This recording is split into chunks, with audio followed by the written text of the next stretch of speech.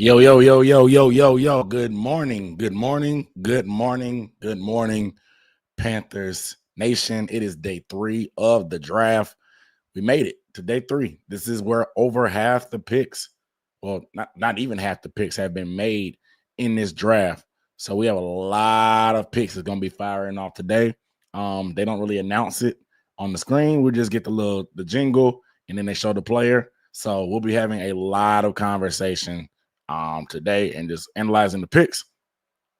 Shout out to everybody in the chat. Shout out to Sean Hule. Shout out to D Davis. What up, though? Tristan, you missed the giveaway from the other day, but we still have 3 items to give away. We got a draft hat, the cooler, and the slippers. So we're doing those giveaways today. Curse DB, what up, though? Mason Reyes, what up, though? Most important day of the off season for us. Yep, day 3, man. Let's get some value. We've done a good job getting value. Nick Scourton was a what? He was a second round graded guy or a first round graded guy by some people, or projected at least. And we got him in a second. Princely was fringe first, second round type of guy. We got Princely in the second. So we've got some good value today. Shout out to Dan Morgan and the crew doing their thing. But today is the day. Today is when we need to find some gems. We need to find some gems. Last year we kicked things off getting Jatavian Sanders, who ended up having a solid rookie year for us, especially for a 4th round pick. This year, what do? Who will be our 4th round pick? We'll find out because the Panthers pick 114 is I think it was. But I appreciate you guys tuning in. Yeah, we got Princely in the 3rd.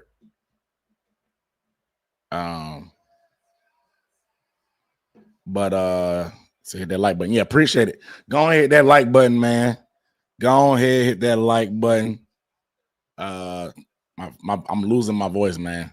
I'm losing my voice. So I'm trying to power through today. We'll see if I can make it through the whole day. I may not. DJ Johnson, a free agent. The street saying that Clowney could get cut. If we cut Clowney, we'll save $7.75 million. $7.75 million if we cut Clowney.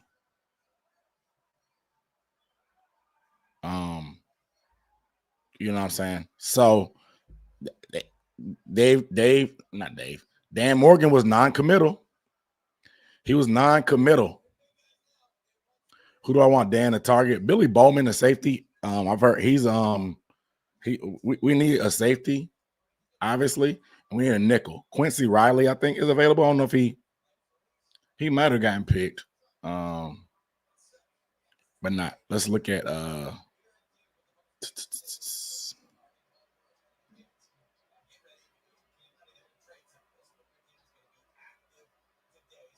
most day 3 picks. Dang, Baltimore got a lot of picks. Let's see if I can pull up a simulator just to do a little quick exercise. We definitely got to address the secondary. So sip a little tea. I'm on beer, unfortunately. So I'll be drinking water. I'll be picking and choosing my spots. Leaning on my co-host. You know what I'm saying? Maybe I'll get some tea. But if you got a cold one, go ahead and get a cold one. I'm just sipping on beer today. I ain't drinking no. I had a margarita yesterday to start, and then I started drinking beer. But I'm all beer today. I can't keep doing it. I ain't built that way. Nakari, what up, though?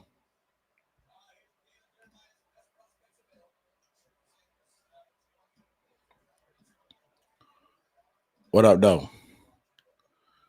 I had to adjust my camera a little bit. Okay, so let's do a quick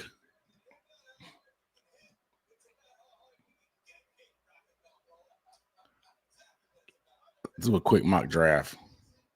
Still puffing on NFC South for the draft. Glad I got enough.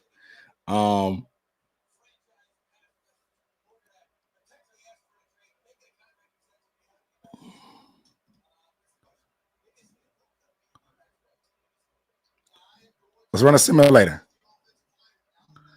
for day 3.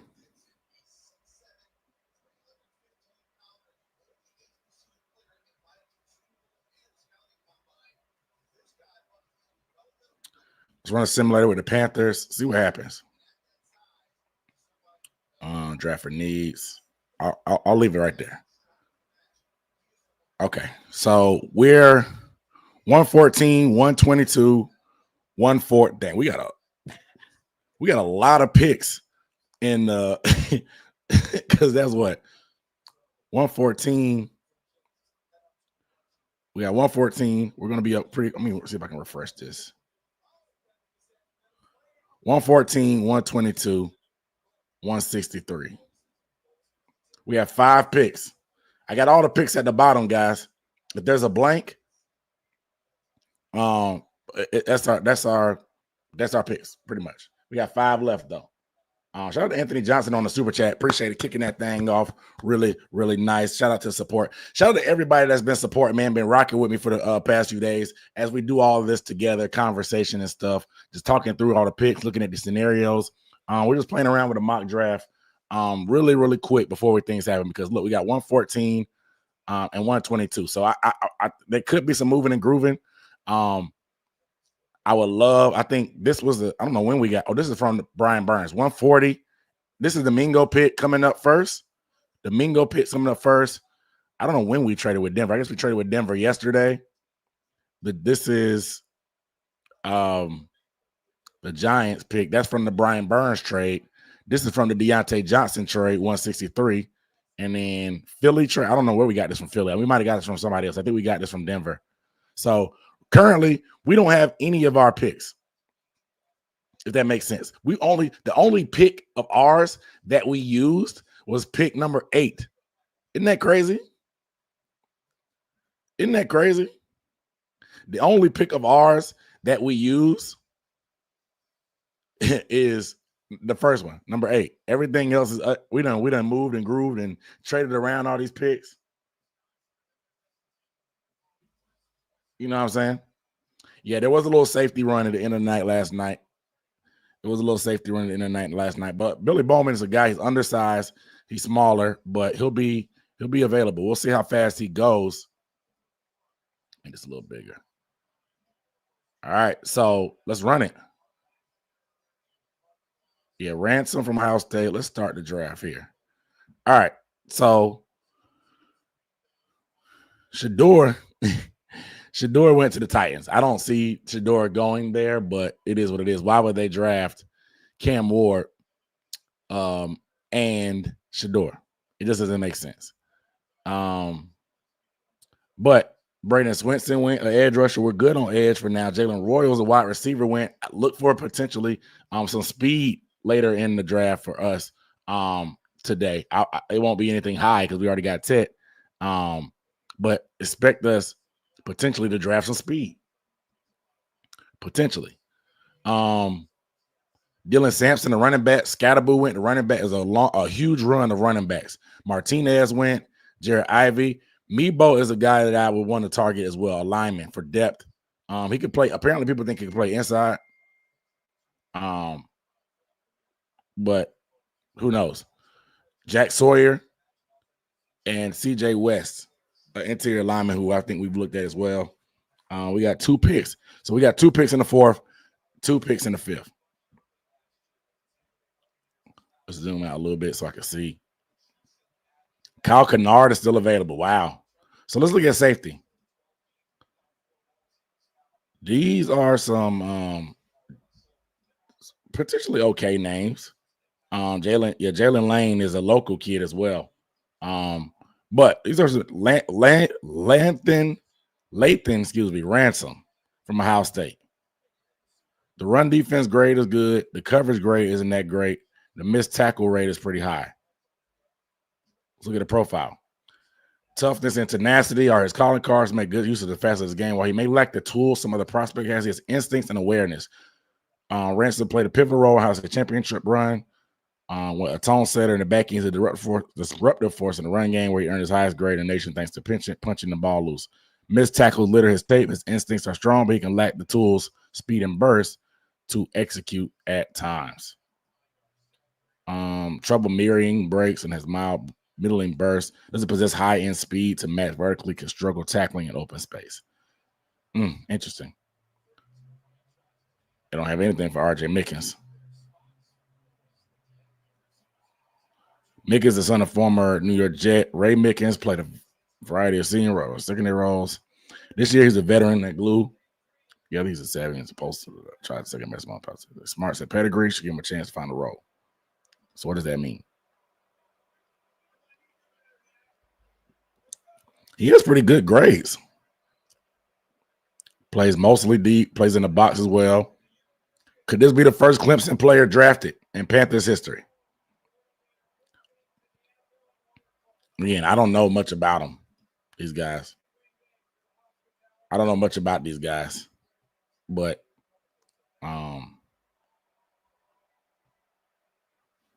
it is what it is. Shout out to XO on the super chat, man. Appreciate it. Said love the content. Keep pounding. We always got to keep pounding, man. I appreciate the support. Shout out to the two Panthers fans on stage. But looking at this, man, safety is a position I think we have to give at least something. Our secondary is so thin right now. Even corner. Billy Bowman is the other guy people were talking about as well. Craig Woodson, Malachi Moore. There's some decent guys. Are they day one starter caliber? I don't know. Because look at this missed tackle rate. 23% for Bowman. But 2 picks. 3 forced incompletions. I don't know, man. He plays a lot. He has the versatility. Look at all these snaps. Deep snaps, box snaps, slot snaps. Let's look at corner, because I think that's something that's Dorian Strong. There's some decent corners. Dorian Strong, Kobe Bryant, Mello Dotson. And then you got Elijah Huzzy, can play nickel from UNC. Quincy Riley can play nickel. We met with him on the 30 visit. We met with him. His grades are not the best. I'll say that. His grades are not the best. Yeah, Malachi Moore is a dog. And then Aldenell Fortune, of course, underrated coverage guy. Always got to pay attention to the Gamecocks. The Panthers love them. They had a bunch of people at the Gamecocks Pro Day. So I think Fortune could be a guy that potentially is targeted.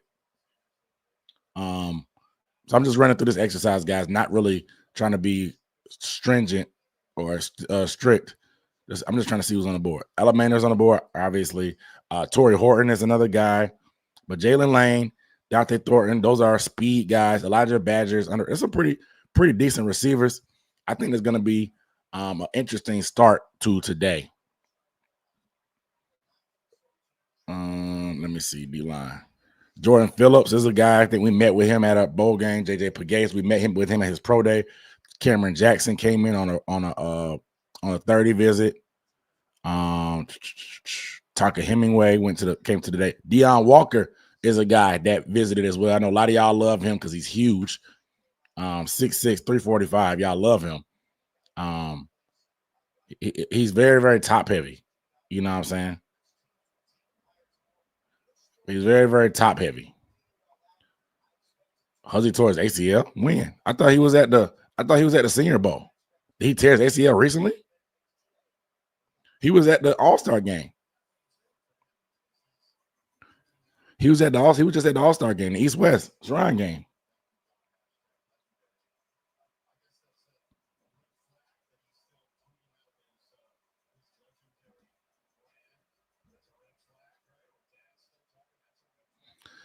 Somebody said Shador could be a backup. Look, is Shador there in the 6th or 7th round? Why not?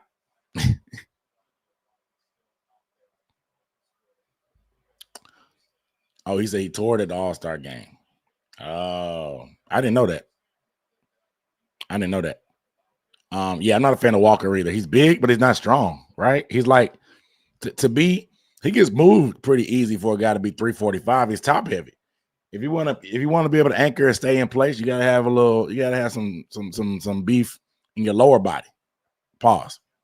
You gotta be strong, like hips, butt, thighs. Like you gotta be like built down there. He's very, very top heavy with skinny legs. And he can play high because he's tall, obviously. But I'm not a big fan of Walker either. But the pick is in for the Titans. We already rolling.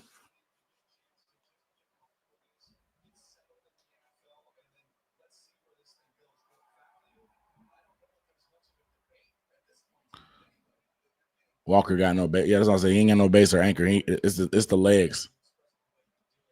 But we met with him. We met with him. There's a lot of big guys there. It's gonna be. We'll see what happens in terms of being undrafted. I'm curious. I think tackle. Let's look at tackle. Cameron Williams, interesting. I was surprised he actually came out, but he's a potentially right tackle that you can kind of maybe let him marinate.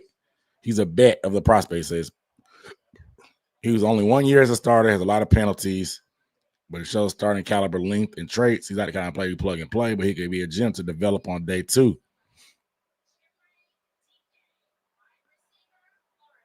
Chimere DK from Florida.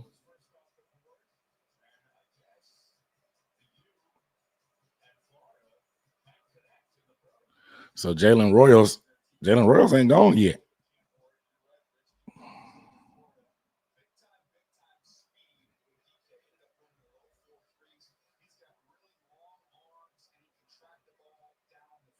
We got a speed guy.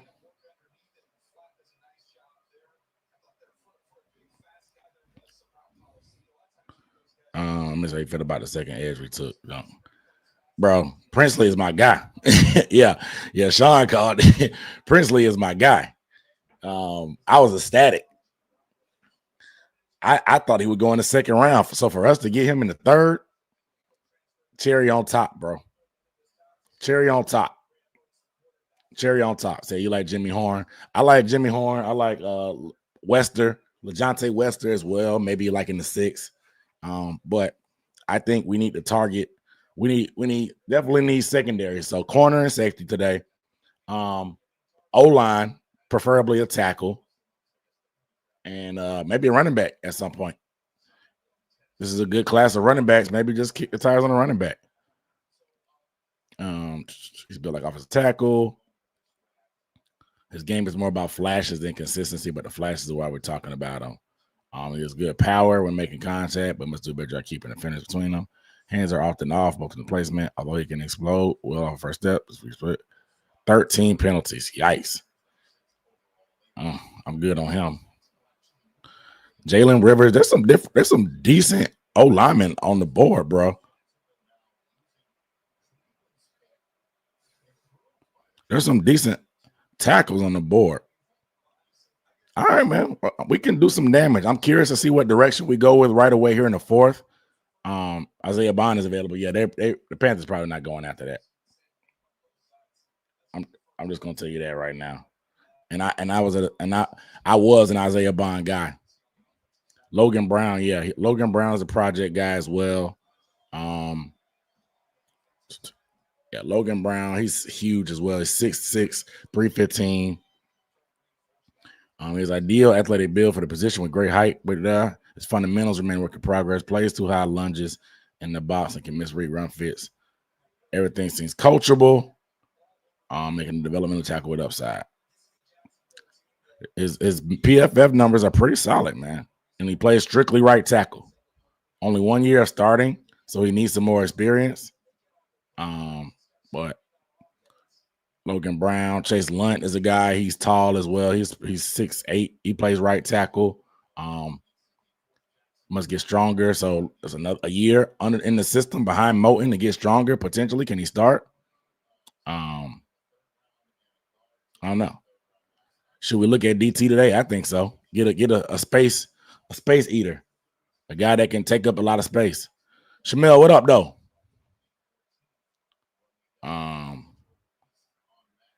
So you have no faith Corbett makes it through. But we got two centers.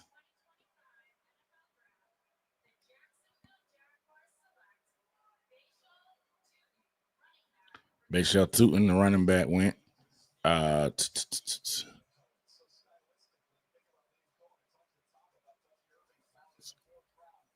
What do you think about us getting in these people's?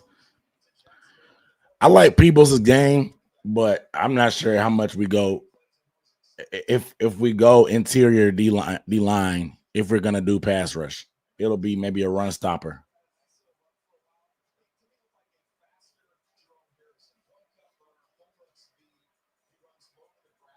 Mm.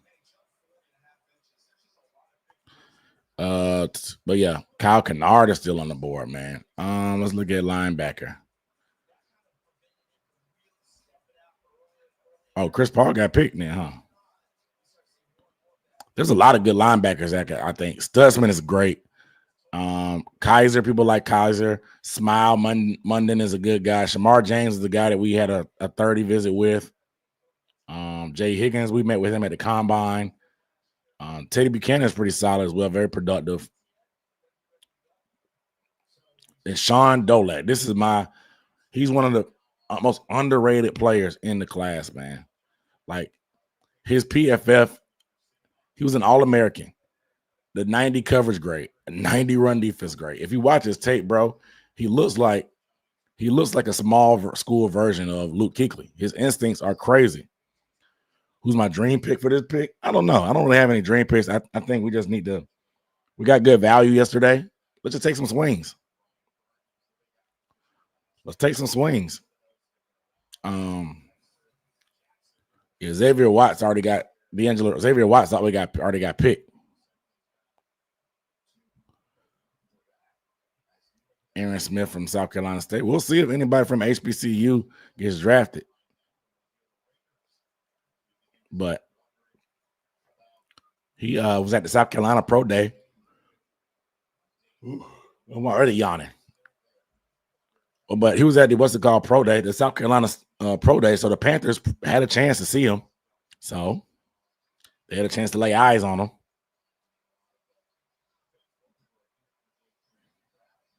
Do I like Billy Bowman? I do like Billy Bowman potentially for us. His tackling is what worries me. His tackling is what worries me for Bowman.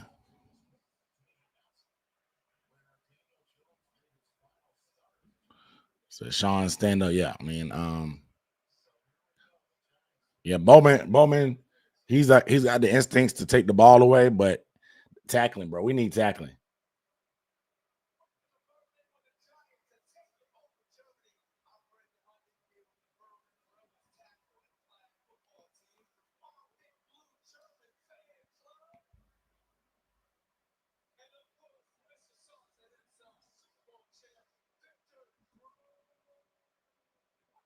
Yeah, Swinson is still available.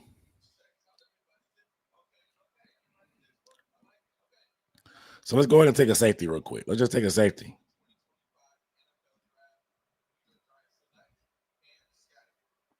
Scatterboo.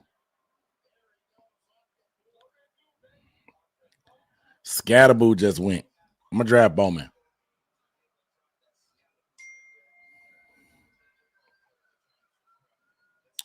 Kyle Kennard went. All goes corner, hitting the secondary hard.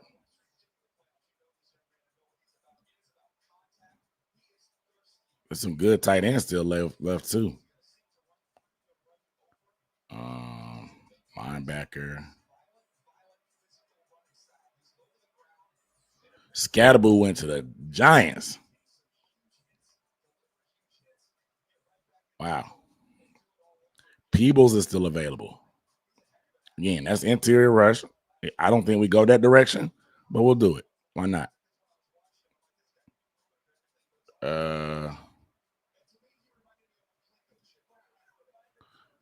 Chase Lunt.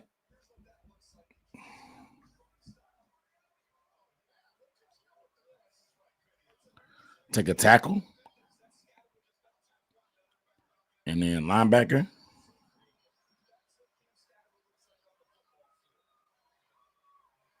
They said he looked like a Plinko chip. Jay Higgins, I think he's kind of small. Oh no, he's not. He's just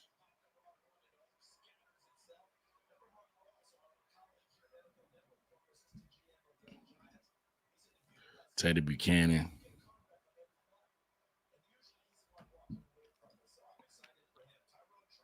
Needs to be more consistent in physical and run game. Whereas no speed like traits. Why not?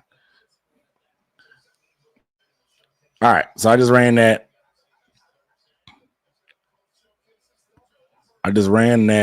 Mock. Can we see the whole thing? All right, see, I know our first 3 picks. Let's see if I can make it bigger.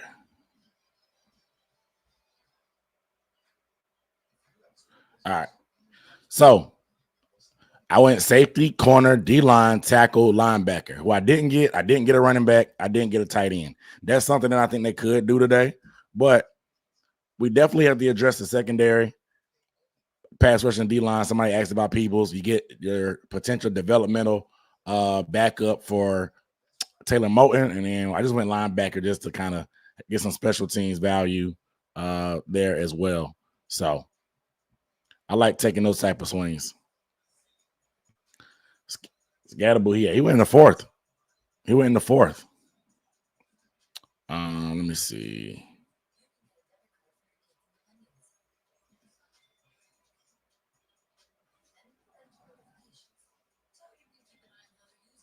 Draft tracker. What is a tracker?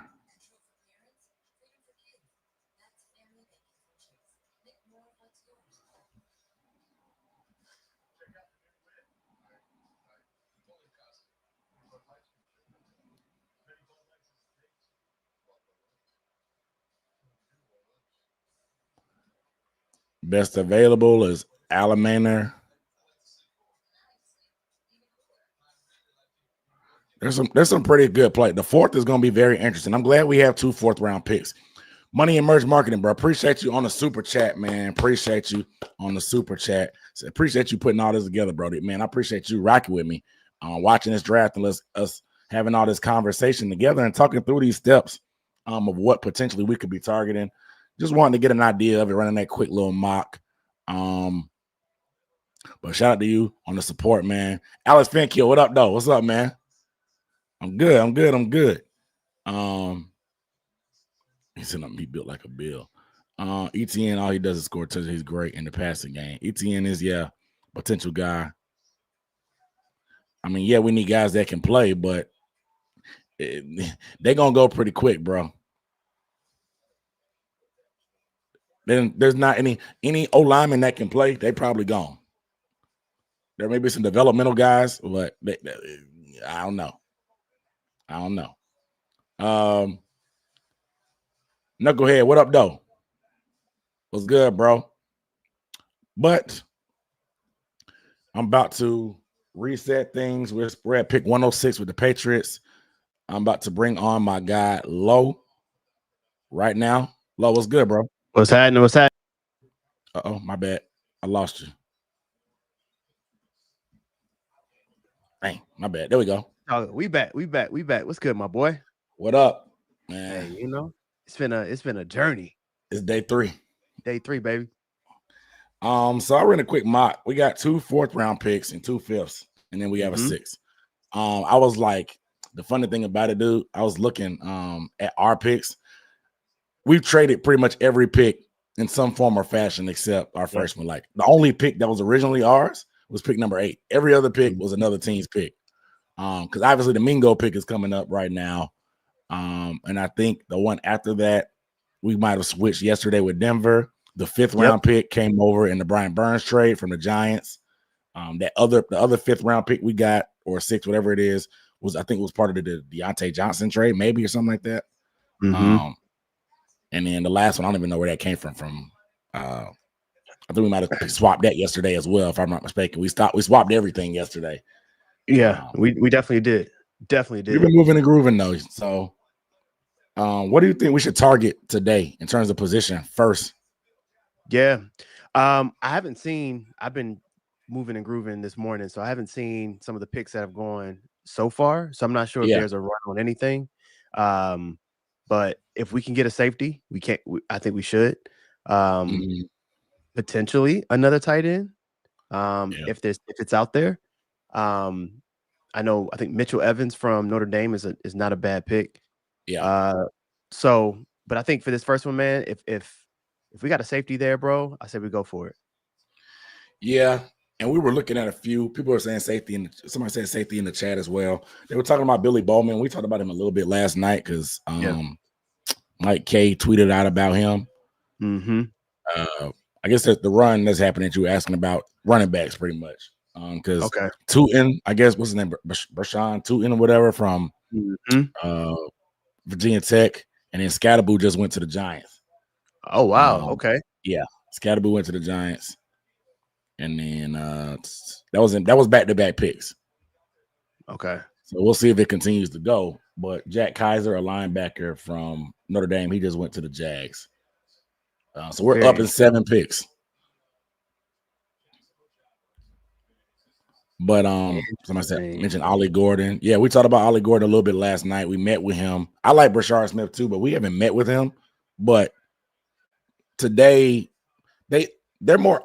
They're more. I think that the history shows that we're more likely to draft somebody on day 1 and 2 that we meet with than day 3. Day 3, they kind of spray and play from that standpoint. So obviously the connections help in terms of like they draft a lot of Gamecocks or like obviously we love the University of Texas as well, but I don't think it matters as much on day 3. They're just kind of trying to find the pieces that they can. And a kicker could potentially be today. If we draft Buddy from Miami, the best one in the draft. I don't know when is too soon, but I expect us to potentially draft one. Yeah, no, when we draft him, that's when we know the draft is over. Like we're done. Once we draft him, bro. Like they just like, yeah, let's go ahead. Yeah, hopefully, because whenever they do their press conference, they'll let us know that they done for the day. Like I know last year, I think they did it during like the 6th round.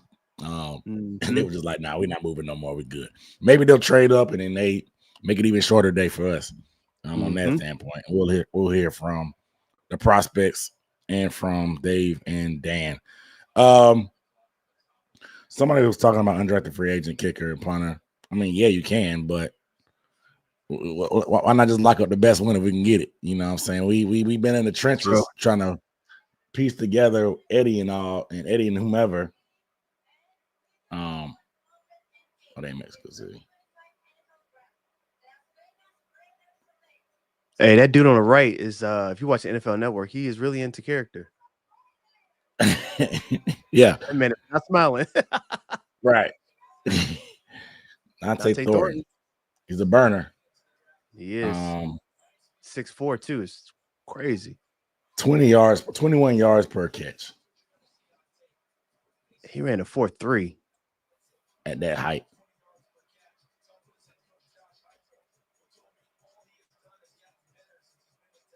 All right, Gino got him a guy. Yeah. I never trust these Tennessee dudes, man.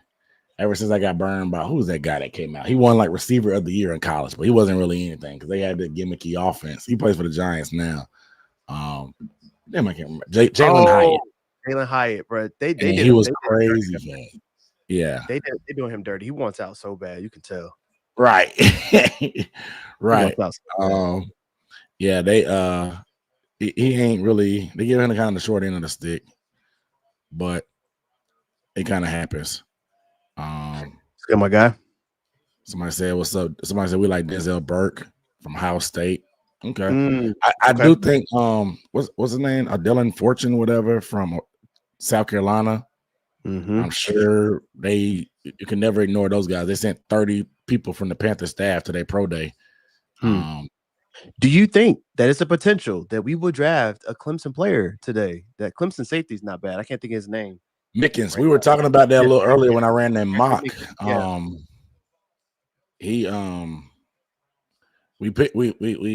kind of pulled up his profile. We're just kind of reading through. I mean, he has the versatility, plays in the box, plays deep snaps as well, plays a little bit in the slot because Panthers love that type of versatility. The grades are pretty good, man. Like 89 covers grade, The run defense grade is pretty solid, Mm-hmm. man. Like it's just the fact that he played for Clemson. Nobody really paid attention to it. exactly. His dad played in the league. I mean, I don't know. It doesn't have a deep like analysis on him. I could try to find what NFL.com says about him. They usually do pretty good ones. Yeah. But getting him, and I don't know. Like I said, I'm not familiar with this game, so I'm not sure if he's like a day one type of starter guy that can compete, or like is he just depth right now? And then like we get Blackman. I still think that we're probably leaning getting Blackman, which is why the whole Clowney stuff we heard last night, which really got everybody in a tizzy right now, because that was interesting. That was a very look. It's crazy to hear that. Interesting choice of words. And Dan is very particular on what he says. Like everybody got hung up on if we get stuck.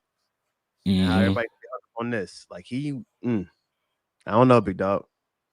Yeah. And the Bills just traded up to 109. And just kind of talking through yesterday, I didn't really get on Twitter much because I just kind of went straight to bed. But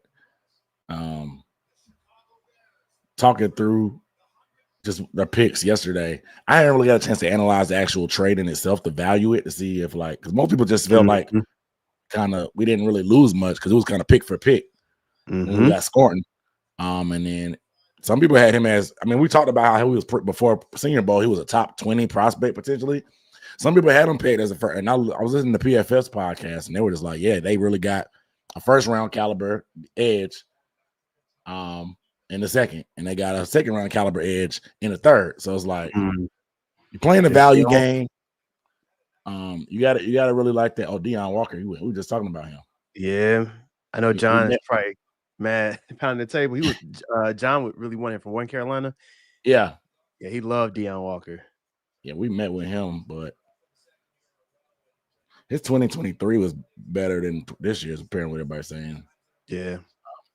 I thought he was gonna be a top 10 pick after his junior year, the way everybody was raving about him. But yeah, I think we got pretty good value yesterday. And then like somebody compared scoring to Karlaftis, whatever his name is, the guy that plays for the Chiefs. Yeah, George. A rugged kind of hustle motor guy. I think that him being 20, there's a lot more upside because his birthday's not till August, which is nuts. That's crazy. So he'll be turning 21 right when the season starts. So there's upside there, and you get a variety of skill set. You get a speed guy, and you get a bigger, heavier guy there. I actually like kind of the contrast of styles they're doing. Obviously, doesn't hurt that they got one of my favorite prospects in the third. When I thought he should have went in the second. I'm excited about him, bro. I'm excited too, and I like the mentality a lot of these guys said. People were talking about I forgot what we were saying. Somebody listed it out. I think it was Edgar. He was just talking about how the type of guys we got all have like chips on their shoulder. Yeah, and not only like I know we were talking about sometimes it can come off like Jamie Robinson, but Prince was talking about I'm gonna run y'all pockets in 4 years. Hey, like, energy. Right, and then that clip. I don't know if you saw that clip of scoring. He was cleaning all the other draft hats. He was throwing them off the table. I'll see if I can pull it up actually on Twitter. Yo, that's just funny, bro. It was funny too. And then I forgot what they said. Ted said, but just guys with chips on their shoulder. I know what Ted said. So they were interviewing him before the draft, right? And the lady said, what do you have to say to all these cornerbacks that you about to go against? He said, yeah, I know y'all like to do the little strap up thing. He said, but I'm gonna tell them, buckle up. They said, buckle up. The irony of him coming to us after saying that, right? It was written. It was written, bro. It was written for multiple reasons. One, it was written because I feel like I've said it. I've seen you say it. A lot of other people have been saying buckle up.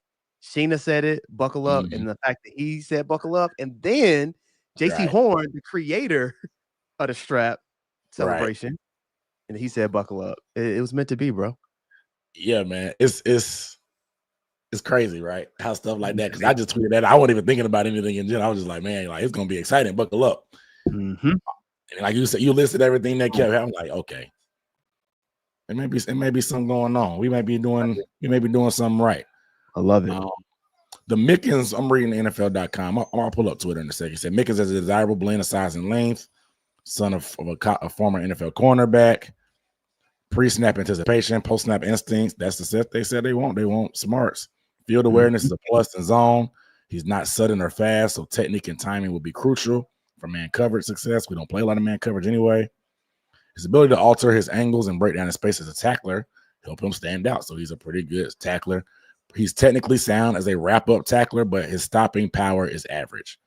So he ain't no thumper, but he can take guys down. Okay. We got Mo Rig for that, I guess. I was just here to say that. Yeah. I was like, we got a thumper, bro. We good. Yeah. And so Mickens answered a lot of questions about the speed of the combine running the 4.49.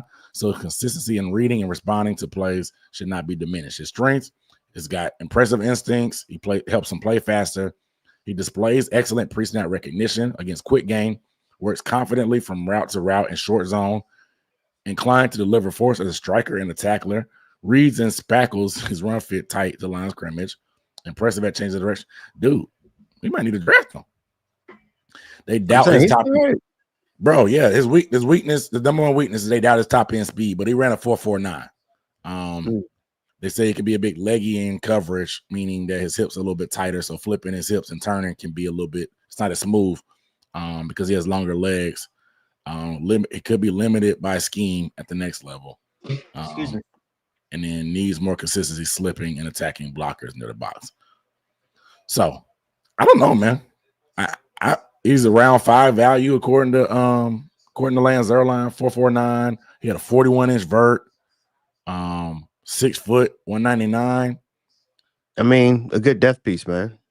At worst. At worst. And I'm not sure, I'm not sure where I've seen a little bit of Billy Bowman's film.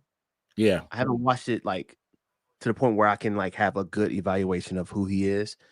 But I'm very curious to see the differences in terms of strengths and weaknesses for both of those players. Hey, thank you, Money Merch. Let's get over to let's see what the Jets do. Arian Smith. Another speed wide receiver, but he has some of the worst hands I've ever seen in my life. But he's fast. He's fast, bro. Olympic type speed, bro. Yes. He cannot catch. His comp is Ted Ginn. No, I was kidding. It's damn near disrespectful to Ted Ginn in turn, even with the drops. His hands are bad, bro. Like getting hit in the face. At least Ted Ginn could track it. He would just hit his hands and he dropped. This dude gets hit in the face with the ball. Can't teach speed though. You can't.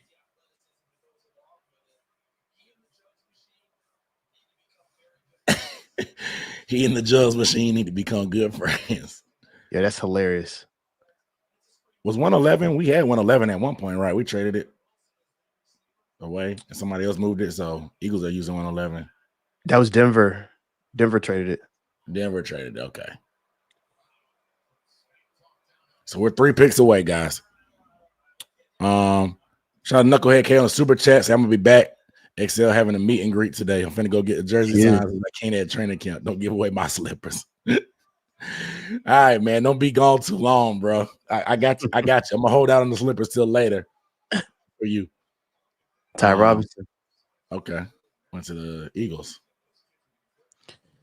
I love that these 2 picks that we're about to have are close. Yeah. No, right. We ain't gotta wait too long. And I wouldn't be shocked if we trade one of them. I hope not. I hope not either. I want to kind of get through these first 2 rounds, 4 and 5. Yeah. I think it's still so many depth pieces left. Just go get your guys, man. Go get them. You disappointed about Ty Robinson, bro? But shout out to Knucklehead K, bro. We'll see you a little bit later. Go get that XL signature for sure, man. Somebody said Shador getting picked right after us at 123. I feel, bro, something's up, bro. I've been looking at some of the footage that's been coming out. You saw he got pranked, bro. That was nasty. That's nasty work, bro. Nasty work.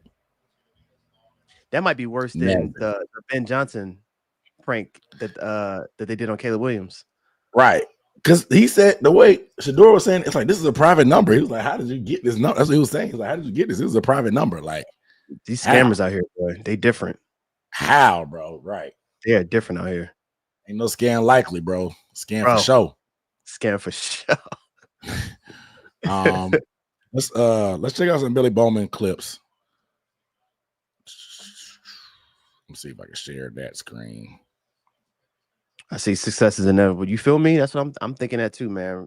Mickens might be in the play. We'll see. Bro, I mean, I haven't seen no tape yet, but just what some of these profiles are saying, or not. You know what I'm saying? So here's Bowman. Let me try to make it a little bigger.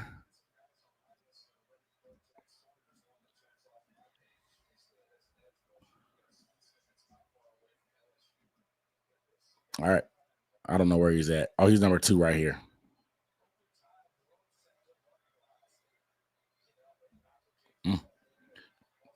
Good sideline to sideline speed. For sure. Yeah, that's him right in the middle. There you go, communicating, which is what they want. Yep. Yeah, he read that pretty well. Oh, facts. I think that's Burden. That's Luther Burden. He tracked down. That he got some speed on him, bro. Mm-hmm. Because Burden ain't slow either. Exactly, and he's tough to tackle.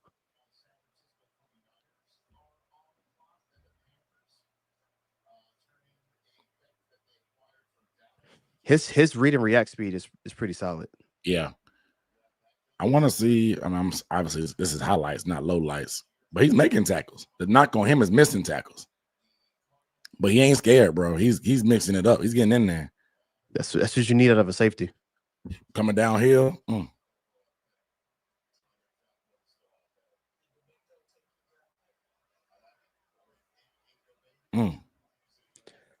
And they let him hear about it too. And this is Billy, right? This is Billy Bowman. Yep. Yeah. I like it, man. Say the guy carved out of smelling salts and angst. So he ran 4.4. Oh, in other words, he got that dog in him. Yeah, he ran 4.43 at the combine. You can see it. That closing speed. Yeah, this is him tackling Luther Burden one-on-one open field, which is not easy, especially for a guy that says tackling this suspect.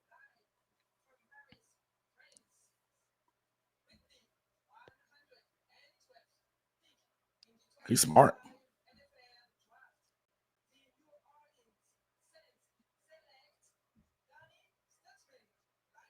Danny Stutzman, linebacker, went to the Saints. Interesting. Ooh, that was nice. I like this kid.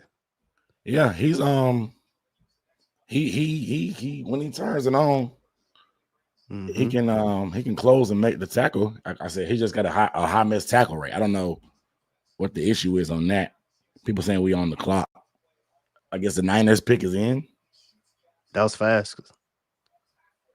Yeah, because my TV must be on either it's behind or what. Yeah, my TV they just announced Danny Stutzman not so long ago. So I don't think Chris Paul is available. Chris Paul Jr. Yeah. Oh, he is. He's the best linebacker available right now. He got hurt at his pro day too. I don't know if it was long term or what, but dang, for real? Yeah, he kind of. I think it was a must. I hope it was just a must. I don't know exactly what it was, but I was watching that. That's how I was watching Princely and them and saw our coach there at the pro day. I saw Chris Paul Jr. doing the coverage drill. But okay, yeah, I'm still on the Saints pick too, bro. Yeah.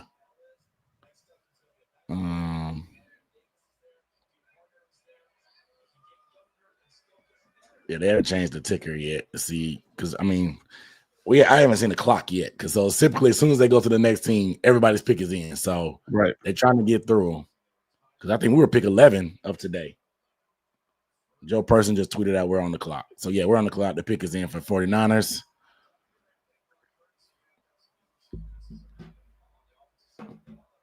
And so I guess the 4th they're still announcing.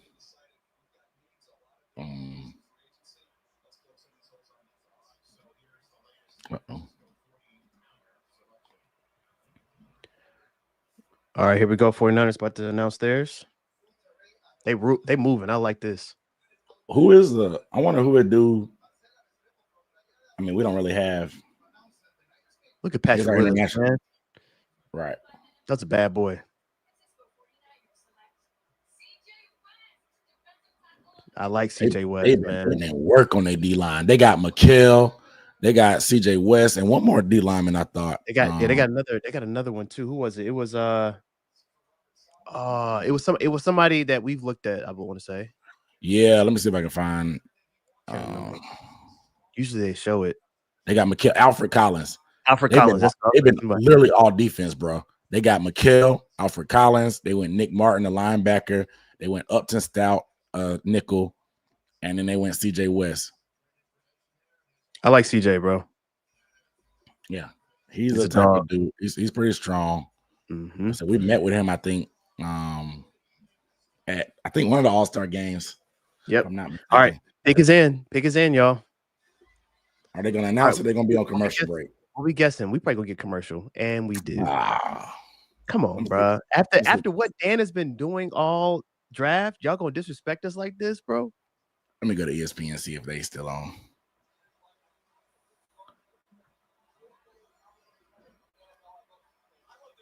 They're not on commercial, but they're not showing anything yet. We might not get disrespected. We'll see.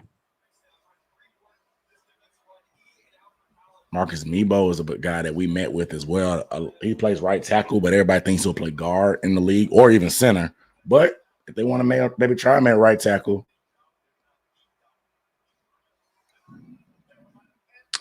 I don't. For some reason, I'm leaning towards safety on this one, bro. I feel like they can go safety and then go possibly for the next one, but I could be wrong. No, I'm. We have to address the secondary. So like. Yeah. I wouldn't be mad at it. I'm just curious. I actually would like them to draft Mickens. But no spoilers at the chat. No spoilers, please. Jack Sawyer is on the board as well. Yep, he is.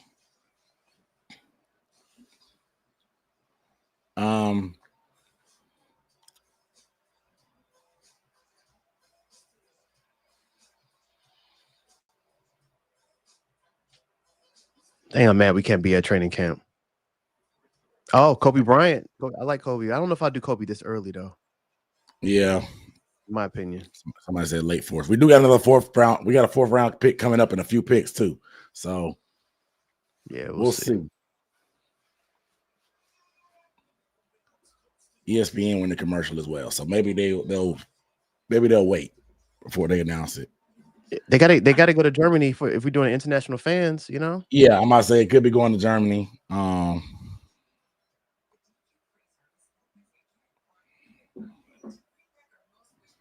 who's available on this? Actually, let me not look at PFF because it'll spoil it. They got live. I'm on a live pick tracker. Oh yeah, you know what happened yesterday? Mm-hmm. It got me.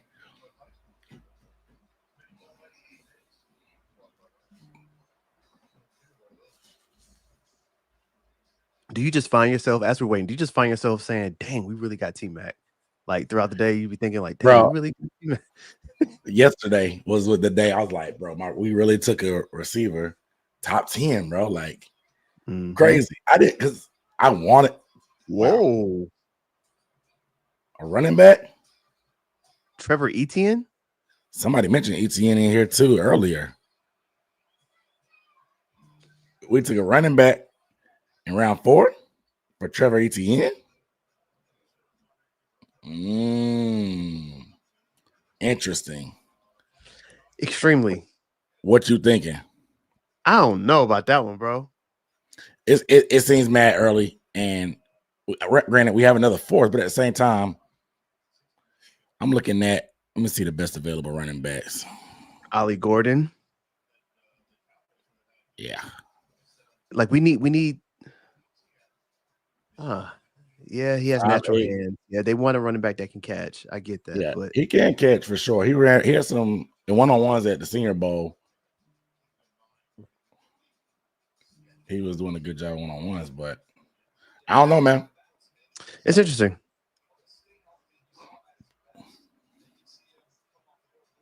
I don't know if I'm feeling it. I'm not gonna lie to you. Yeah, I don't know about this one either. I think that Dan might still be on the lack of sleep on that one. Because I there's don't some know. other running backs that I like as well. Agreed. Don't look at Travis.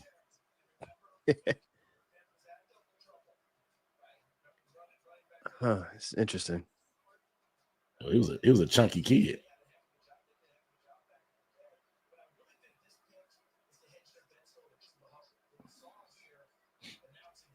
Hmm.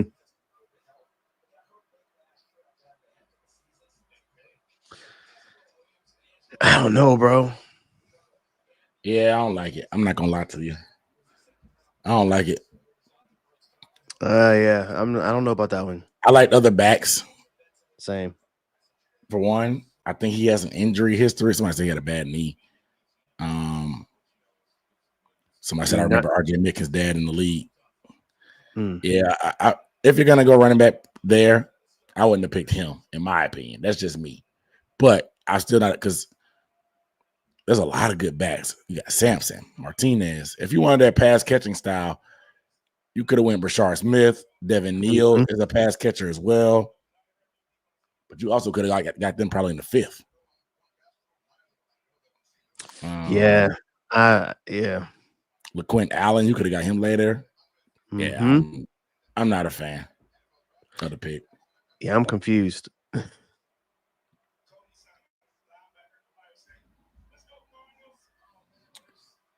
We'll see what the next one is.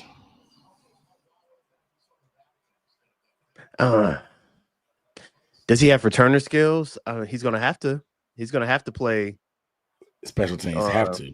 He's gonna have to play special teams. So he has good hands. So that's a good start. Yeah, he could definitely catch the ball out of the backfield. I wonder, like, if this is will Blackshear make the 53? It's over. In my opinion, we signed him. We signed him to They're- bring him back. But they're not cutting ETN, bro. He's a fourth round pick, and so we're not carrying 4 running backs. We're not. The writing's on the wall for Blackshear. For yeah, it's over. Raheem. It's over with. Him and DJ Johnson. Said running back room good for the next 5 years. It better be. Somebody said we were winning the draft. Now we losing day 3. Said, well, that was a horrible pick. Wow. What on earth was Morgan thinking? Somebody says he's also a special teams guy at best. Somebody said, let's get Shador. Dart is going to be the best QB from this draft. I don't know about that. Somebody said his name in a terrible draft, but that was a bad pick. So shout out to my guy Ricky and his draft guide that he has. He does put in here that he does have return experience on special teams as I'm looking through the draft guide. So he does have return experience. So, and this is right. This is one of, and I'm not trying to like sit here and convince myself that it's a good pick, but just analyzing it. He's Dave Canales' type of running back, somebody who is great after once he gets the ball in his hands, can miss tackles, things of that nature, has some juice to him, but then also has hands out of the backfield. He loves running backs who can catch, and I think that's what Trevor does. So it's very interesting, man. I don't know if I would have done it that early though. Yeah, not at all. Not for that. Because if you want returning stuff, you can go. Brashard Smith can return kicks. He's a little bit more raw as a running back because he's only been playing it for a year, but he's faster than ETN. He's a better route runner because he's a former receiver. But great hands, and it's just me. But that's just me. But I just think there's other running backs on the board that were better. If you're going to go running back, I personally think there's better backs. But was he BPA for us? Was he BPA on the board? That's the question you got to ask. Like, and than some of these safeties that we're looking at or talking about, or linebackers or whomever. So, yeah, I just hope that I'm really hoping Jonathan Brooks pans out. Like I really like Jonathan Brooks, and I really Me want him to too. work out. And it'd be a nice little 3-back tandem if it works, because I think Rico is going to be a 1 year, and he's going to try to break the bank somewhere else if he has a good year. So it'd be great to have Chuba, Brooks, and ETN all cooking, but we'll see. Yeah, we got a lot of backs. We're gonna run the ball, so to run back for like insurance. Yeah. So rush for 2,000 yards and Look at that Joe Person's tweet. yeah. Yeah.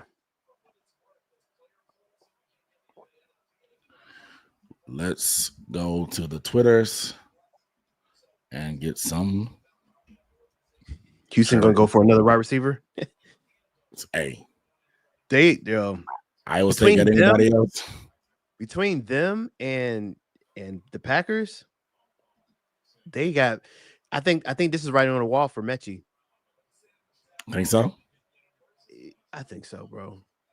I think Mechie might get cut or traded. Interesting. Because they have too many receivers, bro. Yeah. Higgins and Jalen Noel. I've been wanting Mechie for a minute. Dang, look, I would take him off the trade block, you know what I'm saying? But they ain't really wanting to move him. I think we'll pick up Mechie. If he gets cut, I think we'll pick up Mechie. Oh, and they got Christian Kirk. I forgot they had Christian Kirk. And Braxton Berrios. You got Christian Kirk, Braxton Berrios, Nico Collins. Now you got Jaden Higgins, Jalen Noel. Tank Dell, potentially not this year, but I'm just saying in general. Probably not this year. And you got Justin Watson. Hey. How many receivers do you need, bro? Only one football. It's only one football. Monterrey, Mexico.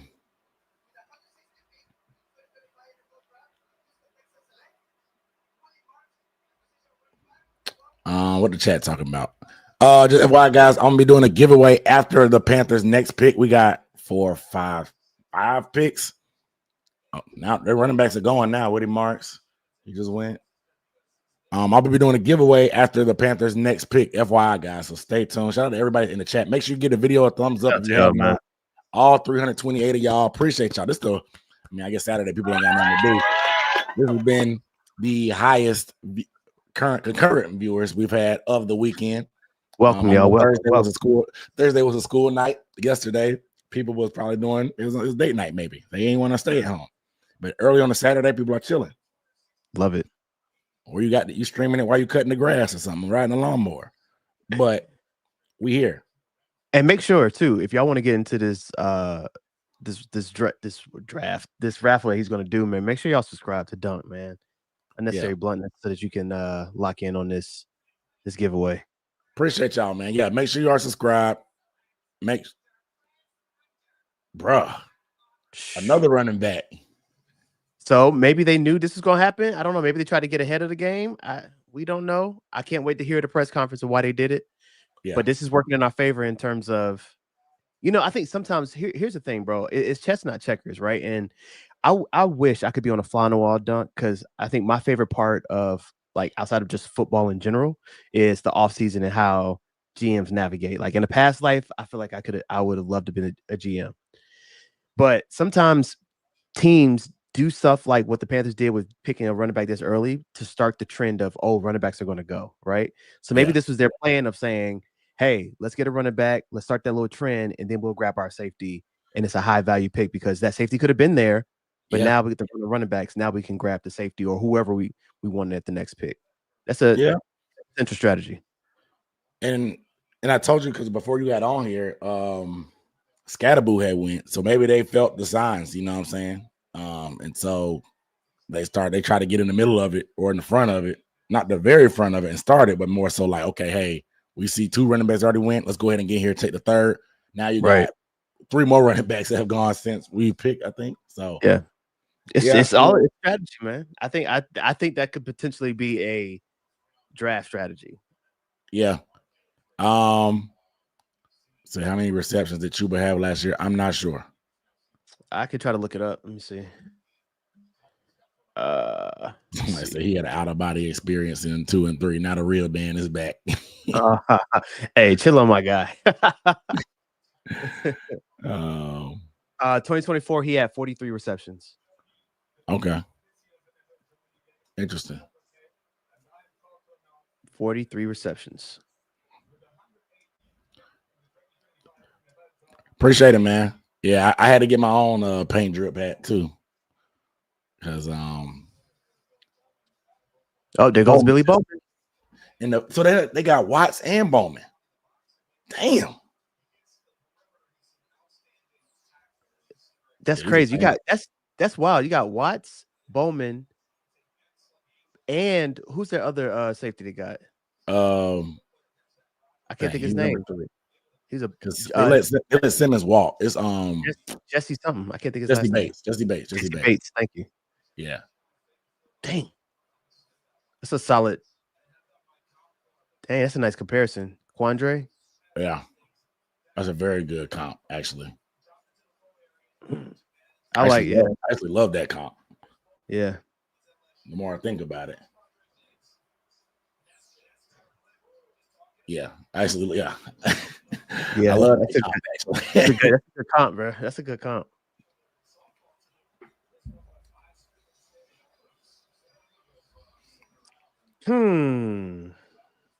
Said Bowman will be a hell of a nickel in Ulbricht's new scheme. I agree. Falcons, they going straight up defense. They've been going offense a lot.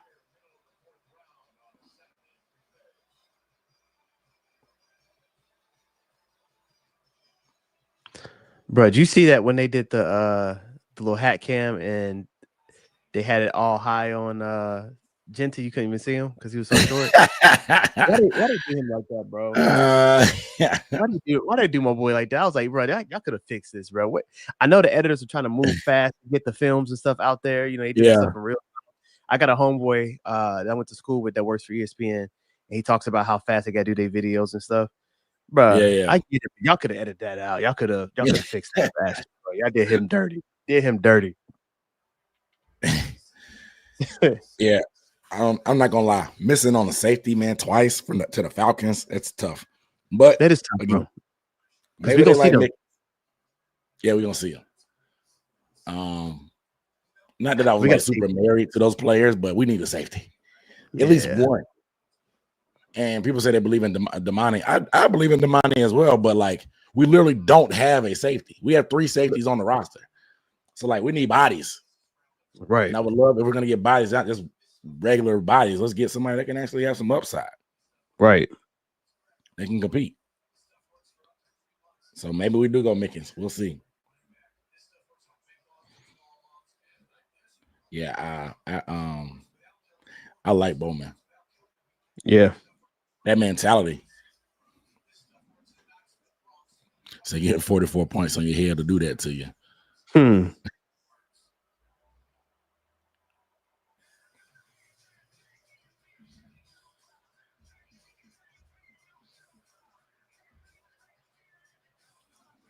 So we have Morik, but we still need more bodies.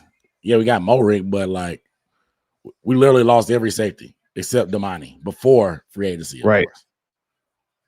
We brought back Nick Scott. I hope he never sees the field. So we need to add some safeties.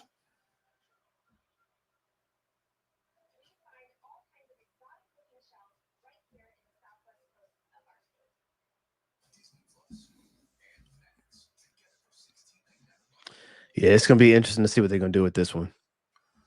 Yeah. Because some ETN Malachi Moore is still out there, ain't he? He is. He is.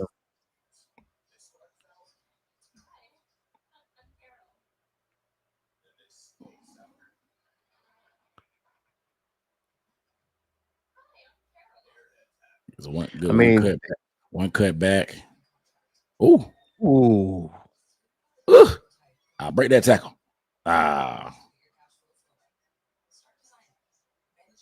Yeah, this is them Florida days. I remember this, Ryan.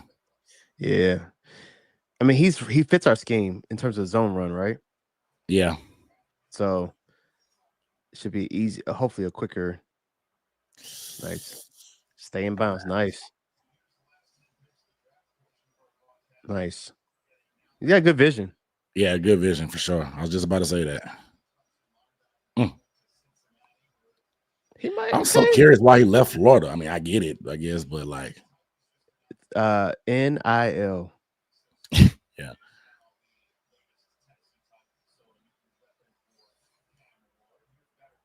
He got some juice to him.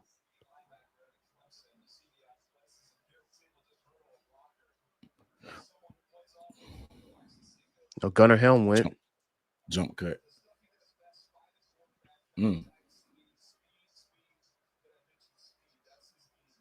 Barrett Carter from Clemson. He got drafted.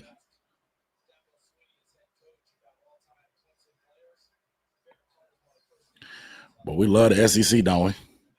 Mm-hmm. Everybody except Ted, right? But we love it. He's gonna be all right. I still think it was just soon for a back. Oh, for sure. Not a bad player. I just don't like the pick, the timing of the pick. I think I'm going to compare this pick based off of what we do next, because I think that may, if they go safety or they do something that's because they just had to run and running backs. Let's see if this is a strategy, and then we can discuss it. All right, so David Walker, wow, he was somebody I liked as well. Big Ricky Reigns, who's a big Ricky Bobati, excuse me. One of his draft crushes. Probably would have been on our board if we didn't get Scorton and Princely. Yeah. Uman Minyelin. I've been working. I got it. I've been working on it, bro. I said I'm not going to do unanimous anymore. I still can't get over the fact that, I mean, all his siblings' names are like Prince. Bruh, Princely, Princeton, Prince. It sounds like some son of royalty type stuff, you know what I'm saying? Absolutely.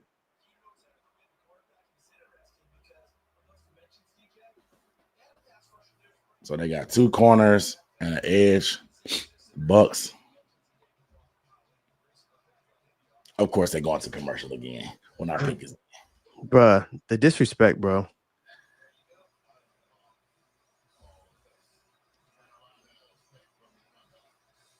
When y'all come back, or y'all gonna do it on commercial like everybody else? It's gonna be commercial again, bro. Hey, look, for everybody who's been down with the Panthers ever since they've been doing this, when we back up, just remember these moments. Remember these times when they used to go on commercial. Just remember these times. Yeah. It's gotta be a safety here, right? I gotta update the ticker as well. It's gotta be a safety here though, right? I think so. I think so, bro. I think so. Let me look and see who's best player available, like on the board in general, just not just safety, but best player available. Because the way that Dan is moving right now, he's really going best player available, no matter what it is, not based on what they need. Yeah, they're just going off the board. They're going off of their board. So I'm trying to see like late. This it came through. Dang, why do they keep doing us like this, bro? Okay. All right, there's your safety. Lathan Ransom. Somebody was talking about him earlier. No, sorry guys, no Clemson player. No Clemson player. Lathan Ransom, safety out of Ohio State, is the pick. Experienced player.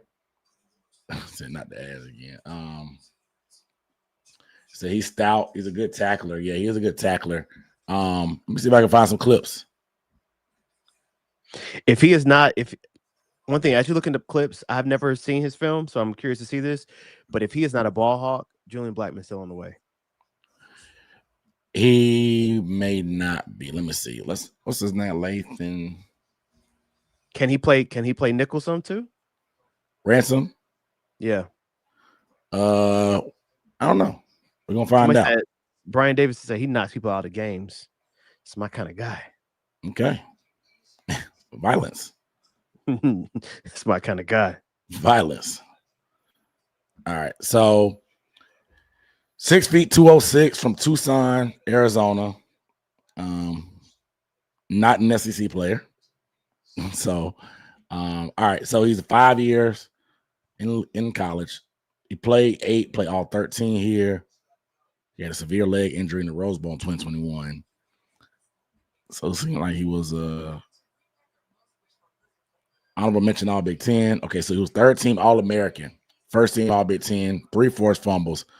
I did read on his profile earlier when we were doing this mock draft that he has a knack for knocking the ball out. Love it. Played in 15 games for the national champions, 776, 9-1, a pick, and 2 PBUs. So, all right. Ransom is an experienced starter, along with a natural strong safety with adequate size, all-day toughness, and proactive approach. He plays with decisive eyes, good instincts that place him where he needs to be. So good instincts, okay. He flows hard and fast. He's a physical striker and run support, intimidator over the middle. He's best playing downhill, but he can play split safety duty, so like cover 2, cover 4 at that. He might not have the coverage burst or the top end speed for some individual matchups, but does a nice job of sticking the tight ends and man. In total, he's effective, physical. He could positively impact games as future starting potential as a middle rounder. Okay. Future starting potential. That's what I like to hear. Oh, they're showing the highlights now on NFL Network. They're showing the highlights. Yep, I'm watching. Oh. So he plays close to the line of scrimmage, I'm assuming. Yep, that's what it looks like. Over the top a little bit too. He threw that pick straight to him. That was easy. Nah, facts. That was easy. Cookies. Easy work. I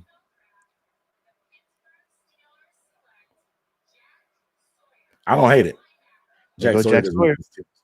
I don't hate the so Ohio State guys went back to back. I think I like the Bowman pick. I mean, not the Bowman, the Ransom pick. He got a cool name too. Yeah. Yeah, bro. They passed on Sanders again, bro. Steelers.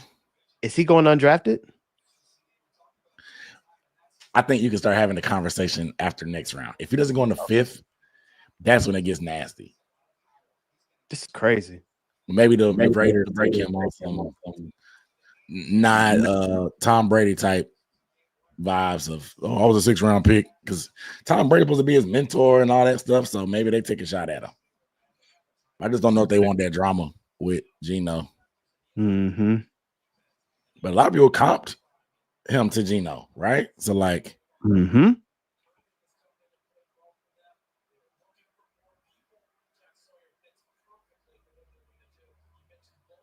Sorry, I got a little distracted. I'm just watching. Lathan Ransom. Let's see if we can get some clips from Twitter.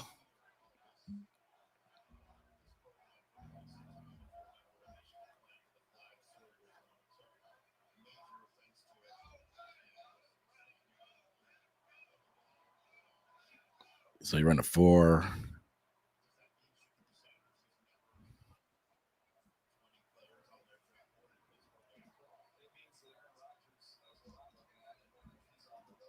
You ran a 4.59 is what I see.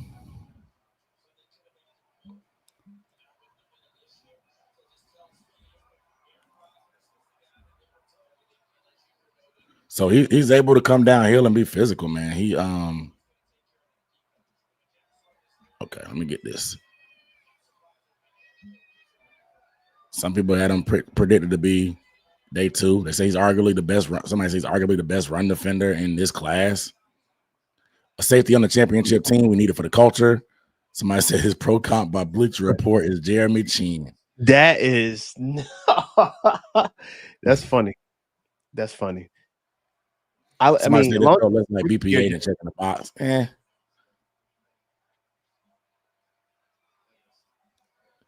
Say I'm so hyped for Ransom. I called it when it got in the chat earlier. Yeah. Part of my passport. You the one brought him up earlier. I knew somebody did. But you brought him back earlier. That's what's up. Somebody said I'd rather them had doubled up on safety. Right. I wouldn't have hated the double dip on safety either. I wouldn't have not. We getting Julian Blackman, man. I think so as well. Just because of the amount of pressure. Not pressure, but like you have to be able to communicate to play in the secondary. Mm-hmm. And Mike K talked about how they don't have a lot of they don't play a lot of rookies. Like if Herrera doesn't have experience playing a lot of rookies unless he has to because of like injuries and stuff. Mm-hmm. Baron Sorrell from Texas. Okay. He said he uses a peanut punch to jar the ball loose from ball carriers. He's built for special teams and he blocked 2 punts. So we heard Dave talking about that special teams value that they're looking for as well. Below average bursts to match routes, could struggle with vertical receivers when isolated as a high safety, face guards downfield instead of locating the football. Straight line pursuit angles limit ability to adjust on the fly. It needs to come to balance quicker as an open field tackler. Missed tackle total is a little higher than teams may like. Okay. That's the question that I had. How accurate of a tackler is he? Let me find his PFF profile. So we went running back and safety, guys, in round 4. Running back and safety. Oh, there was somebody here. Yeah, he was there.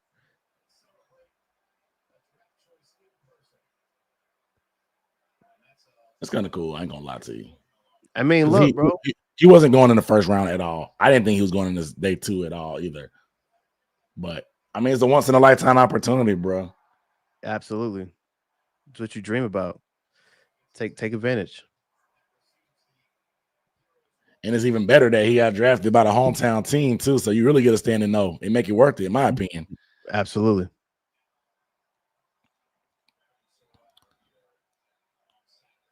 Dang. He has a 93 run defense grade.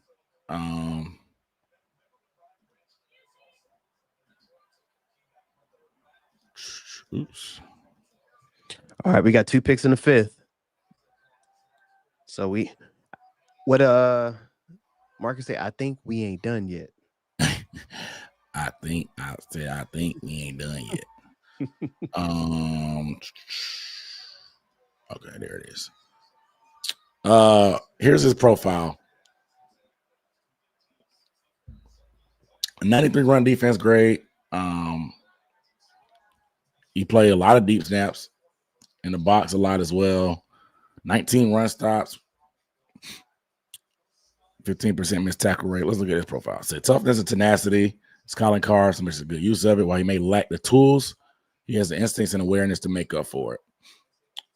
Pivotal role in Ohio State championship teams, the disruptive force. Just an experienced guy that played at a championship team. Mm-hmm. He knows how to win.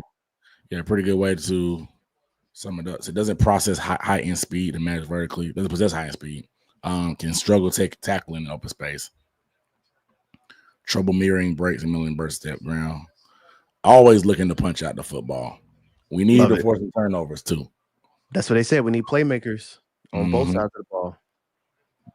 Delivers hits with authority and is disruptive over the middle. Downhill aggressor, playing the run. Great eyes and recognition, anticipation, fuel is decisive closing ability.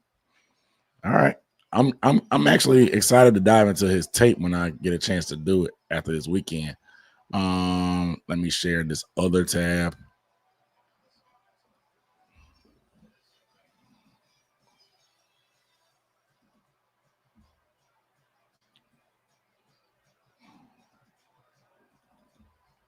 Oh boy, living it up, boy. The draft is a very fun experience, dog. For real? I'll go back and forth on whether I want to experience it or not, but it seems like it's pretty dope. Don't lie. Oh, this is Ransom? Yeah, I'll run it back. This is from the CFP. Ooh.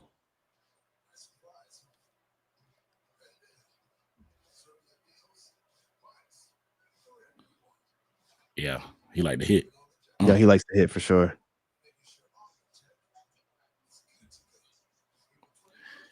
I like it. The thing is, bro,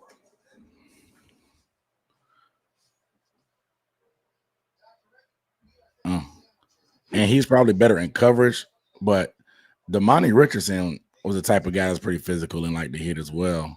They got a lot of toughness in the secondary. It's what we need. A lot of toughness in the secondary. but this says we're going back to 4-3 even with our edges. Can play 3-4, 4-3, or 4-4. Maybe. I think we play a lot of nickel. So we end up having 4-man fronts anyway. All right. Good pick. Good pick. Shout out to Lathan Ransom with a great name as well. Time for a giveaway. Let's get it. All right, we're giving away the cooler because I can't give away the slippers yet, and I want to save the draft hat for last. We're giving away a cooler. It's a beer cooler / backpack for the Panthers. That's fire. I don't know how many beers it can hold, but it looked like a lot. I'd probably say at least a 12-pack can go in here. Cans. But it's got the insulation line, you know what I'm saying, and all that. So since we just drafted Lathan, he's number 8. Drop some 8s in the chat if you're ready for the giveaway. Put 8s in the chat if you're ready for the giveaway. The way it's going to work is what you do. I'm going to give you a secret word. Not a secret word. It's not a secret. I'm going to put it on the screen. It's a hashtag. All you have to do is leave that certain hashtag in the chat. That's all you need to do. No purchase necessary. No purchase necessary. Once I close the window to enter yourself in there, I'm going to raffle it off. You'll see it on the screen. And whoever does that, once you win, if you win, DM me on Twitter, or you can email me, and I'll put both of those on the screen. All right? Y'all follow step 1. Y'all put the 8s in the chat. Clap it up for yourself for that. Next. We're gonna have the. Let me get this giveaway going. So, Lo, how you feeling about the backpack, bro? It's fire. I ain't gonna hold you. I would use that every weekend. It's really beach like vibe. You know what I'm saying? Like when you go to the beach, you can have a cooler sometimes, but like sometimes having that backpack instead, or your tailgate too if you wanted to, but you can't take that bag in the game. But being able to have that type of storage. It's a good alternative if you're not a cooler type of person, or absolutely a baseball game, a little baseball game if it's legal. But if you got kids, you know what I'm saying, you got to keep their waters and their juices and stuff. Exactly. Everybody in a drinker, you can keep everything in that. You ain't got to put alcohol in there. You can put some juice and some waters in there and keep it cool. Exactly. All right. So let's look at echo. Is that on me? It may be.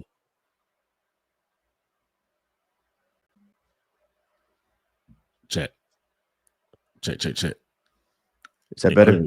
I think we're good now. Yeah. All right. So, guys, the secret word to enter. Kyle Kennard went to the Chargers. Okay. All right. Okay. All right. Since we just drafted Lathan Ransom, the secret hashtag, whatever, is Ransom. It's easy. So make sure you put Ransom in the chat. You guys have, I'm going to give you 7 minutes to enter. 7 minutes to enter. Leave Ransom in the chat. So he got 2 kids. Yeah, I guess so. He been in school 5 years. Oh, Kyle Kennard? Yeah. Leave Ransom in the chat to enter in hashtag Ransom, excuse me, in the chat. Yeah, make sure you have it exactly how he has it. Hashtag Ransom. I'm showing the count. We're up to 45 already, Low. It's a high one today. 47. Y'all make sure it's 200, 300 people watching. Let's get these entries in here, man. Y'all get a chance at this. There goes Dylan Sampson. At the bag. They're moving along. The pig's moving along today. I love it. Oh, yeah, we at the top. Oh, snap. We at the top of the 5th. We at the top. Oh, we cooking, bro. We're number 2 in the 5th. All right, yeah, we definitely got to do this giveaway quick. All right, guys. We got up to 62. Cool. Put in Ransom. Ransom in the chat. If you're watching it on TV, get on mobile really quick and leave that. You're getting this cooler. It's a nice size cooler. I don't know how many ounces it is, but it expands. Pretty basic, but it has pockets on the side for your juice or whatever. Has a little nice little pocket up here as well. In the front with the Panthers logo. You got the jersey stripe on the shoulder. So pretty cool. Pretty cool. Fire. Yeah, they're moving. The Colts picking now.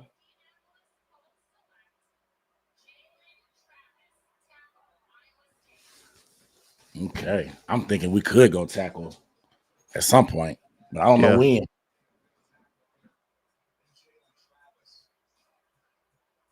He plays left tackle.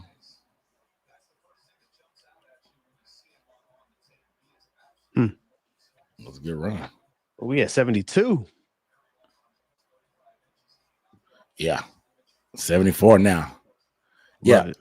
Just FYI, guys, the more times you put the hashtag, it doesn't matter. Once you get entered once, you're good. Once you enter it in once, you're good. You ain't gotta spam if you don't want to.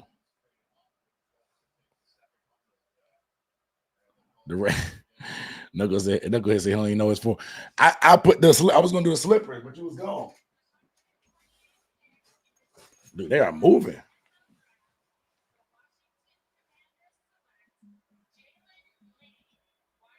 There you go, Jalen Lane. There's Jalen Lane. He almost made it. Almost made it back to round 5. Man. Do you think anybody's going to take a chance on Isaiah Bond? You think he's going undrafted? Chiefs. Chiefs. Probably in the 6th. Somebody said Swinson falls to the 5th. Why not? I forgot Swinton's still out there. That's crazy. So every woman in the 99 and 2000s named their kid Jalen. Facts. Look at Fit. The car. Look at Fit. Look, nobody looking at him. Nobody giving you any. Sitting next to Doug Williams.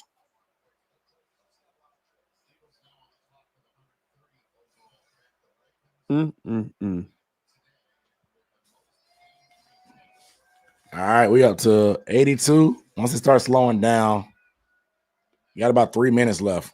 Tez Johnson? I forgot he's still out there. Yeah. I forgot he was still out there. Oh, they are rolling, bro. Do we need CB? Yes. Make sure you leave Ransom in the chat. I guess I ain't got to put it up there twice. You see the big word right there.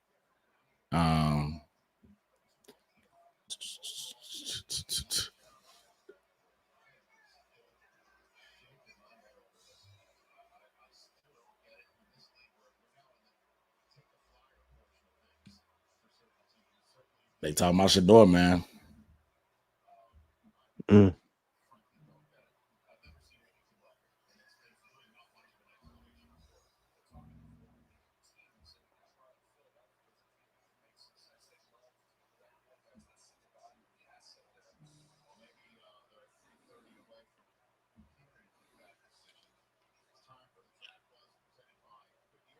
Yeah, 85. You got 2 minutes? Somebody said our next pick is Shamar James and Quincy Riley. It may be a little early for Shamar, in my opinion. Dorian Strong. Definitely is a nice corner. Hashtag Shador undrafted. That ain't gonna win. That ain't gonna win you no cooler. So he probably listening to Ether on repeat.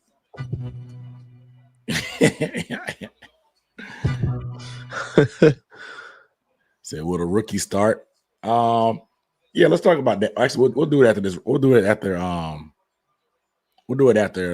this giveaway. I want to talk about what we think realistic contributions for these guys that we've drafted so far could be. Obviously, ETN, it's a crowded backfield, so we'll see. But we'll talk about the first 3 guys, of course, and then Ransom as well. We're at 87. Y'all got less than a minute, so get it in. Get it in. Ransom tape is ridiculous. He handing out CTE. They said, I hope we sign Blackman because Ransom is a Morik clone. I agree. Yeah. Better at the line, closer to the line of scrimmage and actually mixing it up. So he got guys on across the belly. 30 seconds.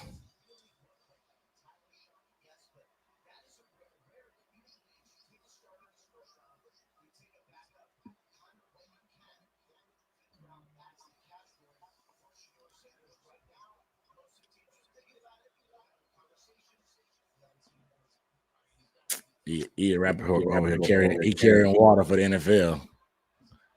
Trying to explain off the Shador thing. Dang, y'all snuck in, boy.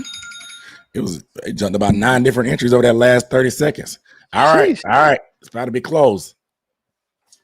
We're doing the cooler. And the Panthers will be up in about 10 picks, 4, 5, 6, 7, 9, 10. Yeah. All right. So we ready? Let's get it.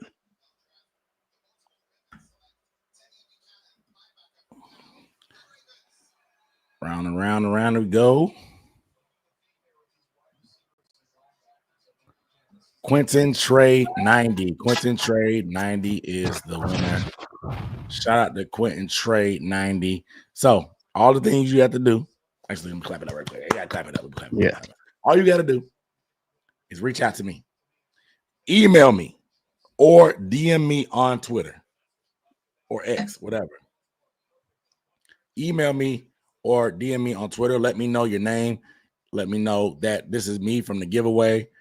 Let me know. And I need your address. You know what I'm saying? And so if you don't, I gotta move on. Maybe I'll give it on the live stream next week. But so this is day 3. So if you don't claim it, this is a nice cooler. I would claim it. But make sure you email me ASAP. I have not seen Quentin respond in the chat, but he said he wanted the Shador, the hashtag Shador. So I gotta change my name. Yeah. Somebody said I'll trade you a 5th round pick for that cooler. What else am I giving away? I'm giving away these slippers. Actually, matter of fact, I'll zoom in. All right, there go Quentin. He chimed in. All right, making sure you had a pulse. Right. Still here. Congratulations, brother. All right. So keep the name. So we're giving away these slippers, these Panthers house slippers. They got laces and everything. They're pretty dope. You see the sole. They not outside slippers. They inside slippers, but they comfy and cozy. You see the inside is lined with blue. But I'll give these away. Make sure Knucklehead K is on here before I give these away. And then if I don't, I'll still give y'all the link for this to find these, because some people just want them anyway. I need to get me a pair. This is one of the things I didn't buy 2 of. So, and then of course we're gonna finish up with a draft hat. Snap back the draft hat. This is the Panthers commemorative draft hat. You can have the same hat that Ted McMillan had. He didn't wear this one specifically, but this is the year. This is the year that he got drafted. And this is the draft hat for the year. Malachi Moore just went. Oh, wow.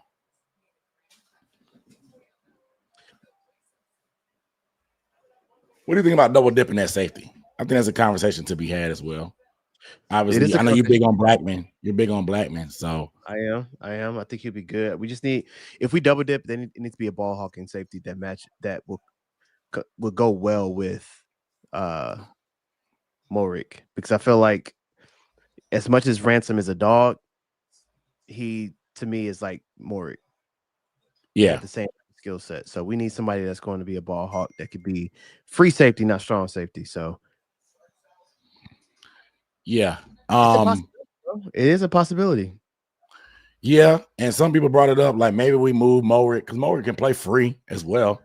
He played free earlier in his career, and then as he continued to get older, per se, more experience, the system changed and he started playing closer to the line of scrimmage and being more in the action. So maybe he can go back to playing a lot more free. I know we like to, they call us like spin our safeties, where like if somebody goes in motion, we'll be like, okay, instead of going being in close to the line of scrimmage, you'll drop back and be the deep safety and whatever. We don't really have a strong and a free. We just have whoever's a deep guy in that play, whoever plays closer to the line that play. Just depends on the strength of the formation. But I agree. We'll see what they do. It puts a lot of pressure. I feel like it boxes you in. And then I think that kind of hurts you at the negotiating table, because he knows that you need him more than I like Malachi more, man. I liked him. He's tough. He's a little stiffer in the hips in terms of like getting deep, but he can play some nickel. He's physical. He's a little bit undersized, but he has some ball skills as well to take the ball away. Yeah. But let's talk about this conversation because we're close to the Panthers pick. We're about 8 or 9 away. What do you imagine? And I'll update the ticker while you're talking. What do you imagine as the role early on? Like, what do you think of our, let's say our first day 1 and 2 picks? Yeah. What are your expectations in terms of like playing time and like how many do you think can start right away? Out of all the picks we've done so far, that's with Quincy Riley. So let's start off with the first one. So you got to go with Tet starting. I mean, I think that's pretty obvious. Of course, Dave Canales is going to say, T-Mac wide receiver one from the jump. Yeah. I said Tet. I mean, T-Mac. I got to stop that.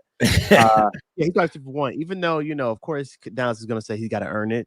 He's going to say that with all the rookies, but he's starting. All right, so that's the first one. The second one, Nick Scorton. Nick Scorton, I think he has the potential to start. I think he has 3 down capabilities. Curious to see what's going to happen with Princely and whether Jadeveon Clowney is out of here. Depending on what they do in terms of shaking up the draft, I think both of those people have potential to start. But to be honest with you, when I'm thinking about Nick Scorton and I'm thinking about Princely, it's not about who starts, but who's getting most playing time. If you think about the Eagles, right, and how they rotate their defensive line often to keep them fresh, my assumption is that that's what Dan wants to do. So I think that we're going to rotate them a lot. So it's not going to really matter who starts. It's going to be who's going to be on the field the most. Yeah. So I think that they will be on the field a lot. Yeah, I agree. I think the term they use was platoon, where they had, but there's just a lot of mixing in. We have a variety of skill sets, so there's a lot of different combinations they can throw together out there. Like I said, if it's third down, we got to get more third downs. That's the thing. We struggle to get to third downs to get pass rush opportunities. Right. And so, like you said, depending on the situation, if we don't get a lot of third downs, you won't see Princely play a ton, I think, as a rookie. He's not an every down guy just yet. I don't think he's a liability in the run, but it's a whole different ball game playing in this league. But I think ideally he's your third down guy to bring in fresh legs and he can get home. He got the best get off on our team probably right now, the best speed right away. And so that's what you brought him for, to get after the quarterback. And it just depends what we do on first and second down. Yeah, I completely agree. They call him Major Pain, bro. That's funny. The nicknames forever will be. They call him Little Bill. That Little Bill one got Milk Dud Head. He call him everything. Bro, that Little Bill one had me, but a child of God, bro. It's crazy. Yeah, I'm excited about Nick Scorton, man, too. I really am. And I did some before, like, Duncan and I got off at like 2 o'clock, but I watched a little film with Nick Scorton before I went to bed.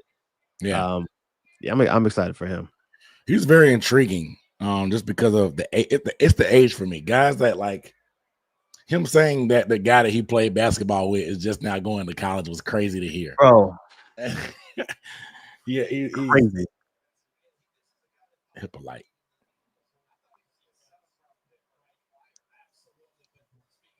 Linebacker that ran a 4.4.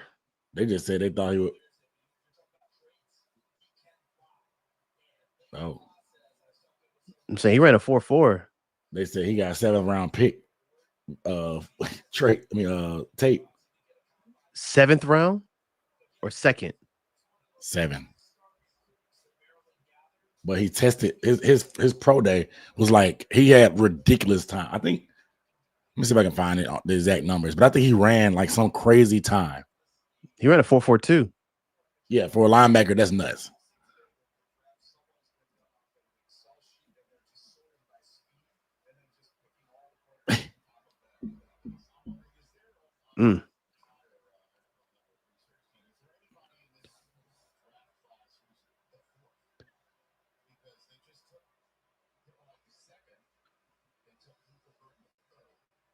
Yeah, we're all right. We're done talking about the whole Carolina. So I'm glad that is over with, bro, and we can wipe our hands clean of that nasty trade. We're Yeah, good. yeah. They I'm curious to see what they're gonna do at what Las Vegas gonna do. Is Las Vegas chat? Is Las Vegas gonna pick Shador right here? Will he go fourth round or is he gonna be fifth? And then also, chat, I want to know too, what's your prediction? Where do y'all think he'll go? Where do you think Shador will go? I'm curious.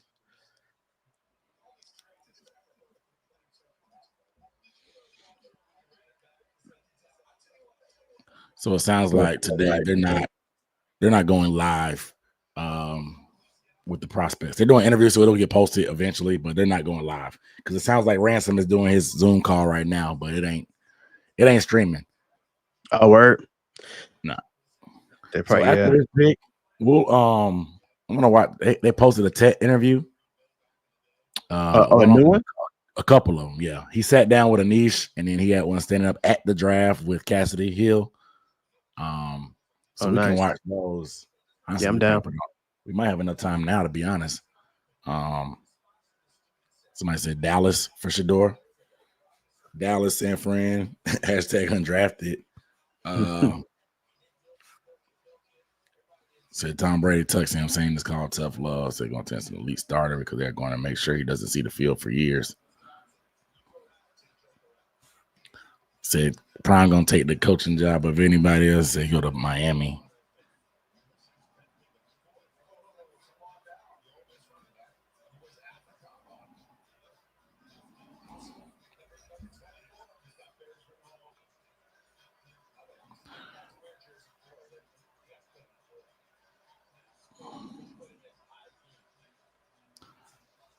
All right, let me get this tech interview.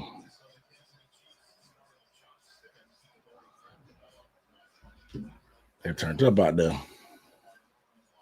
Yo, they just released. It was some old Miss frat people who prank called Shador. That's crazy. I saw that. I saw the behind the scenes. They released. That's wild.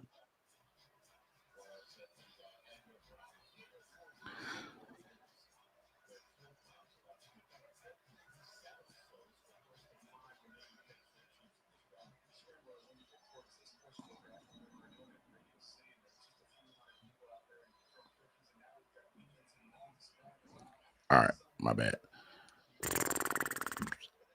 YouTube. All right, let's listen to this tech interview. Let's start with the one at the draft.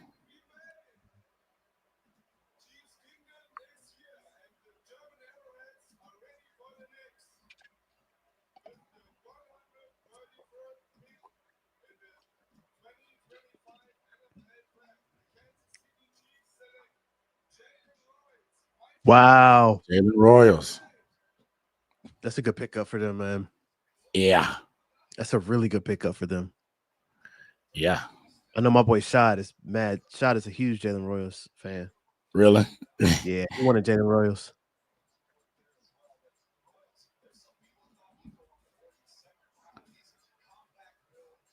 Yeah, people were saying second round. Yeah, he's gonna be good there.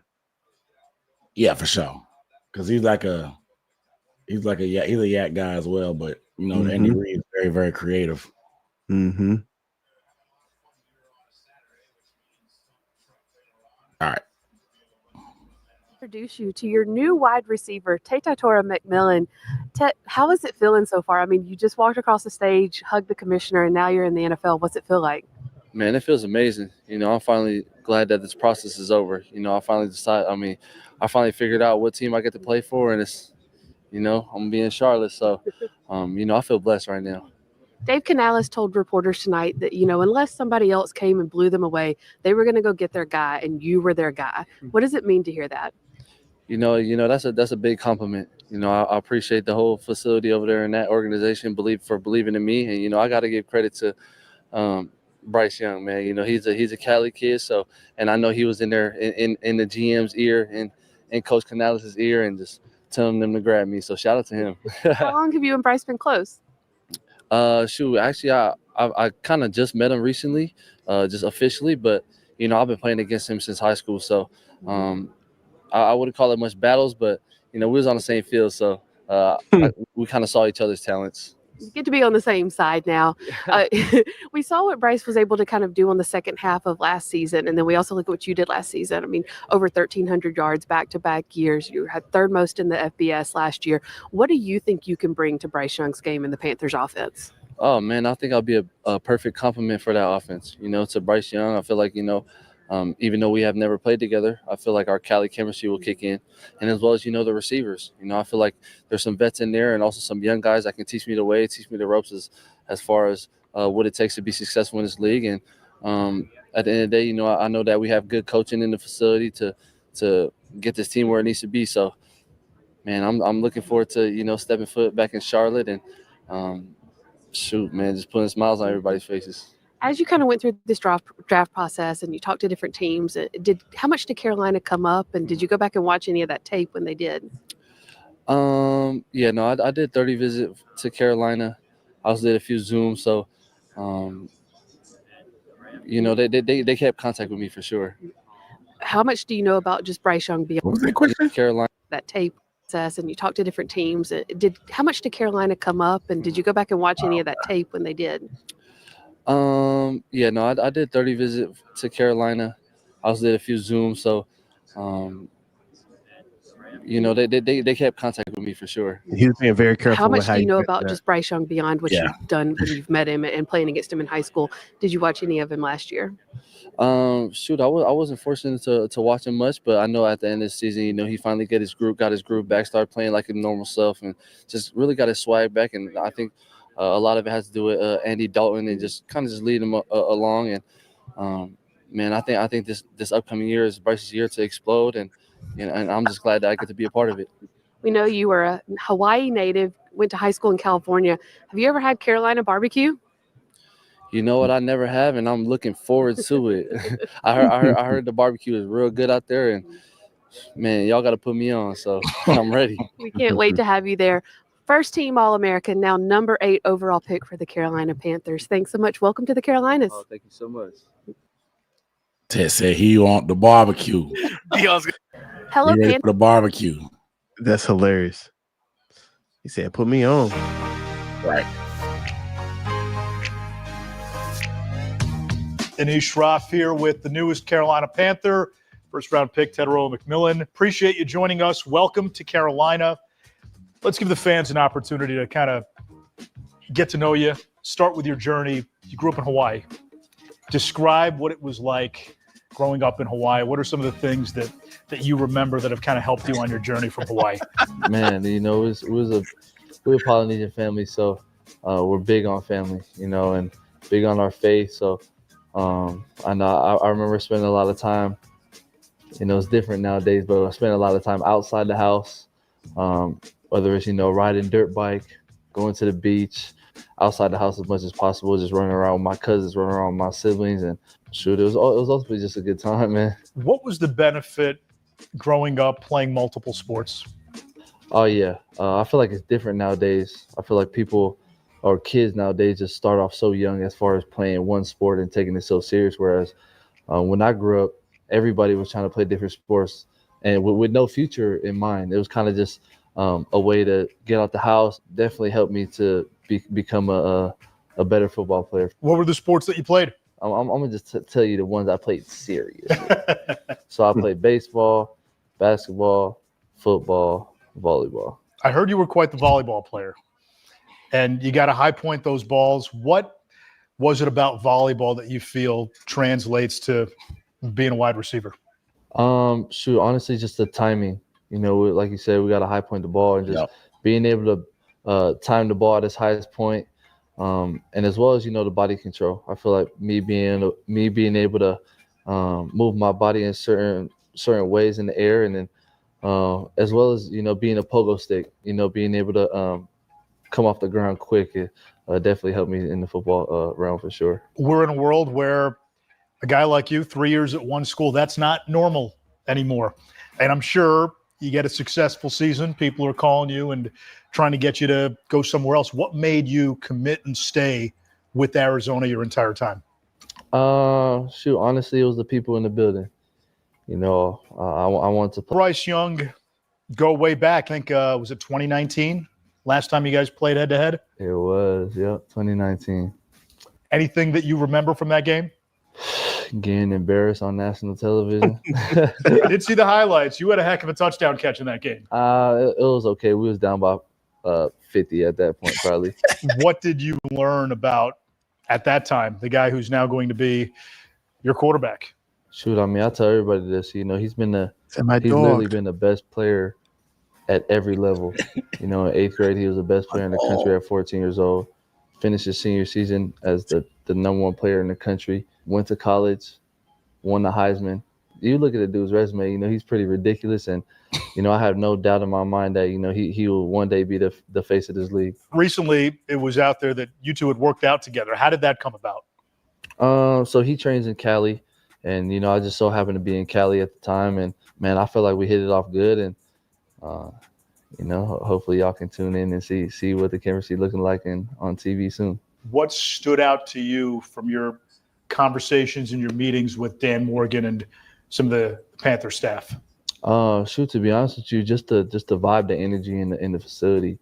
You know, they seem like good people to be around, just have fun, but also everybody got lays.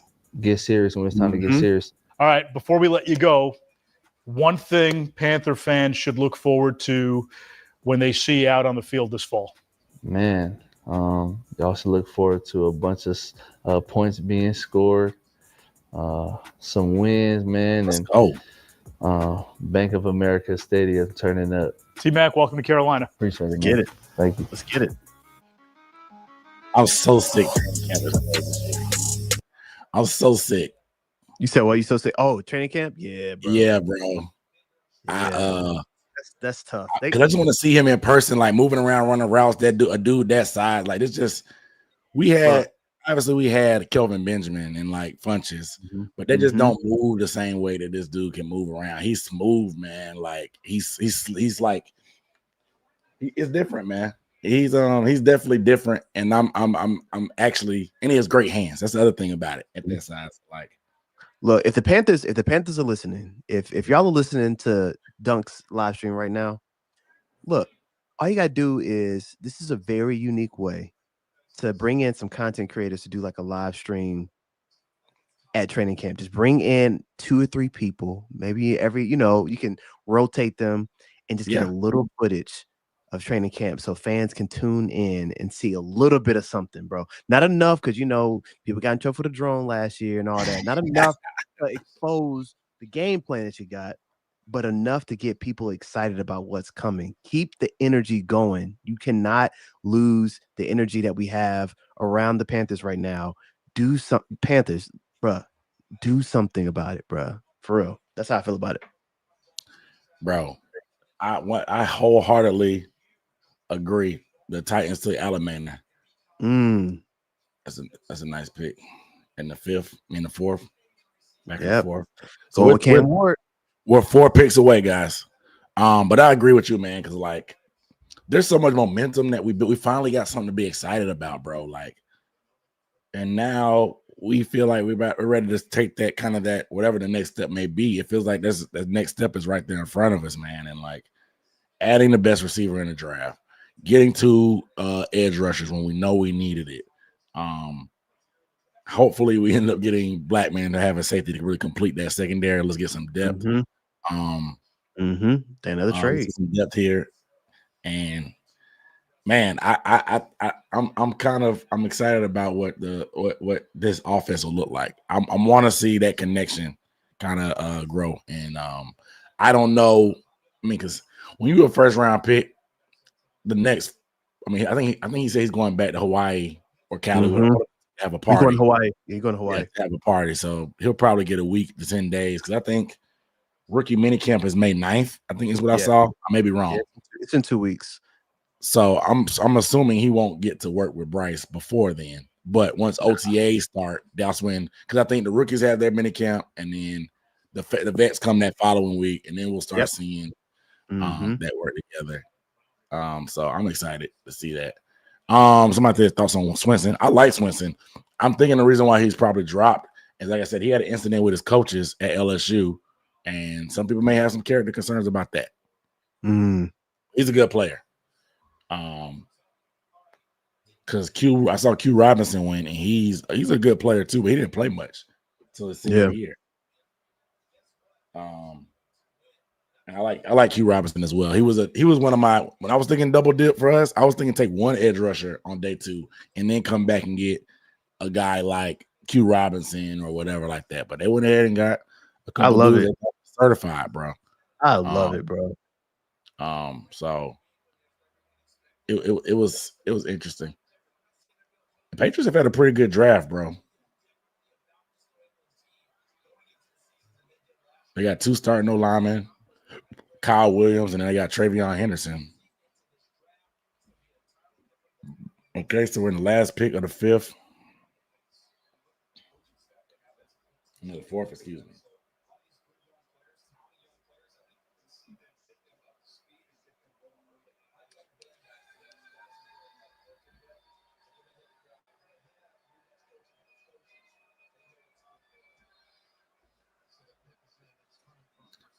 So we're 3 picks away, guys. 3 picks away. Somebody Here we go. Taking Torrey Horton, the receiver.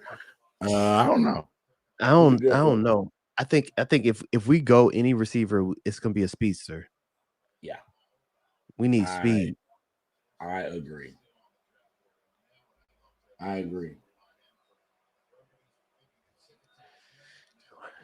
Mimbo's still there.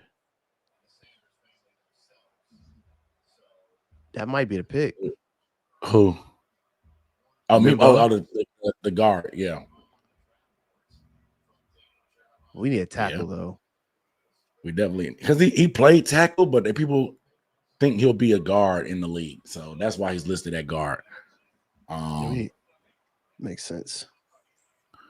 But yeah, see who gives the Panthers an A- so far with the picks. They've been cooking.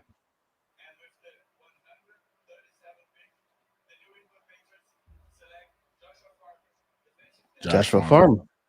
I think Ransom is a day 1 special teams guy though. You like that toughness that he had for sure. He blocked. They say he had 2 block punts in his career. Somebody said that he broke his finger in a game, but he stayed in the game because they drew up a play for him to be all week for him to be able to block a kick. So he stayed in and ended up blocking the kick anyway with a broke finger.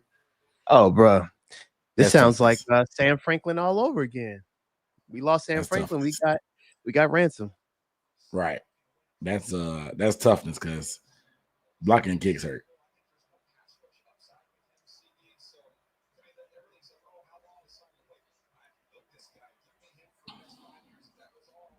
Somebody said Bond.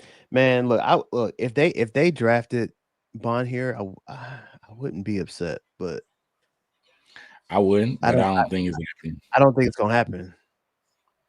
Because I don't know what that case is weird right now. So that case I think there's a lot more to be learned. There's a lot more to be learned about it. You don't waste capital on something like that, right? Dude, this is I want to pull up this Nick Scoring video real quick. The car, bro. You gotta chill. You gotta chill. Yeah, he ain't wrong, bro. He's not at all. Yo, this is hilarious. Nick scored to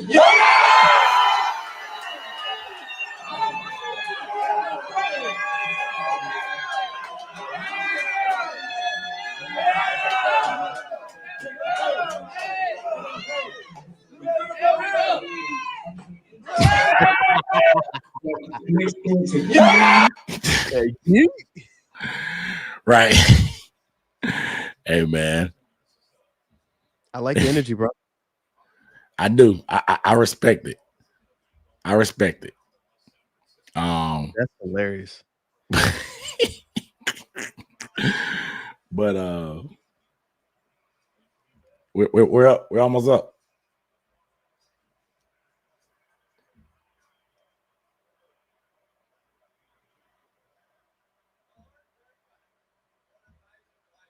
It's a lot of international people announcing these picks. Nah, it's International Day for sure for them. Yeah, the Patriots having a great draft. That's what I said. Somebody just tweeted it out. Oh yeah, no, they cooking. They had a good free agency too. Bro. Jordan Watkins. Bro. I'll wait. I will pull up the tweet, but I'll wait till after with the pick because we so close. This is nasty. Nasty work. It's a nugget. Oh, do you want to do it now or you want to do it after? I'll wait because we about to pick. It's just a quick little joke. But it's a tweet by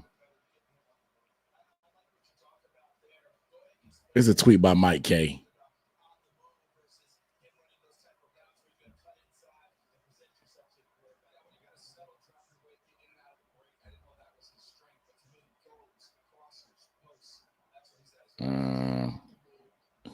So they're going to commercial, of course. But Mike K said, I just realized DJ Johnson will turn 27 in October. Nick Scorton doesn't turn 21 until August. An NFL half sack separates them entering OTAs. Bro. That's nasty work. What just happened? A half a sack, bro.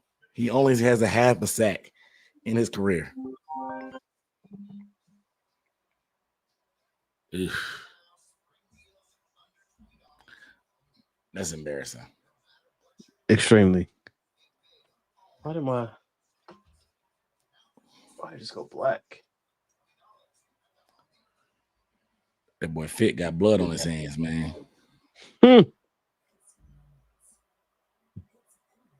For sure.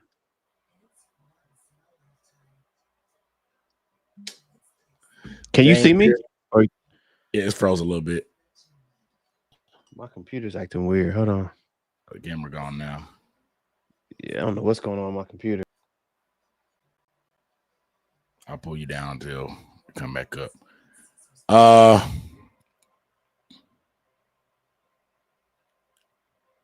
Shout out Knucklehead K on the super chat. Appreciate you, bro.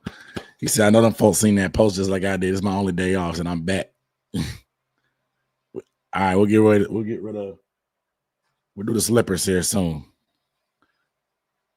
Said, did I take another gummy or are we popping off? Both? Both, maybe? Both? Potentially. Appreciate you on the super chat though, bro. But maybe both. But shout out to Knucklehead too on that super chat as well. All right. No spoilers in the chat. No spoilers in the chat.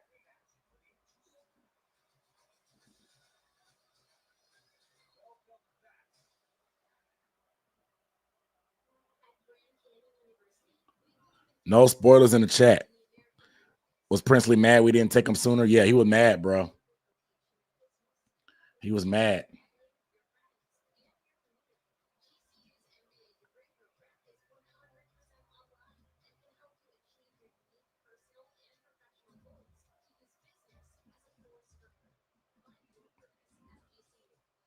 Is DJ Johnson better as a tight end is insane.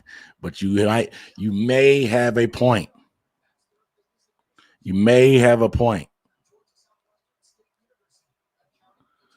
You maybe need to go back to tight end.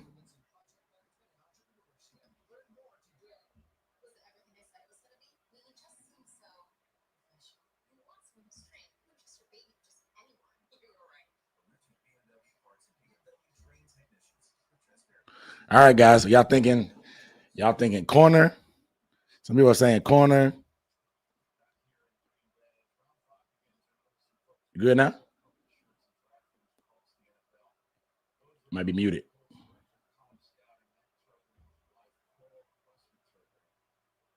Video is good. I just can't hear you. The Panthers pick is in, guys. No spoilers in the chat. I can't hear you. I can see you. Video moving well though. Go to NFL Network, guys.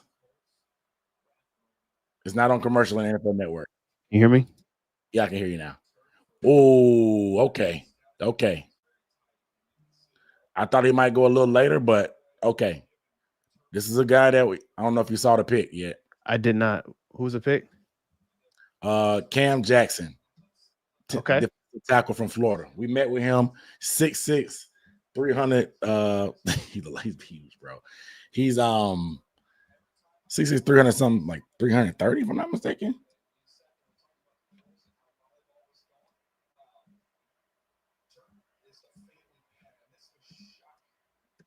Okay. But Cam Jackson, he's huge. Space eater. I like it. A long way to go in terms of like being that guy full time. So he'll probably maybe be a package guy initially. His tape is boring because a lot of the plays he's kind of just taking up. He's literally just taking up space. But he's huge, bro. Yeah, and he can learn from Bob Brown. Exactly. But he's, like I said, he's big. He's probably the biggest guy in that room right now, 6'6", 330. Because somebody said he runs a 5'1", so he can hustle. But he has a long way to go in terms of just being polished. But he was somebody that I knew that was going to be on their radar. And I think a lot of people will be happy finally. They think, oh, we run a 3-4. We needed a big nose guard. And so we finally got one, y'all. So we got a big boy. So I thought it was Desmond Watson for a second. Nah, Desmond Watson 440. Good night. Yeah, he played for Florida too, but yeah, dude is a mountain. Cam Jackson, he's a mountain.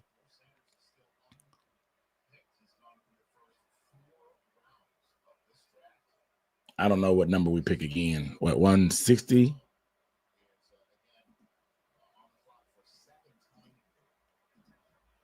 Is that what it is? 163. So we got 23 more.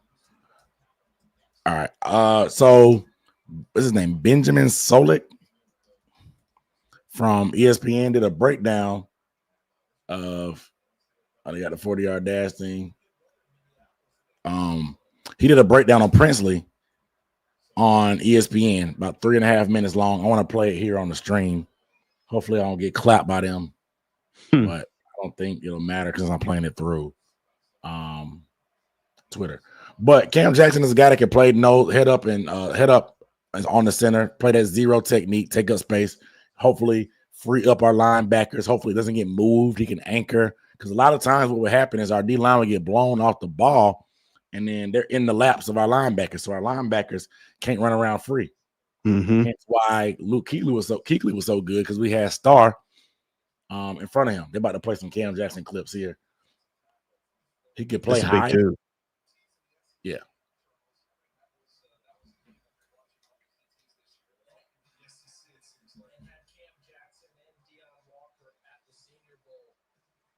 He had a pretty good Senior Bowl. Dan Morgan said, we are stopping that run.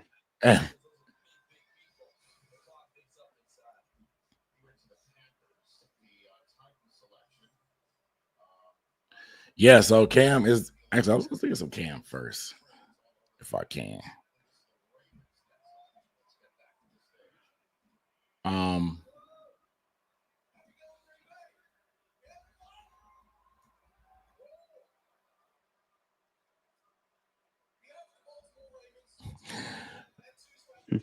Charisma, he happy about that Ohio State pick.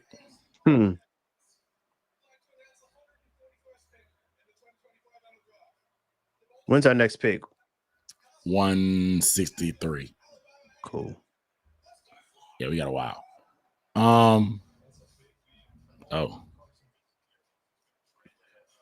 This is starting to make sense. I pulled up a Cam Jackson clip from his pro day. Guess who's front and center? Guess who's front and center at that pro day? Let me just stop screen share. I hate this. So clunky doing this. None other than Todd Walsh, defensive line coach for the Panthers. running Cam Jackson through drills. You know what I'm saying? There you go. There you go. Pretty good though. No, that's good for it. As big as he is. One more time. They go buddy in the back right there, the 400-pounder guy that plays nose. Interesting.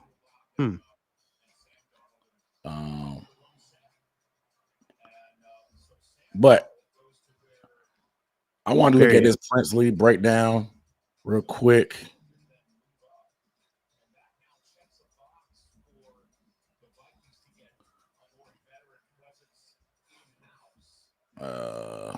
Sharing screen stuff. Yeah, he can move, bro. He can move, but I thought he would be a 6th rounder, personally. I thought it would be a 6th rounder. I did not think he would be a 5th.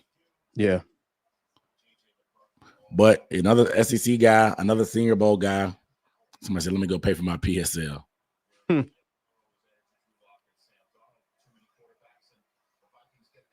Seattle traded Sam Howell. So somebody said they getting Shador to back up Sam Darnold. Oh no, they got Milroe. Yeah, they good. Yeah, I don't see it's looking a little scarce for Shador. It is, man.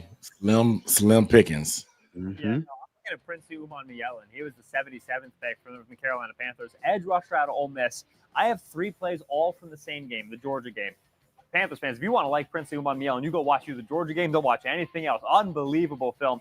It's all on the same left tackle. I want to talk about how a pass rusher builds out a rush. He dominated. The first rep for you, these are chronological, right? These are in order. Princely is here on the far side, again, going against the left tackle. This is the speed rush. He's going to win on the outside. I want you to watch how much ground he gains in the first 2 steps. Bang. Look at how fast. Look where he is. Depth right now relative to the rest of this Ole Miss line. That is a speed rusher right there. That is an explosive first step. Allows you to get to that punch, get to that outside shoulder. And then you see him here. He's got a little bit of bend, which we love to see. We love to see a little bit of bend.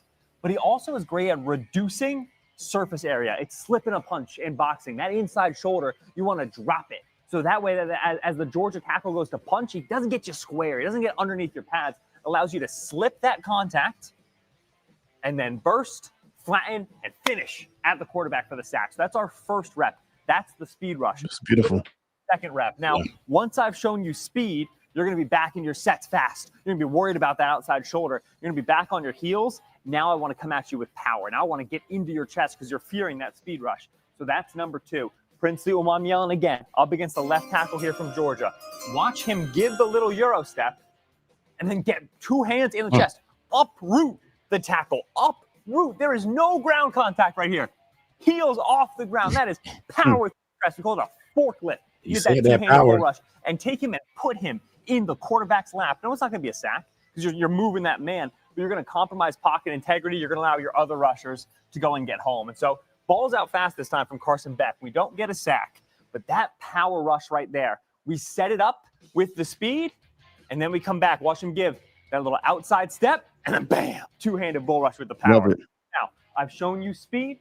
I've shown you power. I've gone outside you. I've gone through you. Now I'm coming inside of you. Now comes the counter. This here, Georgia is driving, attempting to cover a deficit in the 4th quarter. We know they're passing. I got to have it. And for me, where's my ringer? So, Princely Umanmielen up against the left tackle. I went outside of you. I went through you. And now I'm coming inside. The inside spin. Again, this tackle, he's thinking, I got to worry about that speed rush. And so him and Scoring got the spin in the bag. That's the crazy part. Bro, I love when you got multiple people that got a deep bag of skills, bro. Yeah. And he talked about his power last night on the interview. They asked him what's something that people don't know or whatever. And he was like, I just never really had to use it because pretty much people couldn't stop my speed. So I just kept doing speed.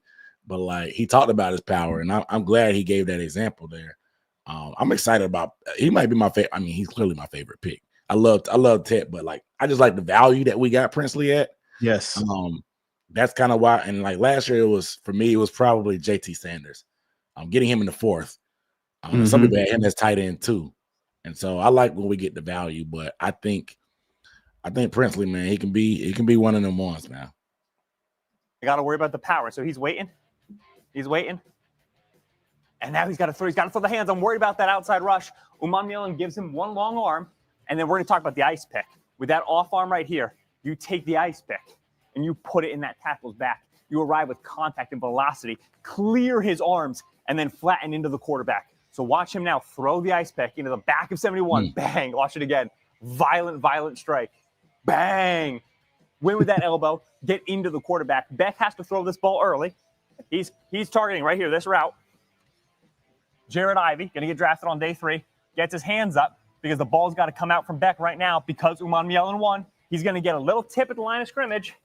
That ball's going to go up in the air, get picked. Bye-bye, Dogs. Ole Miss Rebels with the win. Prince Umam Yellen was, I think, 4 TFLs in this game. It was an unbelievable performance. That's the caliber of a rusher. He's a project now. Transfer out of Florida. He's still figuring out how his body works. But, man, a high-ceiling pass rusher in the 3rd round for the Carolina Panthers. I loved me some Umam Yellen film. So he's got a fan at ESPN. Yeah. Well, I do tape review on all the picks. Yeah, that's the goal. That's the goal. Definitely Ted, for sure. That's overdue. Ted one coming, for sure. It's on the way. And then I'll get in the score, and then Princely for sure. The rest of the guys, try my best.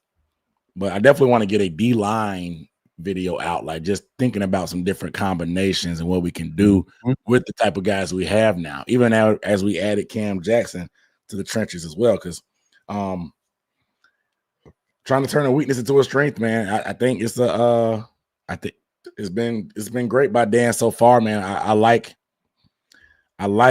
the picks. Like I said, I think Cam was a little bit of an overdraft per se, in my opinion. I think it was a 6th rounder, but they might, like, obviously I showed our coach at the pro day. They probably didn't want to wait around. So it is what it is. You saw the movement by him.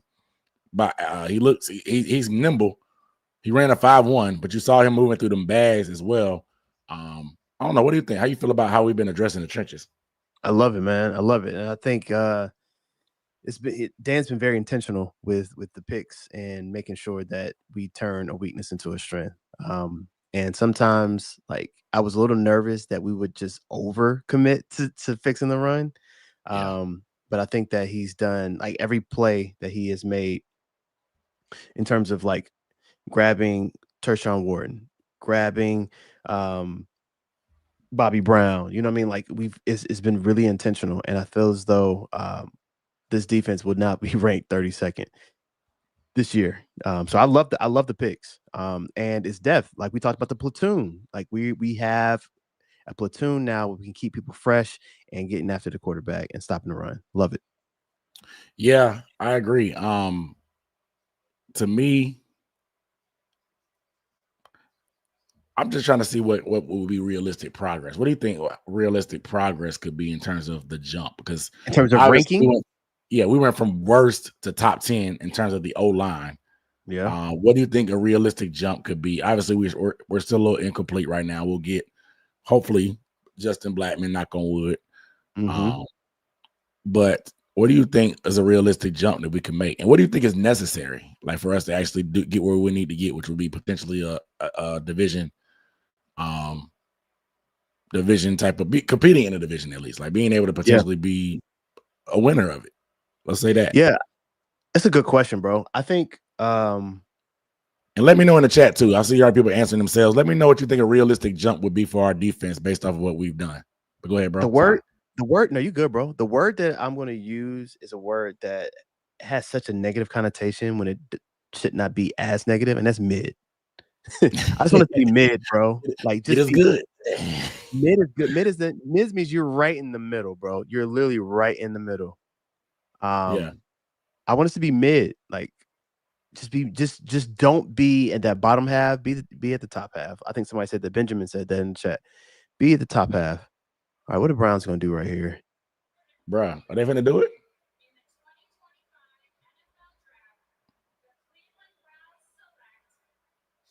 Wow, They got him in the 5th. People were talking about them taking him at 2 at when they traded back in because wow. I'm ready for the reaction video. Yeah, me from them. too. Me too. I'm happy for him. 5th They round, he have finally got cameras? picked. Right. Do they have the cameras there? So if you're Shador, are you upset that it took them this long, or are you just happy you got drafted? Because they played in your face for the He's last round. definitely mad it took that long. Should he say it out loud? Probably not. Will he? Maybe. I don't think he cares. That's the type of guy he is. But I mean, shoot, Princely told us, he was like, what took y'all so long? Right. I think the amount of love we were probably showing Princely, they were probably like, y'all wilding. Why y'all? Yeah. And the confidence that Princely has, he probably thought he was going 8. Right. Right. Wow, man. Yeah, I can't wait to see the reaction video. The sad part is, bro, he could have ended up playing with Travis, but they traded out of the pick, and Travis is he's in Jacksonville. Mm-hmm. That's the crazy part. Dude, he can throw the ball. He don't have the strongest arm, but he can throw the ball. It's not bad, bro. He may not be great under pressure, but he can throw the ball. Like we've Right. seen dudes with worse arms and talent go before him. Right. I know he's not a great athlete, but we've seen not great athletes do it.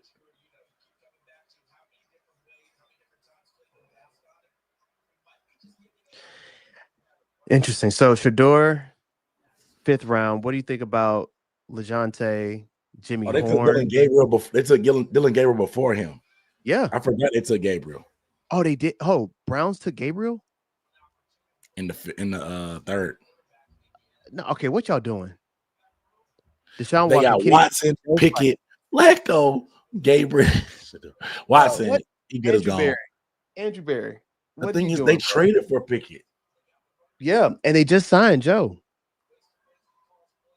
That's nuts. That's disgusting. They just throwing away picks, bro. You draft 2 quarterbacks. They playing Madden like this. They are.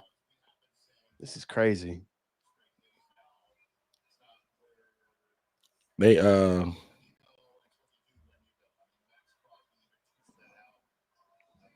I forgot Jimmy Horn's still out there too, ain't he? Jimmy Horn, LeJohntay Wester as well.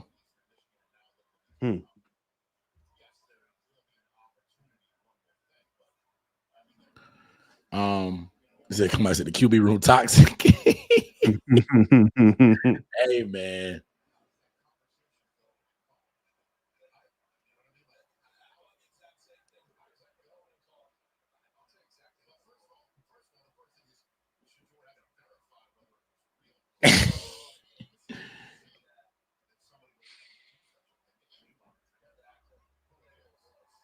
Rich man for real, because him and Dion real good friends.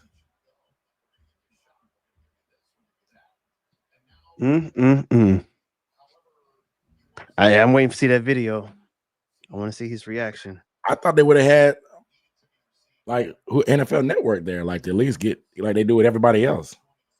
I don't think Dion was going for that. He knew what was up. Yeah, control their own narrative, I guess. I mean, they had at the party that first night when Wallow and Gilly was talking to him. Oh, Shallow was on Twitch when it happened. Oh, just now? Yeah, Complex Sports just posted it. And Shallow was on Twitch. I guess he was streaming. And then Shador walked in and said, good news is supposed to be coming soon.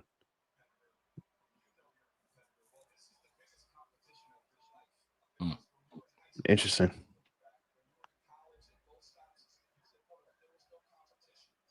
That's a good question. Daniel Jeremiah talking.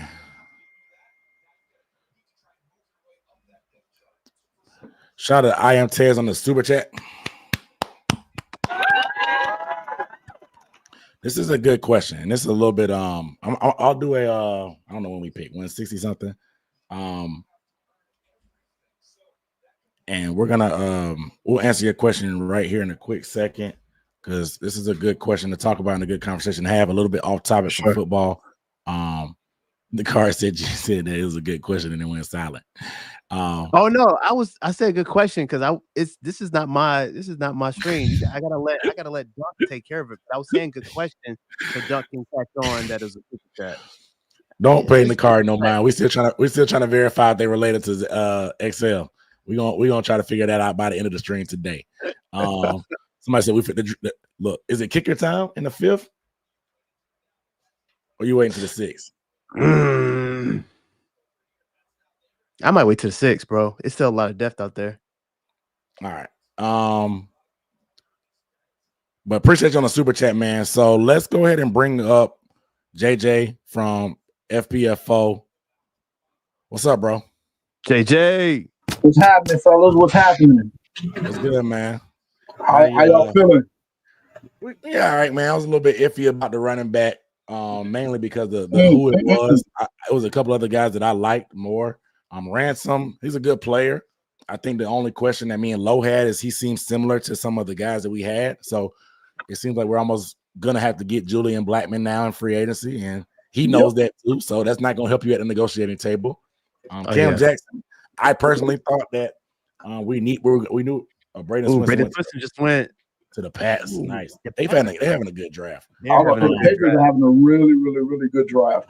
They are. But they what I was saying is he's a big body guy. We needed a big space eating nose guard. We hadn't really had one. But I thought maybe it was around too early. I personally thought he was a 6th rounder, but I pulled up the clip. Our D-line coach, Ty Walsh, he was putting him through the pro day drills. So the connection was there. I'm sure he was a Senior Bowl guy. He's an SEC guy. He checks literally all the boxes that the Panthers like in their prospects. They love the SEC. They love their Senior Bowl people, and they love meeting with these people. And so he fit all the boxes. But what are your thoughts so far today on day 3 of the draft? I know we were high remarks after the draft on day 2. But what are your thoughts before we get to this question from I Am Tez? It's a good question. Yeah, for sure. I mean, we talked. Well, I talked about it last night, right? When I hopped off of the stream, I said that the Carolina Panthers and the front office had done a phenomenal job days 1 and 2, but it was imperative that we didn't get complacent and comfortable with where we were. That Trevor Etienne pick made me feel like they did the exact opposite of what I advised them to do. That's how it made me feel in the moment. Like you mentioned, I thought there was a lot more talent. I thought there were a couple of different guys that we could have gone in that situation that have been a little bit more productive. And I think, you're drafting a running back 4/3, just depending on what you want to do with Blackshear. And you're doing so in the 4th round. That kind of gives me cause for pause. And then with Ransom, we were talking about it over on our stream. When we took him, I don't think, and this is the point that you just emphasized, I don't think that this should discourage the front office or the fan base at all from seeing Julian Blackmon officially being the priority. The Falcons and the Saints, they took a couple of our safety. Well, the Falcons, if I'm not mistaken, took 2 guys that we really, really liked and that we were passionate about. Yeah. Right. And so that kind of put us in a tough situation. So your hands were kind of tied because those 2 guys, I believe they come in and they do automatically compete for the starting job. Not saying that Ransom doesn't do so because we have Damani there, but at the same time, I think that they provide a higher ceiling and a higher upside than Ransom does.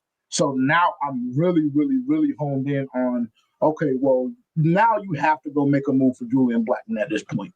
Like last night, it was kind of like, we have day 3, so maybe we won't have to jump out the window and give him X amount of dollars. Today, that's just re-emphasized that you have to go get Julian Blackmon at this point. So I'm definitely not mad at all. I like Ransom. I saw Westside Fetty on Twitter said that he felt like he was a fake demon. I don't know if I think he's a fake demon, but I just don't know if he's getting it off the way he does, or was doing at the college level. And then Cam Jackson, it's just one of those situations where we just kind of have to wait and see. We're extremely deep at D tackle and 1-3 techniques, however you want to look at it. So, I mean, it just gives you depth. It gives you depth, and I like having depth, especially with the way that we were bombarded by injuries last year. So far so good. So far so good. The ETN pick, I have to see. I have to see. Yeah. Good player. I have more. I think there's more pressing. It was more pressing needs for one, and two. There's still running backs on the board that I like better than ETN personally that we could have waited on.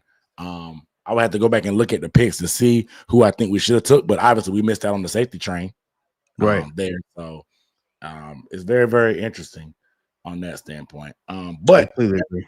And just real quick, I'm sorry not to hog it, but every mock that I did and saw, and obviously we know that mocks are totally different in real life. But every mock that I saw, that was a part of, saw as a piece of content that I did on my own, Trevor Etienne has fallen to the 6th or 7th round every single time of every single mock that I've seen. So, maybe I was a little bit jaded and conditioned to believe that was the case because obviously the Panthers had him ranked higher. But I don't know, bro. I think there was a lot more talent, a lot of meat left on the bones with that pick. He's one of those guys. He checks the box. Senior Bowl, SEC. I don't know if they met with him, but he was at the Senior Bowl. He played in the SEC, bro. They have a type, and they love being able to do that type of homework on those guys. And I mean, nothing wrong with picking out of the SEC, but again, people are saying this is an indictment on Brooks. I mean, they're saying they're really, really concerned about Brooks. I don't know. Yeah. I always thought they were going to draft a running back anyway. That was my thought. So many of them. Yeah. So I wouldn't say that per se, but I think, there definitely should be concern about Brooks just in general, period, in my opinion. For sure. But if we're going to use the word indictment, it's an indictment on Blackshear, in my opinion. Yeah, he's cooked. Personally. Yeah, I totally agree with that. Very similar skill set, but he's probably more Etienne's probably a little bit more explosive. Long speed wise. Right. So what now? I say, and the special teams experience. That's exactly what we need. Yeah. And the fact that Trevor can do that, I don't know. Blackshear. Yeah, I'm looking at mock draft database, which is I like mock draft database because it surveys every mock draft that's out there, and kind of like makes a consensus about where they are, on the thing like around the how the consensus feels about him. He was projected to be a 5th rounder, 140 is his rank. Mm-hmm. He was as high as 120 at some point, but his overall rank average was 140. Oh, my bad. Oh no, you're good. You can move me down, but I was just saying 140 is not 114. So that's why that took him at 114, right? Yeah, it took him at 114. Okay. But I will say, because I think we had a conversation last night about Cam Scatterbull, right? Mm-hmm. Scatterbull went like 3 or 4 picks before I think we got ETN. I think they wanted to go running back, and I think Scatterbull was the guy for real. And their hands may have potentially got tied. That's just my opinion. That's just a theory. Okay. I can see that. Oh, Jayden Blue just went to Dallas. Cowboys. Typical. But all right, we got a super chat. We'll bring JJ back up in a little minute. Let's talk of that super chat real quick, Lo. He's trying to start a podcast. He asking about camera and camera quality. Oh yeah, I'll let you go first on yours. I can talk about mine. For sure. So I think one shout out to you trying to start a podcast, man. I think that's dope. It all depends on the software that you use as well, because some cameras are a little bit more compatible with certain softwares. What I'm using right now is my MacBook's camera. But what I normally use on my show with the software that I normally use is it's a Canon EOS Rebel T8i. It's really good quality. You can of course put on different lenses if you want, but that's just the quality I like. But I mean, right now, if you're just getting started, I wouldn't just go all out on a camera right now, and just like get all the bells and whistles. You can always do like an easy webcam, or just use, like, if you got a MacBook or something, use that. Reason I say that too is because as you get into this podcast world and you start doing all these different things, it's a lot of work, and you want to see whether you really want to continue to do this or not. And so what I did was, like, slowly built out all the different things I needed. Okay, I'm still doing it. I'm passionate about it. All right, let me get this. Okay, let me buy this, and just not buy everything all at once and be stuck in a bind. So I use the Canon. Right now, I'm not using the Canon. I may put on the Canon later on because I think there's a way I can incorporate the software I use into StreamYard. So I may, just to show you later on, but right now I'm just using the webcam. Yeah, so Canon's a DSLR, ain't it? Isn't it? Mm-hmm. Yeah. Mm-hmm. So for me, personally, he said Sony. I'm not a wizard at using the camera. I wish I should be. I've been doing YouTube for so long, but I have I got multiple Sony cameras. Let me see if I can have which one I got. This one's a mirrorless. I spent way too much money on it, and I'll give you my advice on that. This is a A6400. I bought this when it first dropped. I got it from Best Buy. It's just a stock lens. It gives you a little bit of that blurry black background if you want it. It helps do that.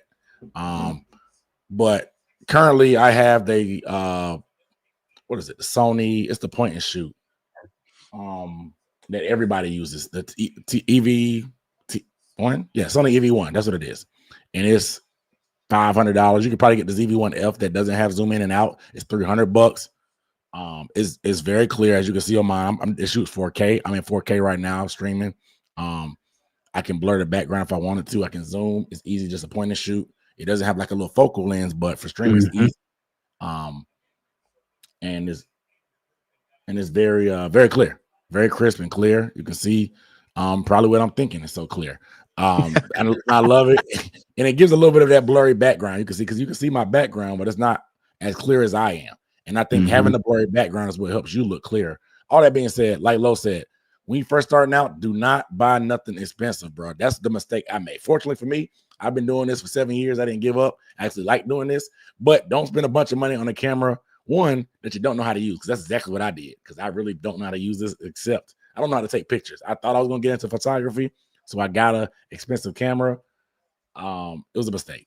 I never really learned how to do photography. I still don't. This could probably be a great photography camera if I ever. That'd be an excellent photography camera, bro. Yeah, and so, like, if I ever learned, I could, but I don't, so I haven't. So that's what I did, because I don't even use it now all the time. Now I use it when I have an alternative angle, when I want to record and stuff. But don't spend too much money on one. You can use your iPhone, or you can buy a webcam. There's 4K webcams you can buy for facts. $100 at the worst. I forgot the name of that brand, but it's really like USB plug it in. So many of them. Yeah. It's so many. You can find one for cheap. Sony EV1 though, if you want to actually be serious and invest in it, you think you're gonna stick with it, I would do the EV1. It's plug and play, USB into your computer. It's super crisp, as you can see. Obviously, it doesn't take pictures, because it takes pictures, but it's not like a photography type of camera. But the video does 4K. It's cheap, and it's Sony. Sony's one of the better brands, of course. They're dependable. Shout out to them. But again, start cheap, and then as you think like, okay, hey, I'm serious about this, then do it. Yeah, because it's a lot of purchases that you may not think you have to make when it comes to like the production of a podcast. You know what I mean? In terms of paying for the software that you got to use, whether that's a monthly rate or a yearly rate. And then if you want sound effects, getting those different things, a mic. These mics are not cheap. A good mic is not cheap, so doing all that. So there's a lot of money that you'll have to put into it. So I just chipped away at it a little by little. I had like a whole Google sheet that I created of like, okay, these are all the things I want. Here's the must-haves, and here's the wants, right? And so you just start to chip away at it as you continue. Yeah. Good answer. Appreciate you, man. For giving your input as well. See, on Trevor, they could be trying to get ahead of the new kickoff rules. Returns are going to be even more important than they already have. And I thought about this as well. Somebody commented that, like, they said the new rules, it could like typically you may put like a little faster type of receiver back there, but like now with the new rules, it may be more slanted to bigger body running back types. They're a little bit more rugged. They can break tackles. Because it's not going to be as many creases as normal before that you would need like a super fast wide receiver. But somebody said EV1 is good, but you can get the A7 or A6000. Like I said, I would start low. I thought, like I said, I wanted something with I would start in the lower budget first and then build from there. I thought I wanted some interchangeable lens and stuff like that and whatever. I mean, and it does 4K as well. And I've used it and I used it for a while, but it's a lot easier for me to travel with this EV1 as well. That's why I like it. And the reason I like Sony as well is you can it doesn't time out. Some of them they won't let you record over a certain amount of time without automatically stopping. But I stream anyway and I record Ecamm Live, so it's not really a big deal for me personally. But I like the Sony brand.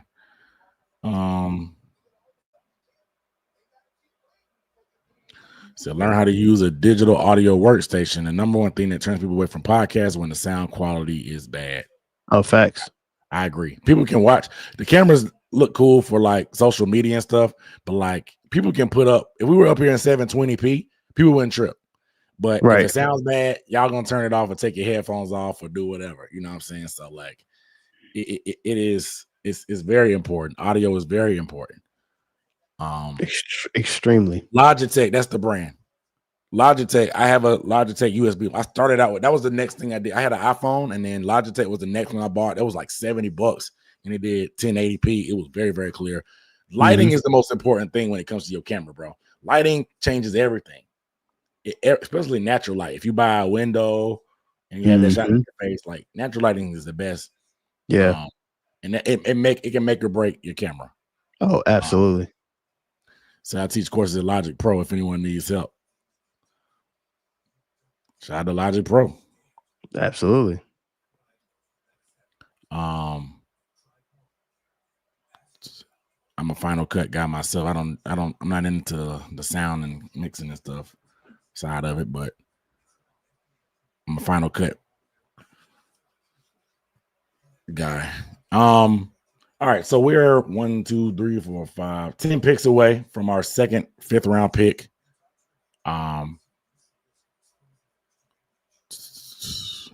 Somebody said Shador and Bryce would have been lit at training camp this year. Nobody would have been there to see it. Right. So I'd rather have Cam because Tuttle sucks. So he said thoughts on our picks so far today haven't kept up. We've done a pretty good job. The running back was a little bit of an iffy decision for me.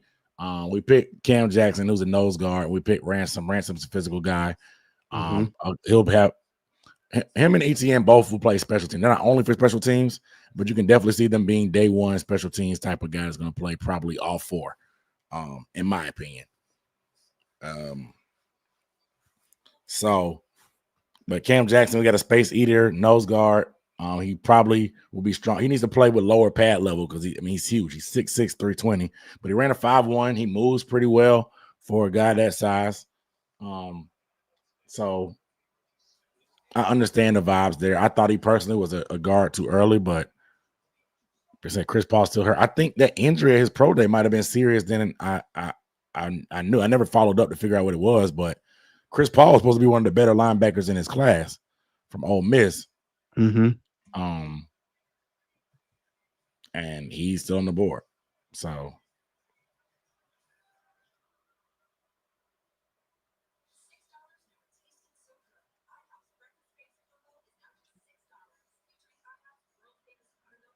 Trevor Etienne, personally a good pass blocker as well, apparently. That's good. It's always good. That's how you become a 3-down back right there. Especially at that size. Right. No, we're not drafting Shiloh. Stop it. Stop it.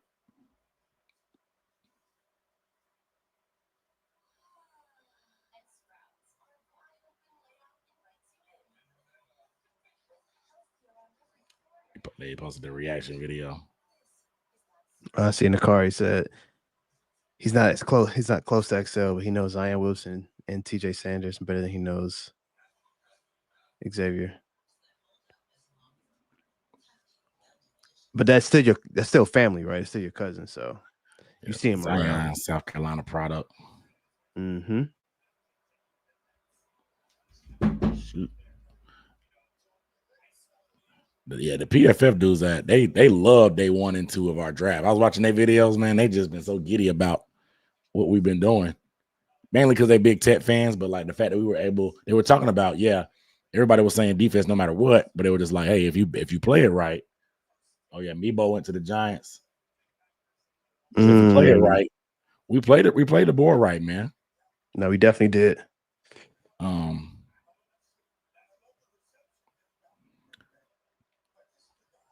Definitely did.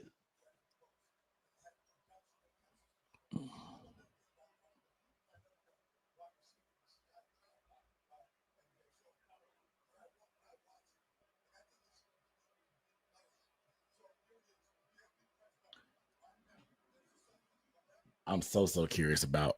Oh, but I really didn't even check the chat because people were saying on our defense they thought we could be average, and we were talking about mid and stuff like that. But we can continue that conversation. I do think mid is good because we were not mid last year at all, not even close to mid. So getting to mid would be phenomenal. And then if our offense can continue to make the improvements that we think they can build off of the momentum from the end of the season last year, do you think that's good enough to get where we want to be? Obviously, it's still a process. We're not going to win the Super Bowl next year, but I think this year is nobody's on the hot seat, but I think the whole feel good story last year about turning it around and figuring things out and stuff clicking was cool. We gave them a lot of grace, but I think it's start time. If we want to be a serious organization, we have to start making this stuff has to start translating to the field. Yeah. No, I completely agree with you, bro. I think that, one thing I always think about when I hear carrying on the momentum of last year, it sounds good, but that is a very difficult thing to do for NFL teams, to carry on the momentum that you had of last year, because it's a whole different group of players. And each team in the NFL continues to get better and improve, i.e. free agency, draft, all those different things. So that momentum is definitely difficult. However, the one thing that is not difficult is the confidence of players who either struggled and then towards the end of the season did well, like a Bryce Young, right? And I think we're only going to go as far as the confidence that Bryce has. And I feel as though the way that we ended the last season, his confidence has increased, which my hope is that will continue. I think the biggest lesson that I'm taking from last year that I hope that I see progression in quickly is the ability to finish games. There's a lot of times that we were in games, but we could not finish.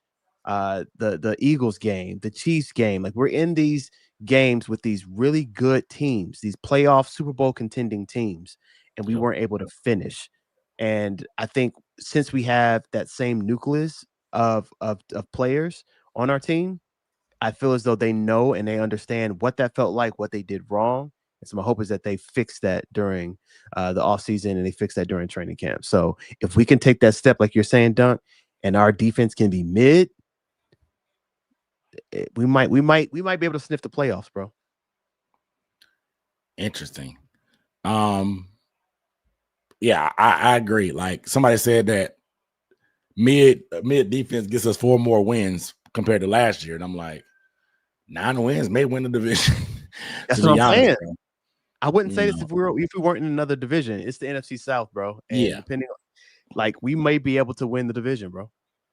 Yeah, and playoffs can seem ambitious, but like again, it's our division that gives us the confidence that like we see teams do it every year in our division. They turn it around, and they compete or they start winning it, and it's the Bucks time right now. But we saw they killed us the second time, but the first game we gave them everything they wanted, and we should have won that game.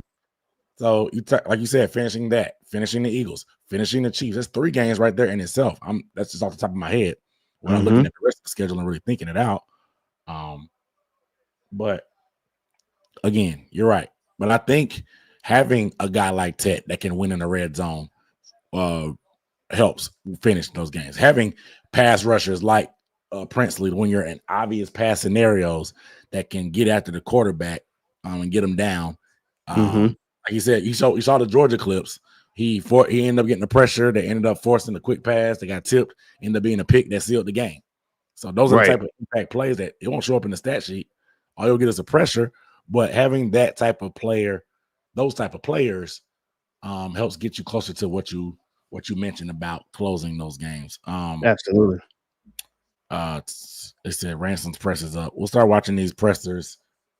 Now they're starting to come up. According to and shout out to Nakari, good find on that. I'm about to share this article real quick. Low. Apparently, Jadeveon Clowney. We talked about the potential of him being traded. Apparently, according to Pro Football, ESPN, with us being non-committal, the Panthers had talks. So can you zoom in a little bit? Yeah, I got you. I don't know if this is the right article to use. Okay, I'll go back to this. Okay. Damn it. Zoom in. That's good. Appreciate you. Yep. And then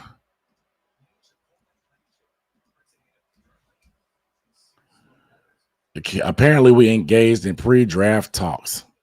Trade for Jadeveon Clowney. Crazy, right? Wow, that's before we even got Princely and Nick. Right. And so it said they had pre-drafted with teams according to David Newton. Just so take it for what you want. Yeah. It says unclear where they stand now. We've added edge rushers. He was asked twice. He said we're still working through the roster. Yeah, that's pretty much it. David Newton's hinting at that. So what do you think? They sound like was, like you said, that was before we even, you know what I'm saying, did what we did.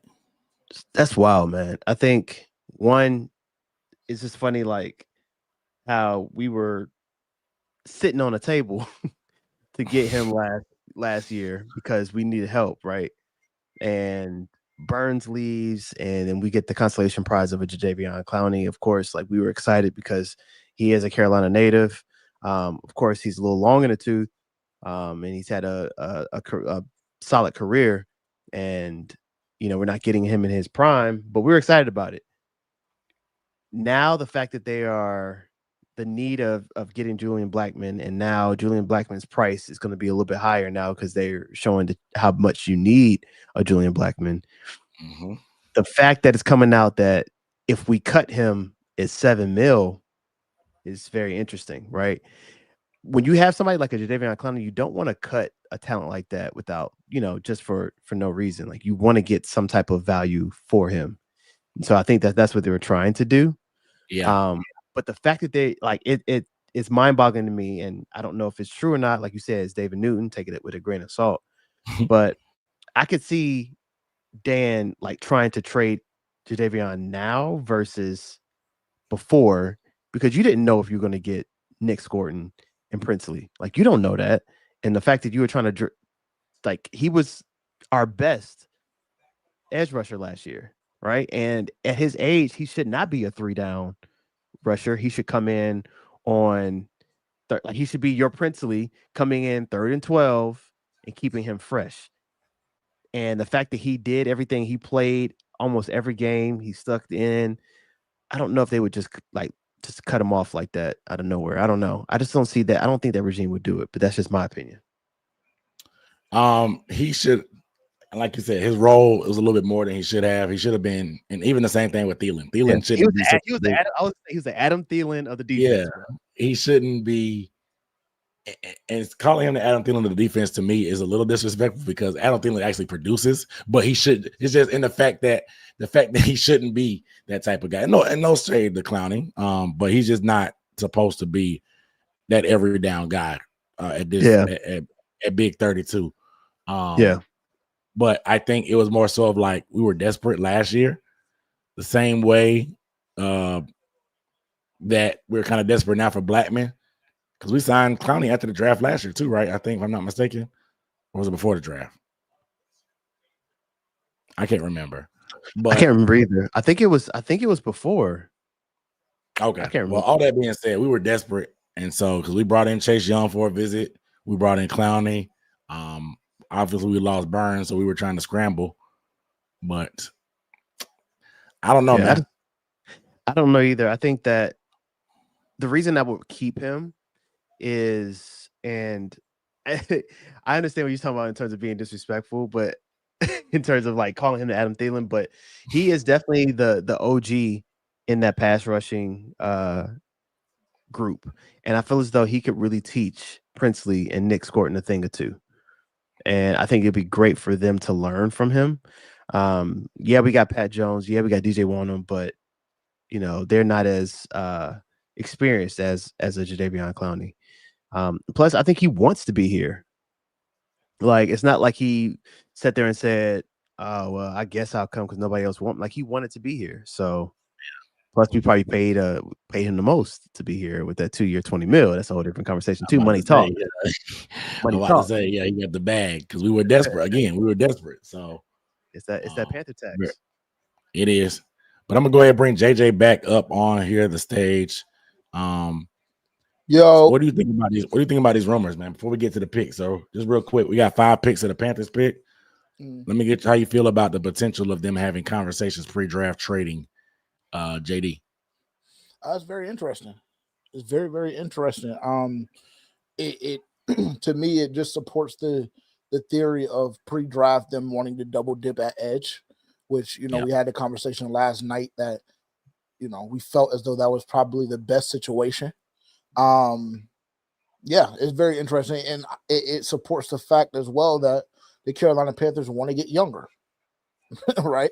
And I think that a lot of the guys that are currently on the roster are either from the previous regime who are getting a little bit older now, or are guys that the current regime, as well as the coaching staff, ended up quote unquote getting stuck with because Charlotte is not a sexy destination.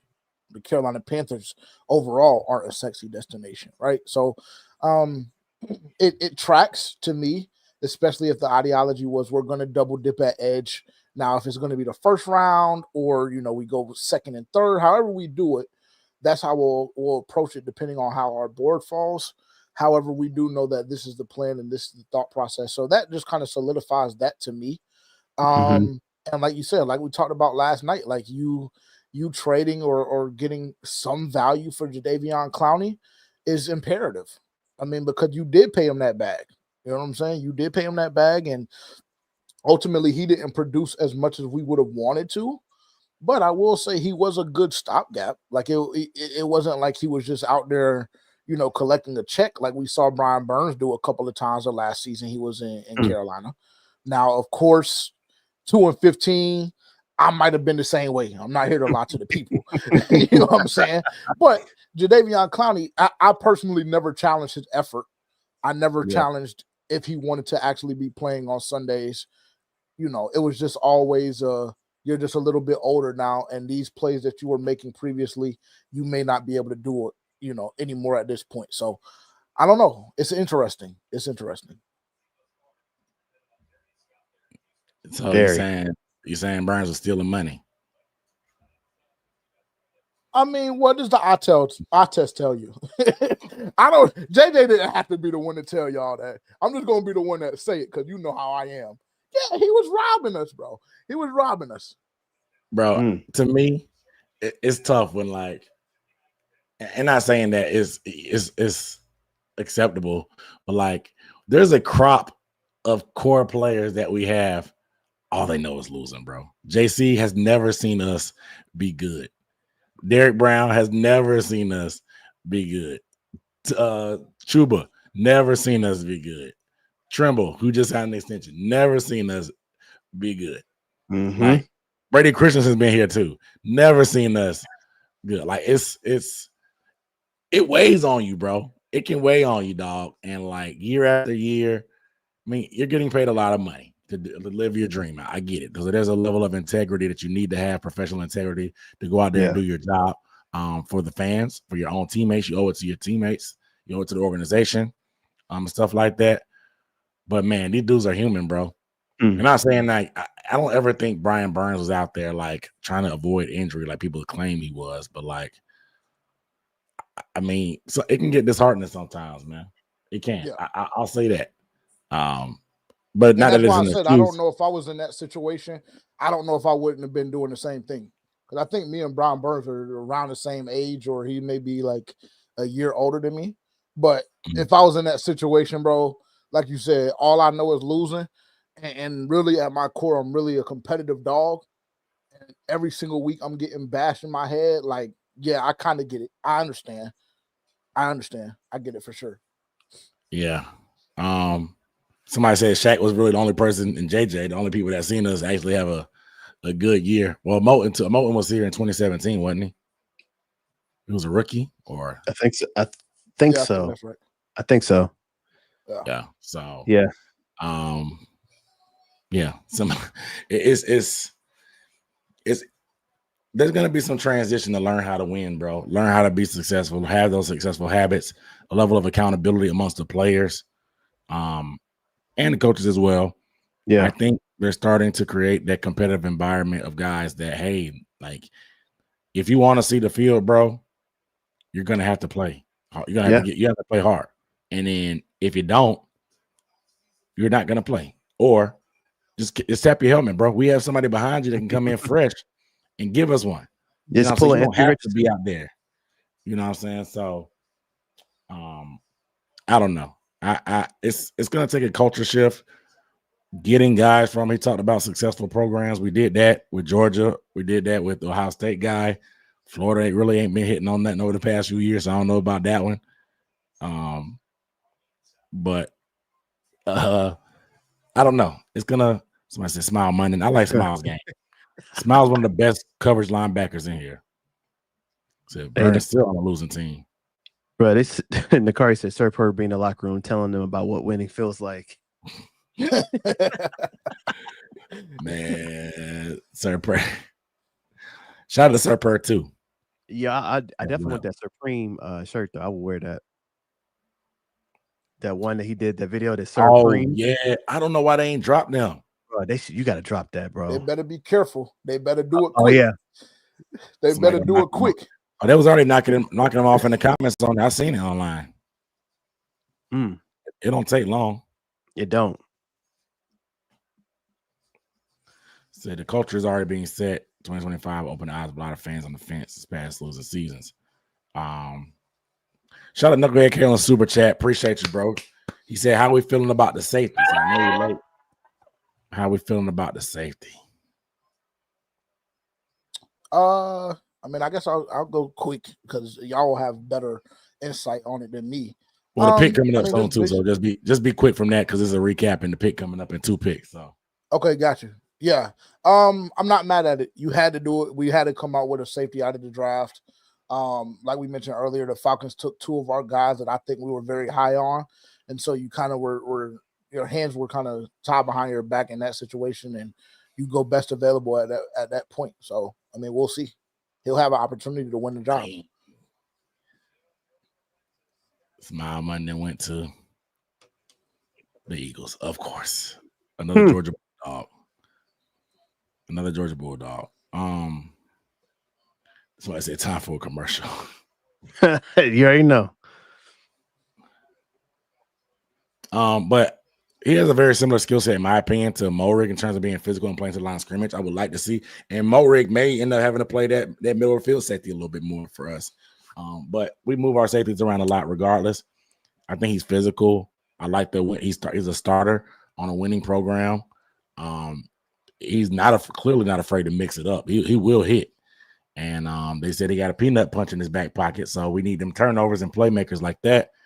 It's a fine pick for me. I don't have any problems with it. Like I said, you just better have Blackman in your back pocket, or you better either double dip and have a plan for that deep middle safety that you want to play more consistent in that standpoint. But I'm curious to hear how the front office and stuff will kind of explain it when they break down all that. I'll just say this real quick because I think our pick is about to come up. I feel like it's a death piece. I don't feel like he's going to be a star. I think that's somebody that we could potentially use like a Morik to stop the run.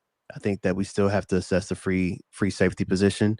They must just had conviction on him based on what he's done, and we need more playmakers. So that's a great death piece. I don't know if he'll be a starter though. Is he beating out? Is he beating out Damani? I think Damani's a free safety. I think they're going to use him like that versus strong safety. I think that he's going to be behind Morik, in my opinion. Word. Deployment is going to be for anybody, but the deployment is going to be key for this defense. How they put these guys. I think we have, at least up front, I'll say this up front, we have enough depth and variety of skill sets to be able to play some different types of combinations of guys and like really have answers to the test anytime anybody wants to do anything. We want speed rush out all across the board.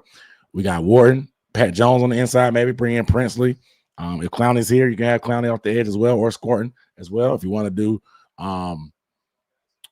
if you want to go a 5-man front and have a lighter and guy, you can put Warden at the nose, put Scourton on the inside. You can put who else? DB on the inside as well. Can't forget about him, of course. Princely on the edge. Wanham is a good rotational guy. You can do a lot of different things, man. Yeah. And so we always have answers to the testers depending on who we go against. But facts. But no spoilers in the chat, please. No spoilers in the chat. We are what you thinking? on the clock. I literally have no idea. I really don't know. Them taking a running back in the 4 lets me know that I'm gonna have no idea what direction they go the rest of the day. I'm gonna say cornerback. I'm waiting on O-line, but it could be corner. Kobe Bryant? A lot of corner. Kobe. Just for the sake of the content. I'll take Kobe. Okay. Who's the best tackle on the board? Tackle, I don't know. I'll have to look up because Amiibo went to the Giants. Probably Logan Brown, I think. Pick is in for us. Probably Logan Brown from we wasted no time. Right. My phone just vibrated. I'm sure I got a spoiler. I ain't gonna look. Yeah, don't look, bro. Let's see.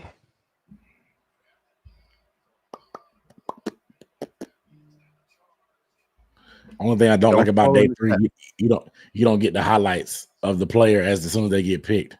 They come back. The last 5 picks, who are the guys that stuck out? And then we don't really get to see no clips on TV. Luckily, we got Twitter.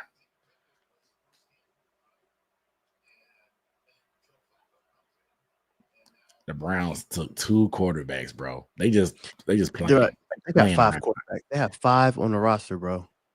They playing around out here, bro. Yeah, they're not serious. They're not serious. Defense last. Offense 23. Yeah, we need a Ted, bro. And T-Max. Shoot. It's my last day being able to say Ted.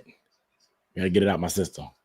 And people act like the offense was like we scored, but we were ranked 23rd, bro. Like we need to improve that too. Even the backstretch, we were nice. That's a good get earlier, bro. Nice. That's a good get. Mitchell Evans earlier in the tight end. Mitchell Evans from Notre Dame. Nice big body guy. I like that. That's a good pick. I like great.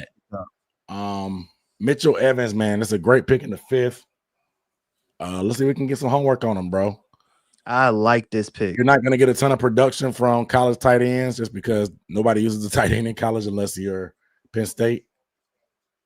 But he led the team in reception. Oh, you saw that too. The last 2 he seasons. He can move, bro. I know Panthers culture happy. Yeah, he is. Yeah, he put it out this morning on Twitter about it.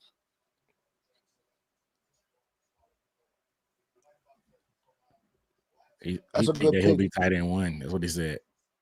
That's what he said? I doubt it. I doubt tight that end too. 1? I doubt that. So he thinks he'll be tight end 1 on the team. Stop it, bro. Yeah, I don't think so. He'll definitely play. He'll get some playing time. Yeah, he will. He's big. I mean, he's a big guy, big body guy. He's more of that Y is what they'll call him, the Y guy, in line up on the line of scrimmage, doesn't really go in motion much as a tight end. We needed that big body style. I feel like JT and Tommy Tremble, they're different styles, but their measurables are the same. They're 6'3", 240 in that range, and we don't really have a big red zone type of guy. We had Tet now, but we didn't have that big tight end like that. And I think he has a lot of upside, bro.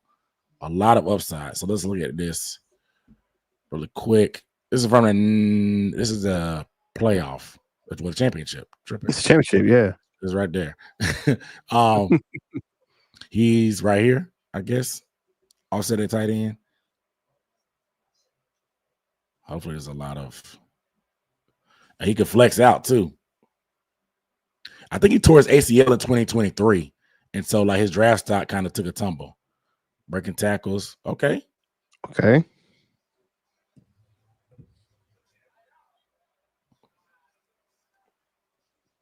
They really could have trimmed this clip up a little bit more, but facts. I like this pick, bro. Getting him here in round 5. Yeah, I think not ignoring the offense. Not ignoring the offense.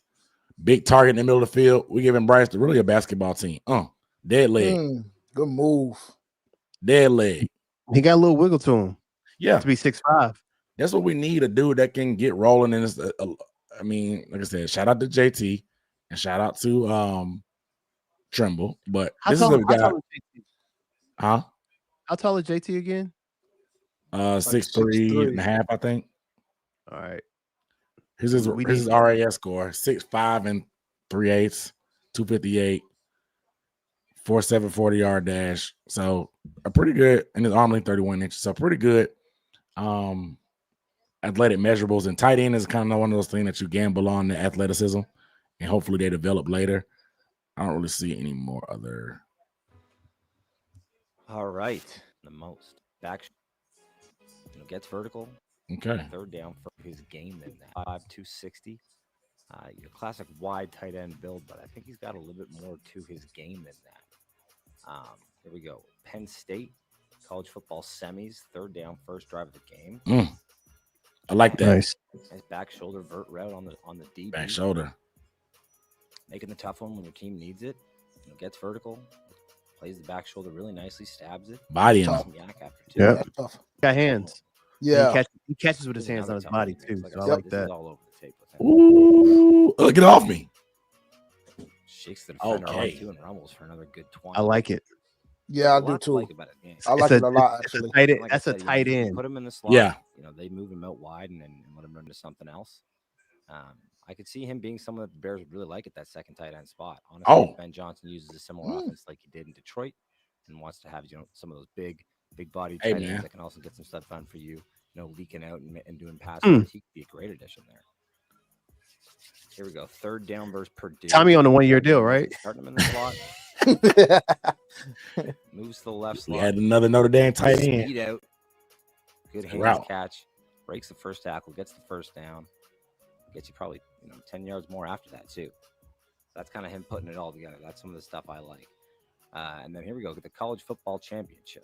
He had a great playoff run this year too, and that's kind of how he got onto my radar here. So here he is in the slot. They broke the huddle. He was in line, so it's nice to get him moving. And then breaks that first tackle, puts a move on the safety, and then rumbles for another 30. Like I said here, I think you can see it a little bit better. They break and he's in line, and then we just saw this shuffle him out. Look. So that tight end room finna have some competition. About him, you can. Yeah, absolutely. That's how it should be. Kind of get some matchups. Challenge the roster. Win on linebackers and settle down in that zone. He definitely can catch. Puts the move on him and starts rumbling. Mitch Evans, man. He looks very physical too, which I appreciate. He's hard to tackle, right? Yeah, he's hard to tackle when he get going. He said he only got targeted 90 times over the past 2 years, so his numbers aren't going to jump off. But he really impressed whenever he did. It's probably not higher up because despite being built like a blocking tight end, he doesn't always play like that. He can. It felt like his effort level around blocking was up and down. he'll need to hone in on that on next level. I thought that's kind of what the same thing was with Jatavian Sanders been coming out. He just didn't really keep to block.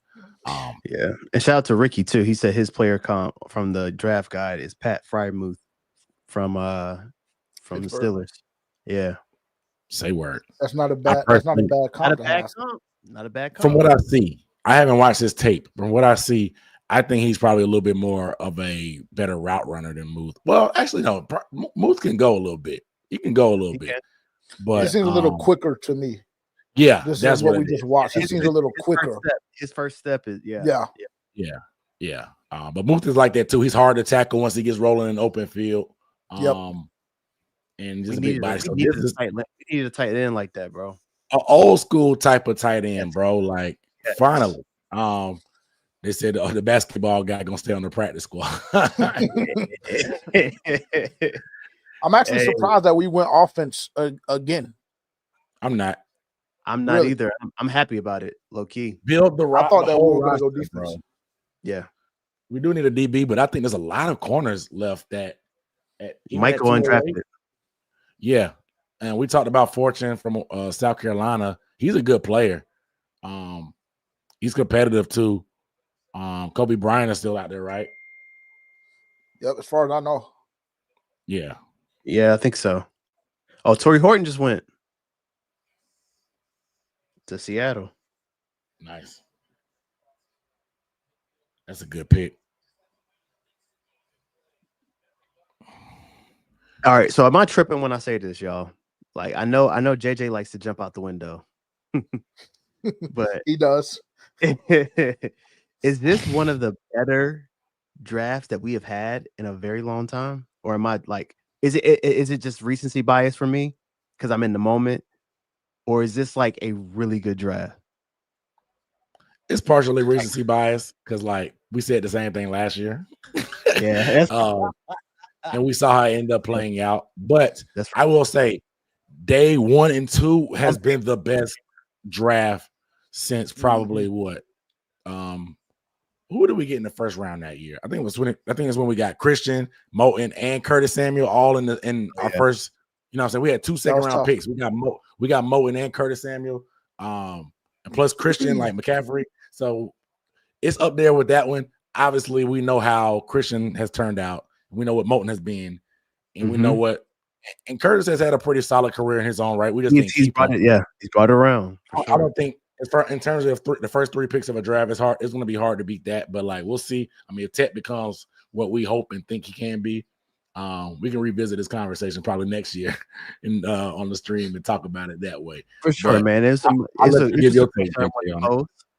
Huh? I said it was just a question I wanted to pose to see what people thought. Nah, the first 2 days is up there. Probably since 2017, hands down. If you cut it off from here, which is 8 years, so that's a good chunk of drafts that we fumbled. Of course, this is I would say pretty much. I would feel off just the vibes.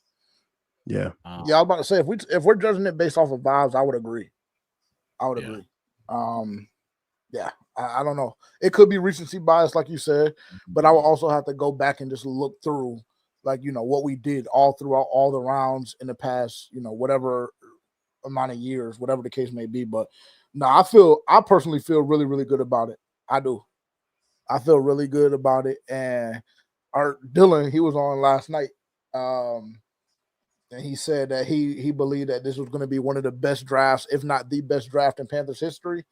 And, obviously time will tell, but it's not a bad start. Not a bad start. No, not a bad start at all. It's just we're doing stuff different. And so that's why it feels so good as well, right? It doesn't feel like the typical Panthers draft. Correct. Again, back pick, head scratcher for me personally. But outside of that, I'm not really complaining about any of I don't have huge complaints about any of these picks thus far. And I have a couple that I actually love. So the vibes are definitely there. No, go ahead, Kay. Appreciate you on the super chat. Yeah, please make sure you guys are hitting the thumbs up. Get a video a thumbs up if you have not. And subscribe if you have not. Yes, that's the way. I mean, one, you got to be able to subscribe. I think. You got to subscribe to be able to leave a comment. I just looked at my YouTube analytics. I did a Mike Green video breakdown. A bunch of Ravens fans have been commenting on it. Saying anybody here for after the Ravens just drafted? Like, love it. But yeah, out the vibes again, it's cool. Vibes are immaculate, and don't also, like you said, we're just approaching things a lot different. Like I think that is also contributing to the vibes, is that we haven't seen a solid approach in a while. Like it seems like more times than not over the past couple of years, we've been more reaction based and not actually proactive in being aggressive and taking guys that we actually feel extremely confident in that are going to contribute to what we're trying to build. So I think that that's part of it as well. I really do. I agree with you on that, dude. Somebody mentioned it on Twitter. When we were talking about since 2017. In 2017, we went to the playoffs. Christian McCaffrey's rookie season. That's the last time we went to the playoffs. We went to the playoffs that year. I don't even think Moton played that year or started because he didn't. They were going to kick him inside the guard when they drafted him, but he ended up working out at tackle. Curtis Samuel stayed hurt. Yeah, but he ended up having a 1,000-yard year before we let him go. Right. And we just didn't want to pay that bread. Mm-hmm. And he's been productive. Like he still had the injury issues, but he's been productive. He had a pretty good year for the Bills last year. Yeah. There's an echo somewhere. How do Clemson players doing? RJ Mick is in the 6th. Look, I'm not opposed to double dipping that safety, fam. I'm not. I do think we need a corner, but I'm not opposed to double dipping that safety, bro. I'm really not. We definitely need to take a swing on the corner, though, in my opinion. If not just for like a gunner on special teams, I think we need to address the secondary just for depth. Yeah, I'm liking the Mitchell Evans pick more and more, man. Yeah, I like that me pick. too. I like that pickup. Yeah. He So do you go into towards ACL in 2023? Shout out to Mr. Luke Cage on the super chat though, man. Appreciate you, bro. Checking in. Yeah, Malachi Moore is gone. He went in the 4th. Yeah. Mock draft simulators had him going in the 7th. I'm like, bro, some of these simulators, bro, they just be mailing it in. They don't be watching all the tape on them, so they don't rank these guys properly. Mm-hmm. Like, he was a 3-year starter at Alabama, man. Played under Nick Saban. Is Reed still available? Yeah, safety from Penn State. I think he was injured, right? But Yes. he's on the board. He's on the board. And with Malachi Moore, he if I'm not mistaken, he hadn't like fully committed, right? Was he like trying to test the water or whatever the case may be and leaving the door open? I think he had got hurt. I think something like that. He had kind of gotten hurt too, so he wasn't really sure exactly what he wanted to do. So I'm I don't know. I don't know all the details. I know he's a guy that I forgot my train of thought because I'm looking at the TV and reading Twitter. But all that being said, Mitchell Evans is a pick I like because I'm just reading some more Mitchell Evans propaganda. Denzel Burke. There's a lot. It feels like it hasn't been that many corners that have gone today so far. It may just be in my head. I'm not watching every pick. Oh, Jalen Reed. Let me see. I think we read through his profile either day 1 or day 2 low. I can't remember. But he was second team up for Jalen Reed. Yeah, he went kind of early. I think it was day 2. If I'm not mistaken. He's on the board. Oh, really? So he doesn't run well enough to play over the top or handle clever. He's physical enough to be a run supporter, but needs to improve his approach. He's best suited to play as a backup safety in a downhill zone coverage. I disagree with Levi. Coker is not slow, bro. Like it's different between. He's not a burner, but he's not slow. He's not a burner, but he's not slow. Yeah. And people get those two misconstrued. Yep. They get those misconstrued. Like if you're not Xavier Worthy, like people are going to say you're slow as a receiver. That's not the case, bro. And 40 time is a lot different than game speed. Right. They were a corner that just went from the Bills. Oh, Detroit just traded up. Oh, it's a lot of corners. All right, So I'll you would pull up. assume that we had to go corner before we wrap this up, though, right? We're all on the same track on that.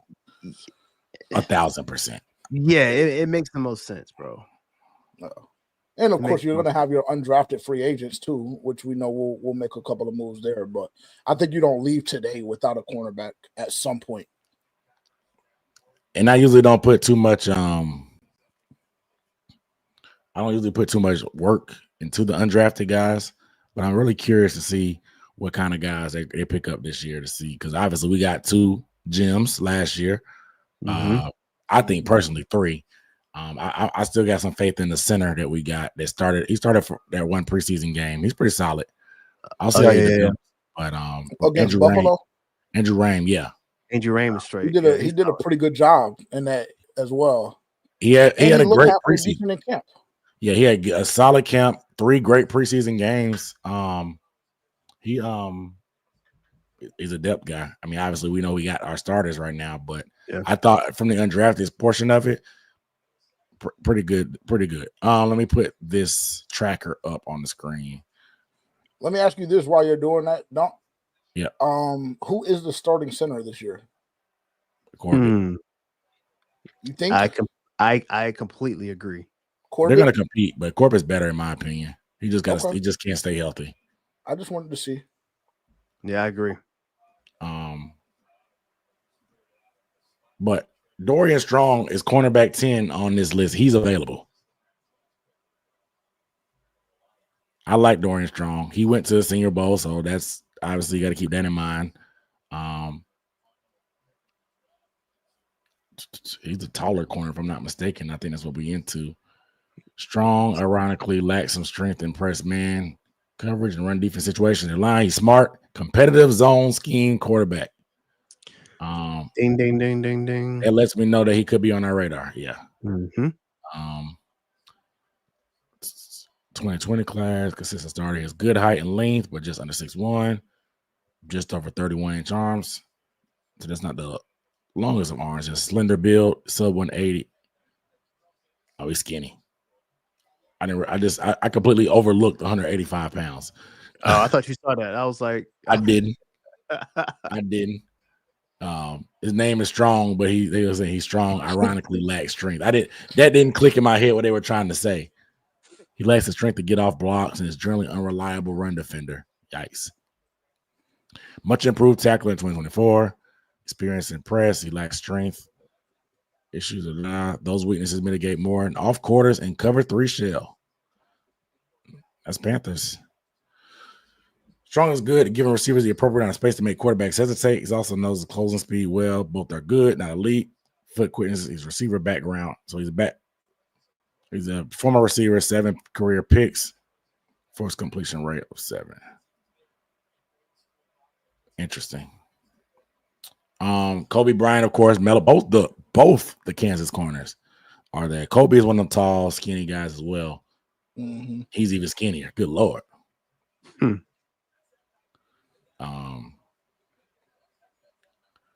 Apparently he's pretty feisty.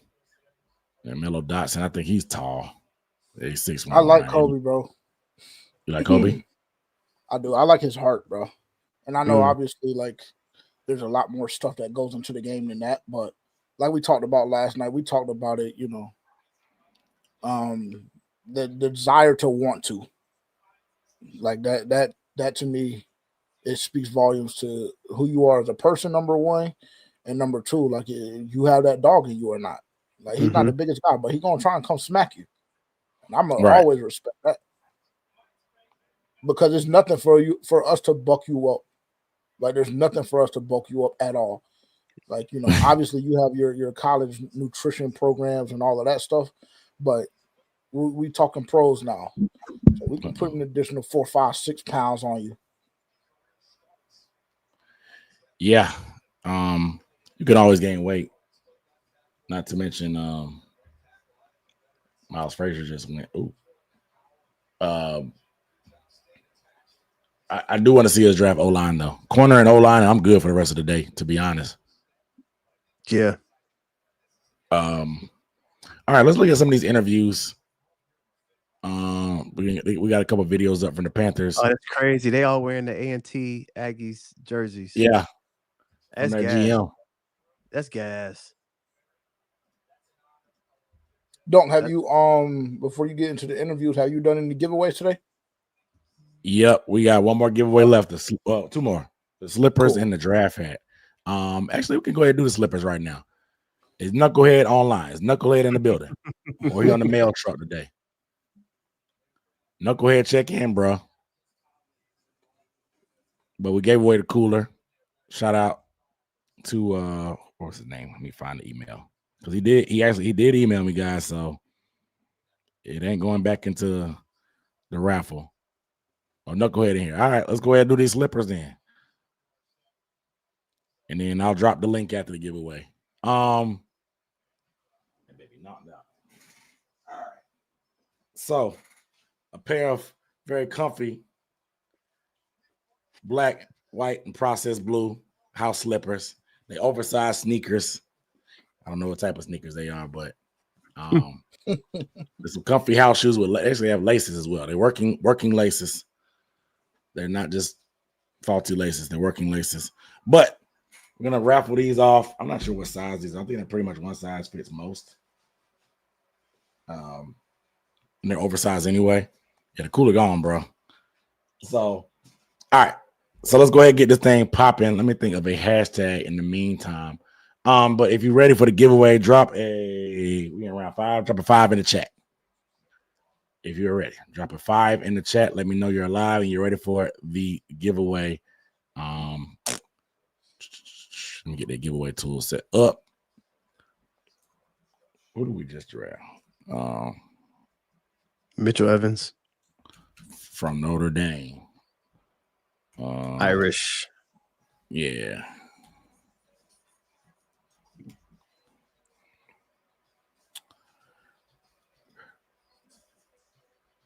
We got the 5s ready. We got the 5s going. All right. So that word that you're going to type in, all you got to do, again, let me break it down. All you got to do is put the hashtag in the comments. It's going to enter you in. I'm going to leave a window of time for people to enter in. Once that's over, we'll do a live drawing on here. If you win, email me or DM me on Twitter. I will get this sent out to you. You can only enter in once. So once you get the hashtag, if you spell it correctly, you're fine. If you don't, try again. You know what I'm saying? But let's go ahead and do this thing. So the word of this draft for the slippers that are on the line is Irish. Might as well. Irish. Shout out to our latest 5th round draft pick from the Notre Dame Fighting Irish, Mitchell Evans. So make sure you hashtag that if you want to get these slippers. If you want to get these slippers, I got to buy me a pair of these, man. They really are comfortable, y'all. And they got the Panthers thing on the tongue. Kind of cool, man.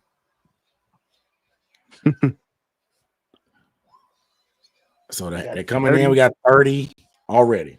So there's a couple other while the Irish giveaway is going on. They have the Trevor Etienne draft call video and Ransom's draft call video, and both of those guys interviews. So looks like he got the call from Cooley.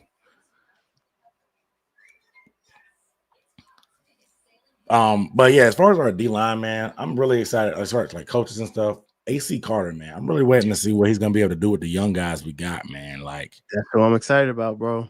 I really want to see what he can do, getting his hands on Cam Jackson, Scoring, of course, and then Princely as well. And I'm excited. The proof is in the pudding. His resume speaks for itself. Yeah, you behind, bro. You might need a refresh. The tight end just went to the Bills.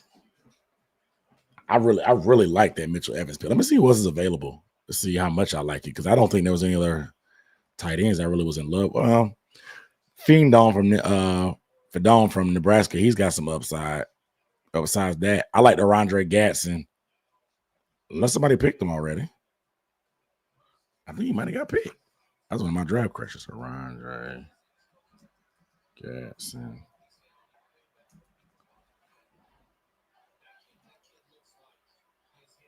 The Chargers got him in the 5th.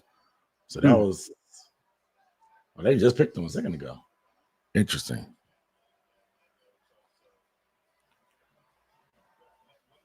I missed that one. Yeah, me too. But I'm glad he went when he went, because another guy that was going in the 7th round in simulators.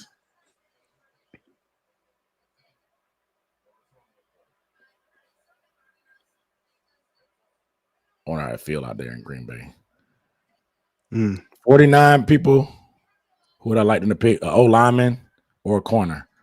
O lineman or corner?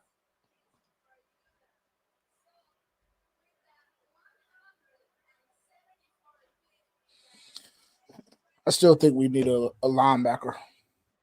I'm not confident. I'm not confident in that group. Yeah. Yeah, I'm not confident in that group. When we got Rose Boom and the Rams fan base celebrated, that made me kind of skeptical about the move because they were ecstatic.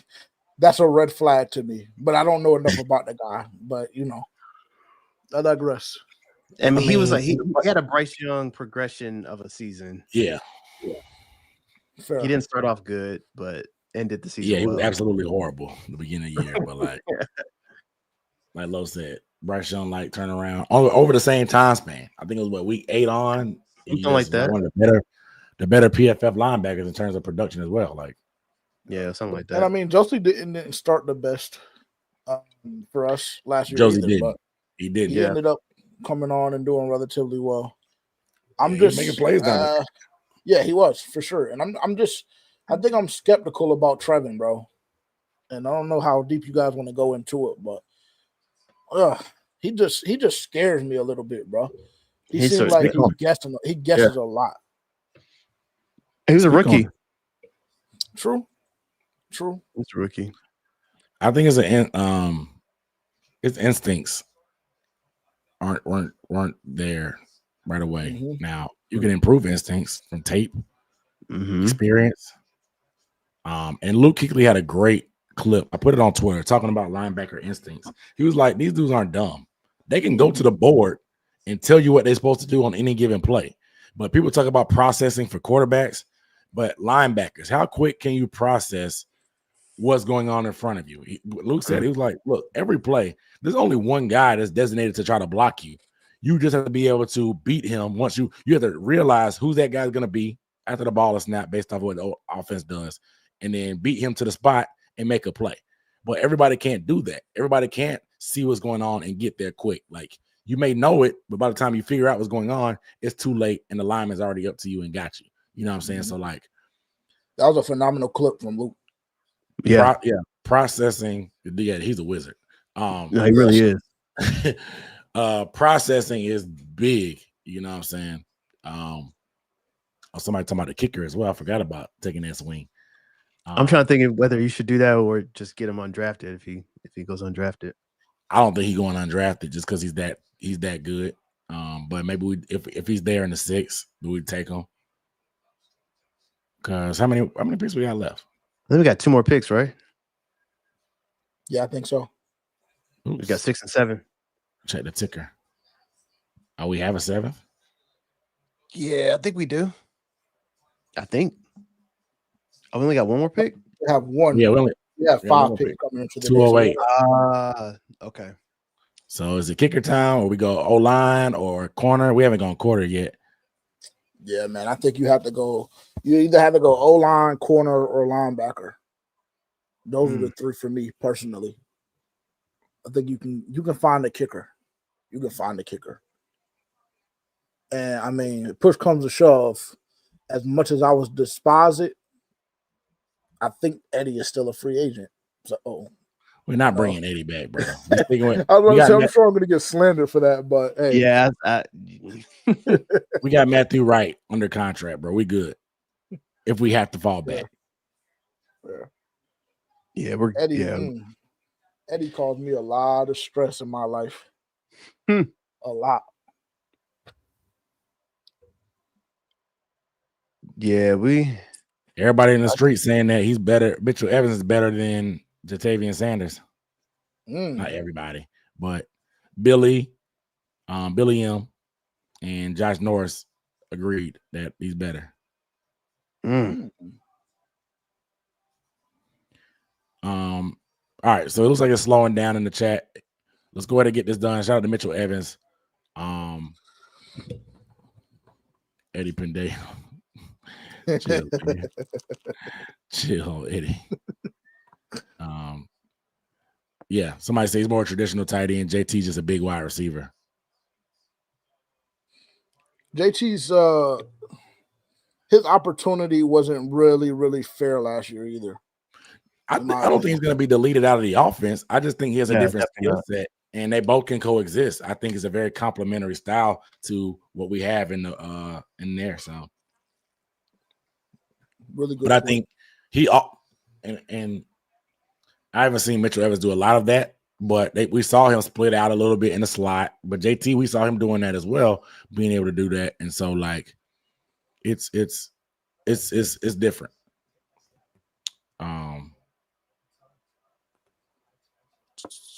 Said Bryce got to be happy. I think so. He gonna come to me like, "That's my dog." That's my dog.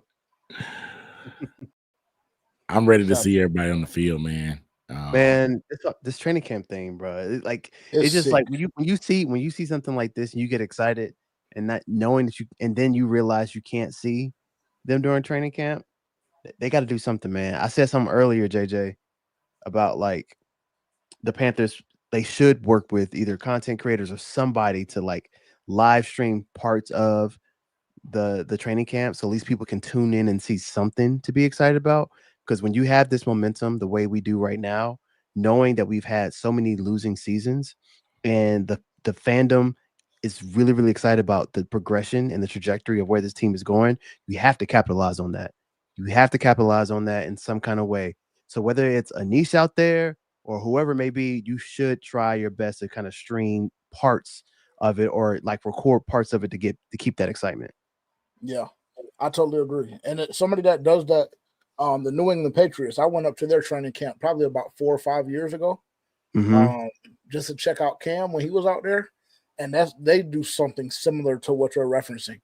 I think it's a bad business decision, bro. And I said that from the beginning. I thought it was a terrible business decision. It really is. So I totally and wholeheartedly agree with what you're saying. I really do.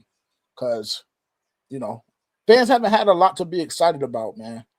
It's just very true. Yeah, see, like you see what the energy is. The people tell you literally every year, man. Like it's never been a question.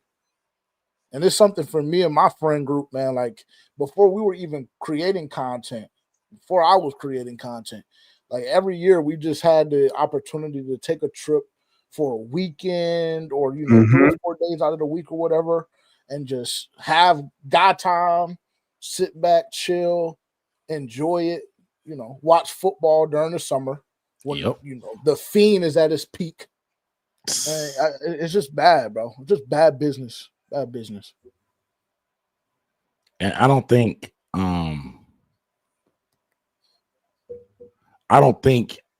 we don't understand what they're doing. We know that construction is a thing, but like I think going to Wofford felt like an easy fallback plan. Like and I understand they think Charlotte is just better, but they're putting, I guess, the interest of the players over the fans, which is fine, I guess. But at the same time, I feel like there's a happy medium that you could have had to make sure everything is whatever kosher for both parties.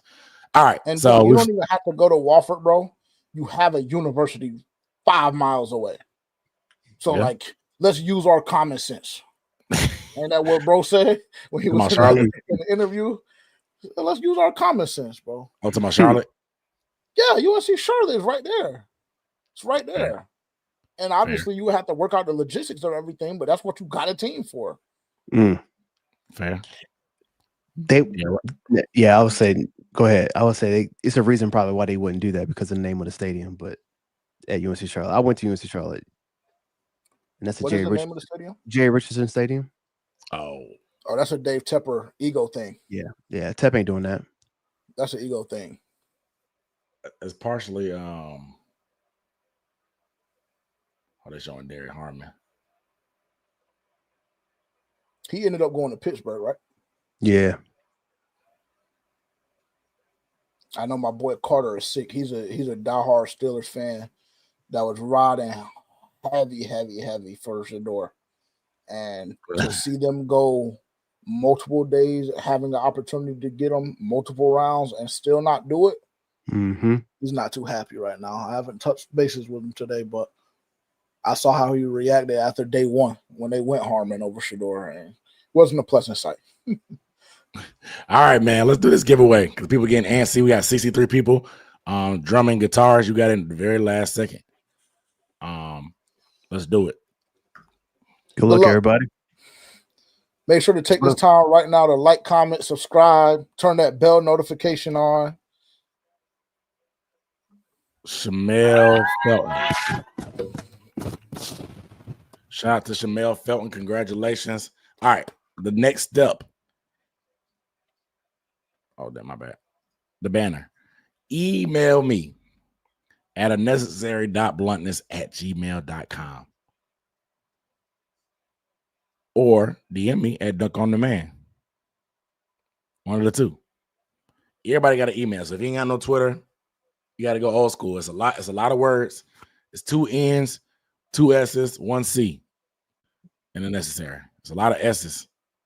In that if somebody put something to my head and told me I might not get the chance to survive past that moment to spell it, I don't know if I could do it, bro. I'm not here a lot of y'all.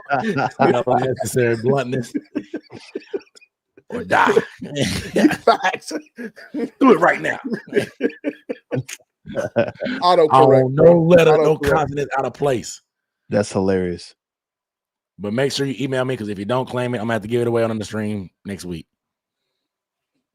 Shamel, congrats to you. Somebody said Tepper need to suck it up because Charlotte would just be temporary.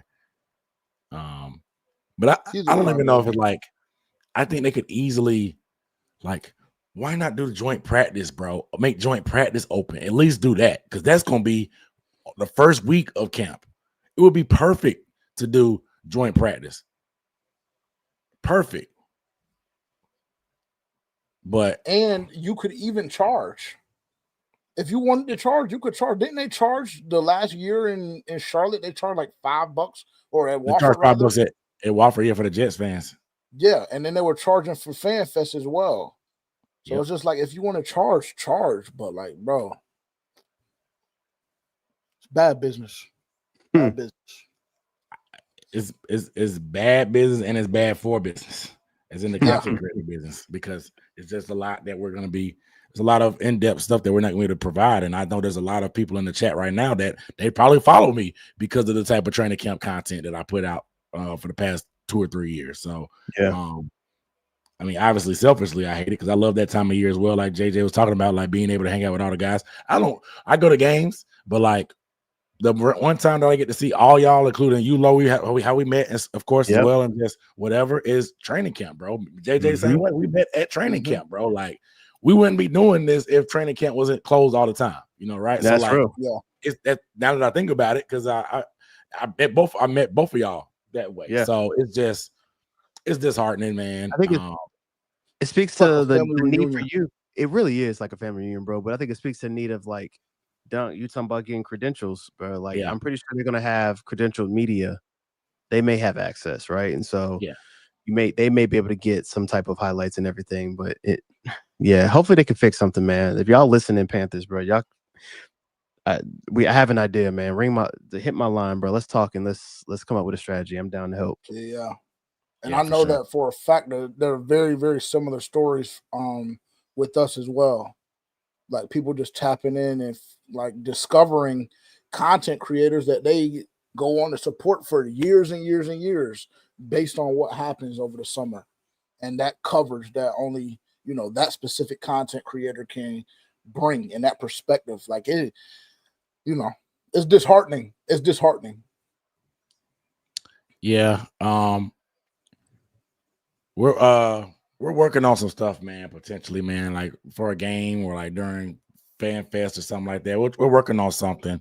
And I know P&P, they've done their live show and they did a meet and greet as well the year before that. And it was amazing time with that. So we're trying to work on something, man, just to keep the fellowship together, man, because that's a big part of it as a fan base. Like I said, it's like a family reunion, man. It feel like when we get everybody together. So yes, there's one more giveaway. We're giving away the draft hat. This is a great point, a phenomenal point.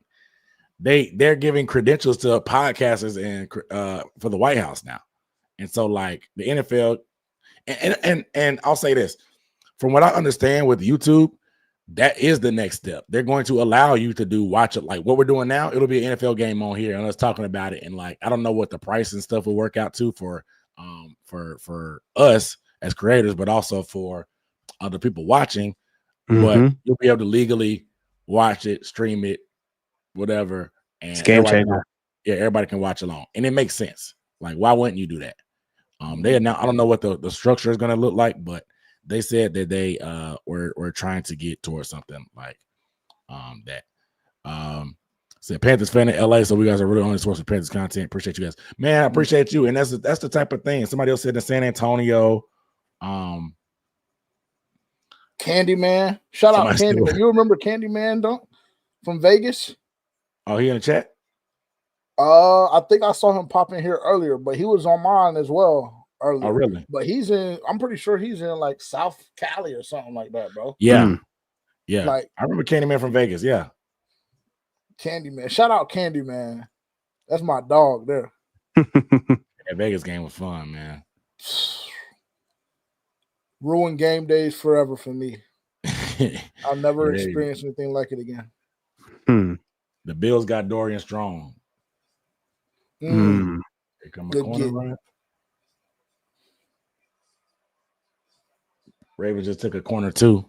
A lot of corners gonna be coming off the board this round, I guess. So what's going on with Kobe? Great question. He's a top corner available right now, according to PFF. Him and Melo Dotson. And then Zay Alexander from LSU. Yeah, there's interesting. Jabbar Muhammad didn't get chosen. He had a great playoff game against Jeremiah Smith. He's just small. He's like 5'9". But shout out to Shamel. He got to me. He's 175 pounds. You talking about Kobe? Yeah. Yeah, that's it's the 6th round, brother. It's the 6th round. We're not talking about it. We're not talking about high price premium capital. Roy Sigmund, Armstrong. Says 175.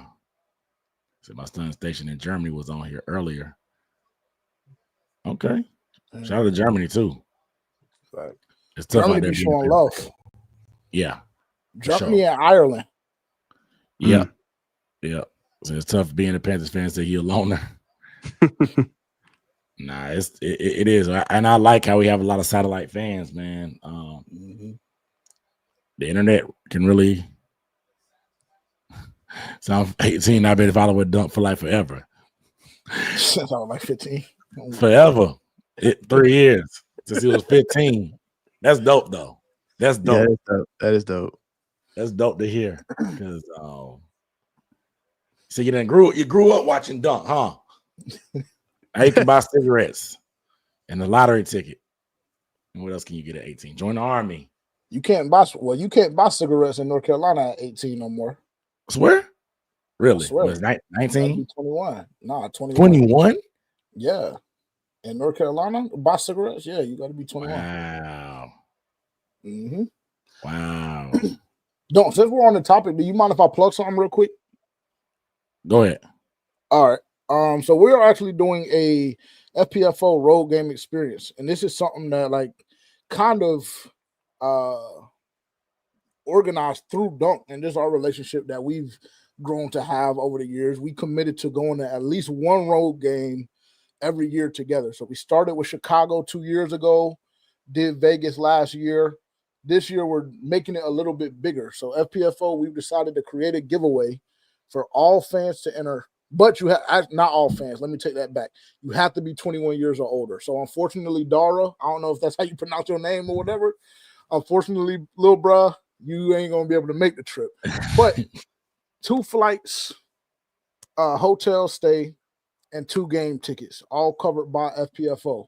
If y'all go over there right now, hit that up, enter the giveaway. You can get 4 or 5 entries, all covered. Just make sure your schedule is available. And obviously, you know, we don't know the game schedule right now, but make sure you'll be able to make it. And we're going to need all your information or whatever. So if you're hesitant about that, don't even enter, because we need to make stuff happen when we select the winner. But that's something cool that we have going on right now. And that instills that idea of community that we've been talking about over the last 10 or 15 minutes as well. So just want to throw that out. That's major. Huge. My giveaway ain't nothing like that, but I'm giving away a Tet jersey. That when I do, I'll announce it in my Panthers draft recap video that'll come out probably tomorrow or Monday. But I'll announce I'm raffling off a Tet jersey. It won't be like this. It'll be low, not impact, but low like urgency. You'll have a week pretty much to enter. There you go. And then it's different too. You ride solo, bro. We got like 5 or 6 different salaries. You know what I'm saying? Yeah. If it was just JJ, that giveaway would be like, I don't know, we gonna give you a Thunder Mifflin cup. That's boss. Well, that's why I got the merch. I do the merch thing. You know what I'm saying? Like the vintage stuff and the merch stuff. And the hats and stuff. That's my thing, because that's kind of my hobby, I guess, per se, is collecting. Some people collect shoes. I collect hats. Mainly the Panthers. Carolina Panther fan in the world. That's the goal, man. That's per Jonathan Stewart. I was just re-emphasizing what Jason said. That's it. That's what Jason said. Sit it back like the last giveaway. Somebody was asking. I'm doing the draft hat. That's the last one. I'll probably do it here soon because we pick at 2:08. I'm not staying on here for the whole draft. I'm not gonna lie to y'all. My mouth is dry. I'm probably in the doghouse too anyway, because I've been down for hours. I thought we'd be done by 5 o'clock, but I thought the whole draft would be down by 5 o'clock, but we ain't. Yeah, I do want to make sure I get away that one. I want to look at a few of these interviews if we can. I want to hear these guys' mindset, and just stuff like that. So we got a few to get through. So let's go ahead and start on that. I don't see us trading either. Oh, the Eagles took McCord. Interesting. This is actually a pretty good question. But I don't think it'll do anything. I think it's just because it's Deion's son. But it's an interesting thought to have. I think it's just because of who Shador is and the circumstances and how he was kind of talking a while ago. That had more effect on it. Because Travis, he went number 2. I mean, he has undeniable talent. Shador is he's not an elite quarterback prospect. So that's the thing. My gripe is that he's better than a lot of them scrubs that went before him. That's absolutely my issue. And you could say the talent isn't worth the trouble and all that stuff, whatever. I get it, but some of the dudes that they took, and then for Cleveland to double dip, it's weird to me, man. It don't make sense. I don't know what they got going on. But a lot of the guys. Is a good question though, because I mean, even if you look at Jimmy Horn, he's still on the board, right? He's small. He is little. He's small, and so is Wester. But I would love the fact that we maintain that relationship. If they go undrafted, we can maybe get him as an undrafted free agent, because I know we showed LaJonte a lot of pre-draft. He had a Zoom call like the week before draft. So And Tez is still out there too, right? He is. Zay Interesting. is too. And I know y'all shared y'all's opinion on him last night and thinking that he was going undrafted. Bond. Bond. Oh, yeah. Yeah, Restrepo's still out there. Tez Johnson, Isaiah Bond, Munfield from Pittsburgh. He's solid as well. Andrew Armstrong is he's pretty good. He's a tall guy that's a great route runner. I need a burner. Yeah. Kendall Robinson is still out there as well. He App State. Now he is coming off I think he tore his ACL. Yeah. But that's another receiver that's out there that had a lot of production, one of the best wide receivers in the Sun Belt over the last year or two. So that's another name that I would keep on my eye on. I'm a Carolina Panthers fan, and you're worried about receiver depth at all. People probably hate him, but Beanie Wells, former Gamecock, but he transferred to Ole Miss and didn't have a great year. Ricky White is one of my draft sleepers. I like him. He plays special teams. He blocked 4 kicks this year. He ran a 4.46. He has back-to-back 1,000-yard seasons at UNLV. He can roll. He reminds me of Robbie Anderson, but obviously he can play special teams. He blocked 4 punts. He was all conference, but also special teams conference player of the year. Yeah. Torrey Horton got picked. He got picked up. Yeah, Horton got picked. There's a lot of actually pretty solid receivers out, which is weird. Not weird, but interesting from my point of view, because I know they're one of the best class, so I feel good that we got the best guy by my mark and by many marks. Not everybody's mark clearly, but I'm glad we got our guy. So let's get to this. So who we want to start with? I guess we can start with Trevor. Definitely, man. Prince is my brother, man. Always will be. And he kind of took me under his wing, showed me the way of college football, show me how to, take care of your body, the little things, how to do the little things, man. I'm just excited to be able to work with him again. Hey, thanks a lot. Good luck. Yes, sir. Thank you. What is this? Hey, Trevor. Mike Hay from the Charlotte Observer. Nice to His meet own you. picture? Congrats. How did your, obviously having a brother who's gone through this experience and done everything like that, what was like the best advice he gave you during this kind of process? And what have you learned about the NFL from him? Man, just enjoy it. Just he always told me, don't try to leave a legacy, live a legacy. And that's something he's told me in high school. And, I carry it through life. And it is a bar. Is how much, you have to become a pro. How much you have to really, lock in and become a student of the game and just take care of your body. And so it's the Pats took the kicker, bro. Damn. All right. Yeah, undrafted route. I don't know if there's any other elite guys that I think would be worth the draft pick. In terms of kicker? Yeah. Oh, yeah. No, he was only one. But we were showing him hella love throughout the process, bro. Nah, facts. Dang. All right. I learned so much, man. It's where words can't explain it. Was he able to celebrate with you today? Oh, yes, sir. He's here. Oh, awesome. And then I guess, now in this whole NIL phase, guys are getting opportunities to go to different teams. I'm just curious, how did going from Florida to Georgia prepare you for entering a new locker room and a new system and everything for the NFL level?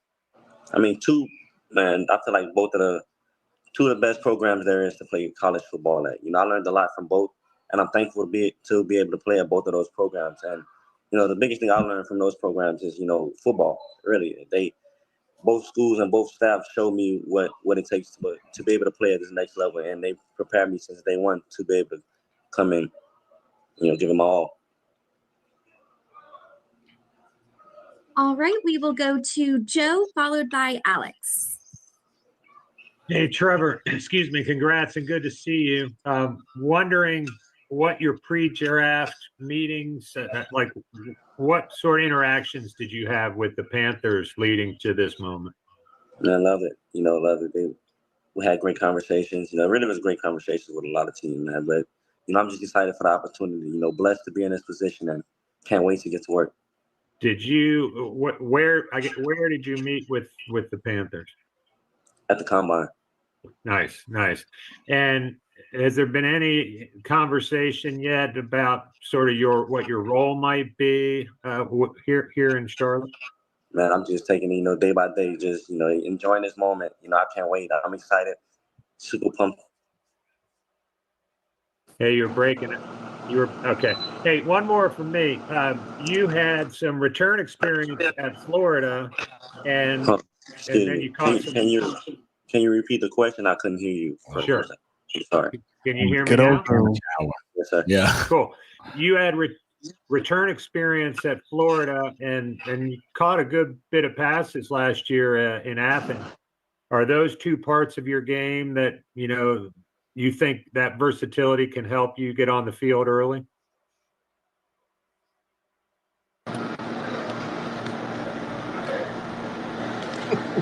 Why they post this? Hey, they could have edited sorry. it. Can you please repeat it? Absolutely. You have return experience and pass catching experience out of the backfield. Do you think those things can help you get on the field early here?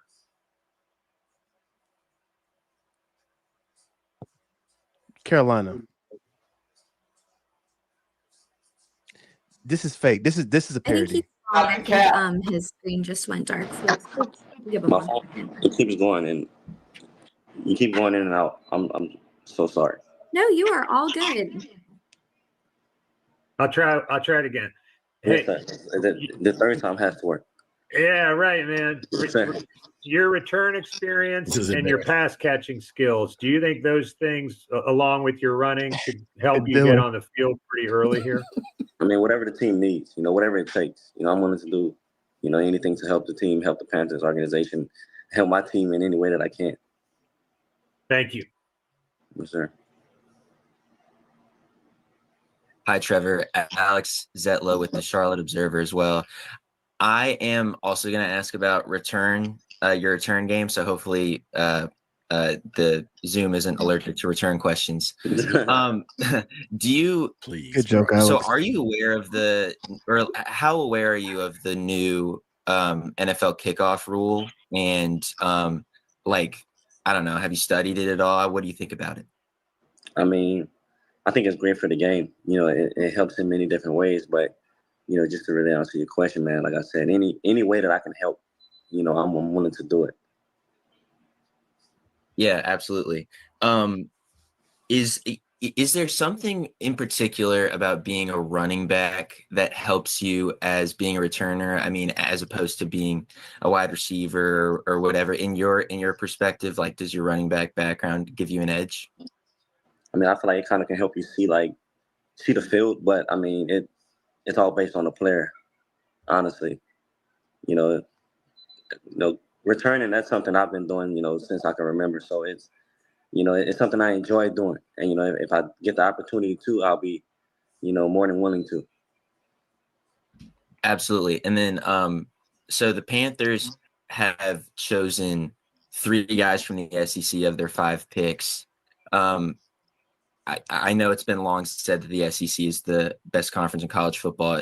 Do you agree? Do you agree with that the SEC is the best conference in college football? You want to say no? I mean, definitely, man. I played in the SEC, so I love the conference. I feel like it's the closest to the NFL you can get. You have guys like Princely, man. I've watched Princely hit 20 miles per hour on the catapult. Playing edge. It's just crazy because, man, the talent level is it's slim. It's not much room for error. Awesome. Thanks, man. Any other questions for Trevor? Yeah, I'll ask another one. So you have experience with Princely, man. Do you think some teams might have slept on him a little bit in this draft?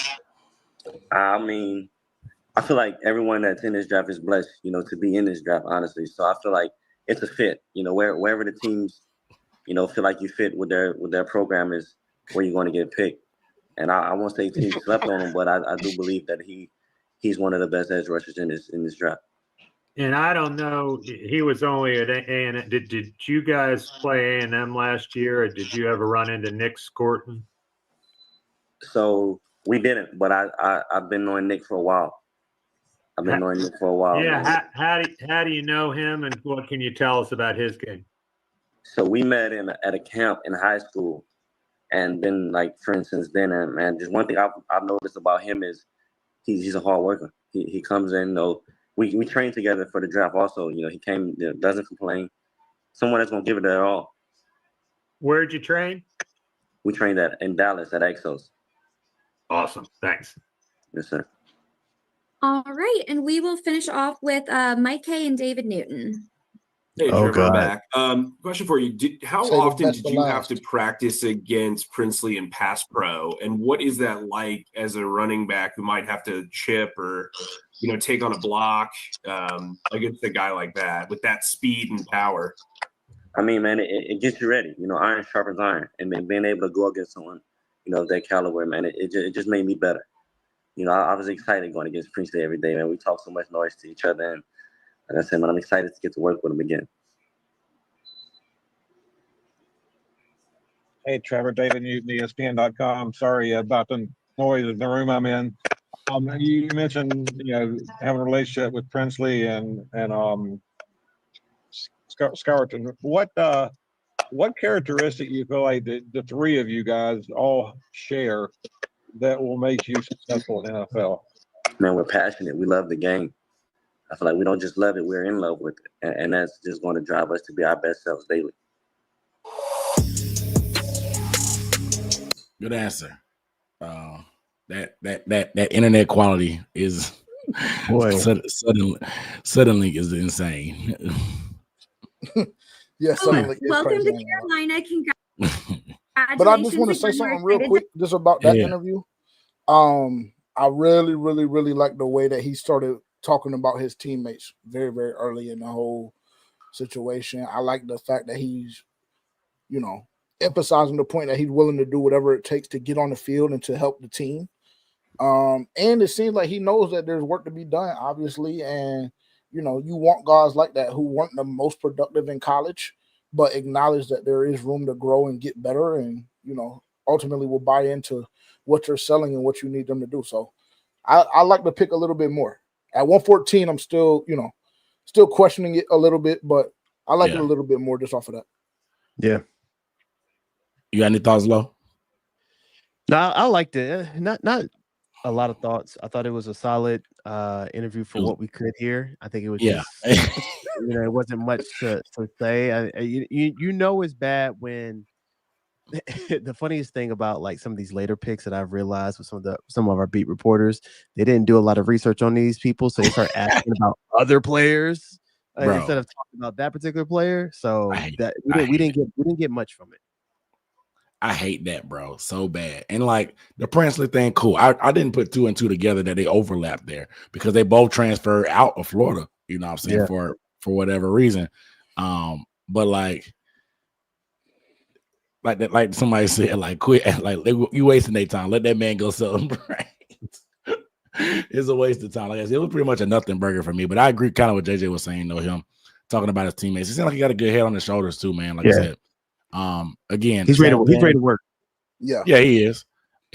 And I think, and I said it, I tweeted it out. I was like, I'm going to support any player we pick up. Now I'm gonna criticize the process. I'm not gonna hold where they got picked against them. They didn't choose themselves. I don't think I would have picked somebody else. I wouldn't have picked Etienne in the fourth, but he didn't choose that.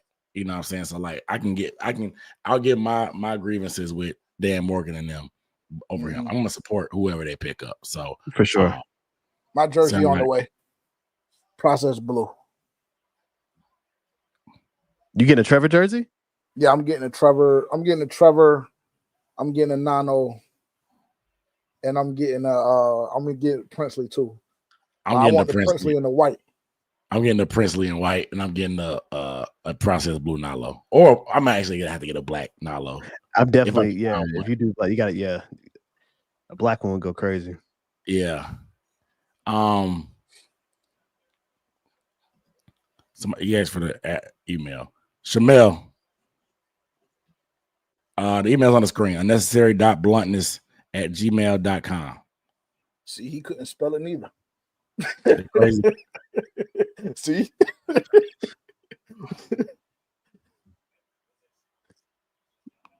Somebody email me impersonating them. Steelers just got Will Howard.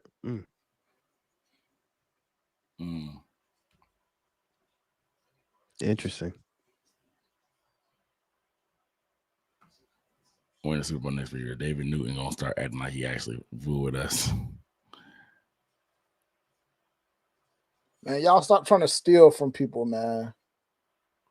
Right. Somebody hit me up trying to fake like they was Shamel. Are you kidding me? Dang, bro. Not to scam likelies. Actually, I want to see. What do you think? It's a ransom for real. Right. So what do you Ransom is just a dope name. It's a dope football name to put on the back of a jersey, bro. I don't know. What jersey number you think because he's not getting number 1. So what do you think Princely is gonna get? In 11, Scourton wears 11 too. We talked about it a little bit yesterday. He wore 5 at Purdue, but 5 is already taken. You think you see any of them putting a 90 on? I think putting 99 on one of them would be kind of dope. One of the two, but that's just me. I'm a traditional type of guy in terms of my pass rushes. I love a good 90s number, but because DB was number 5 in college, and then he ended up switching to 95. But that was back when you couldn't wear single digits on the line. I'm really shocked he never changed numbers. Right. Well, I don't know. It's gonna be interesting. I know Princely wore 33 in high school. I don't know if he'll go back to 33. That's such a weird number. Yeah. It's kind of trash. Borderline nasty. Borderline nasty. You said it, not me, but I agree. Well, we know he ain't getting 1. 0's taken. Who has 2's taken? So I don't know. Taken. And then we can go on from there. So I don't know. 4, 5 taken. 6 maybe. I don't know. It just depends on what they want. Like if they want single digits, it's like not many to choose from. Because 7 is taken, 9 is taken, 8 is taken. So 6.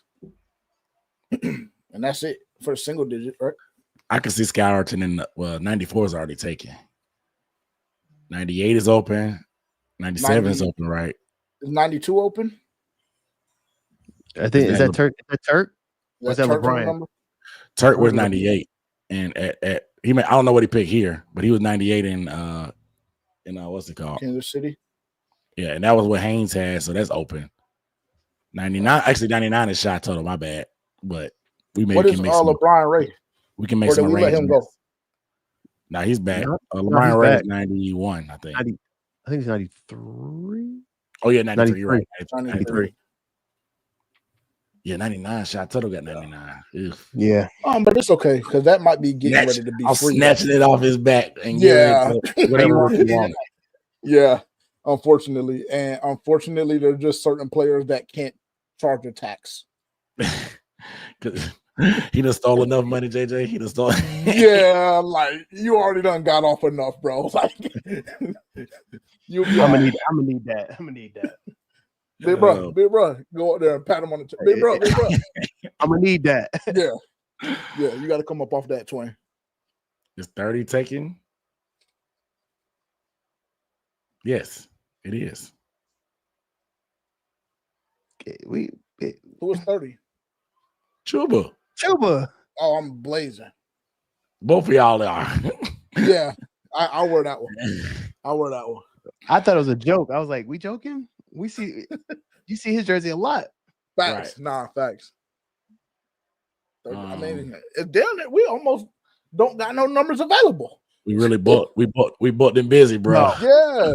They might be selecting from numbers. 60s and 70s. Yeah, the good numbers are taken. We're gonna make some room on this roster. There's gonna be some numbers that free up, but we'll see.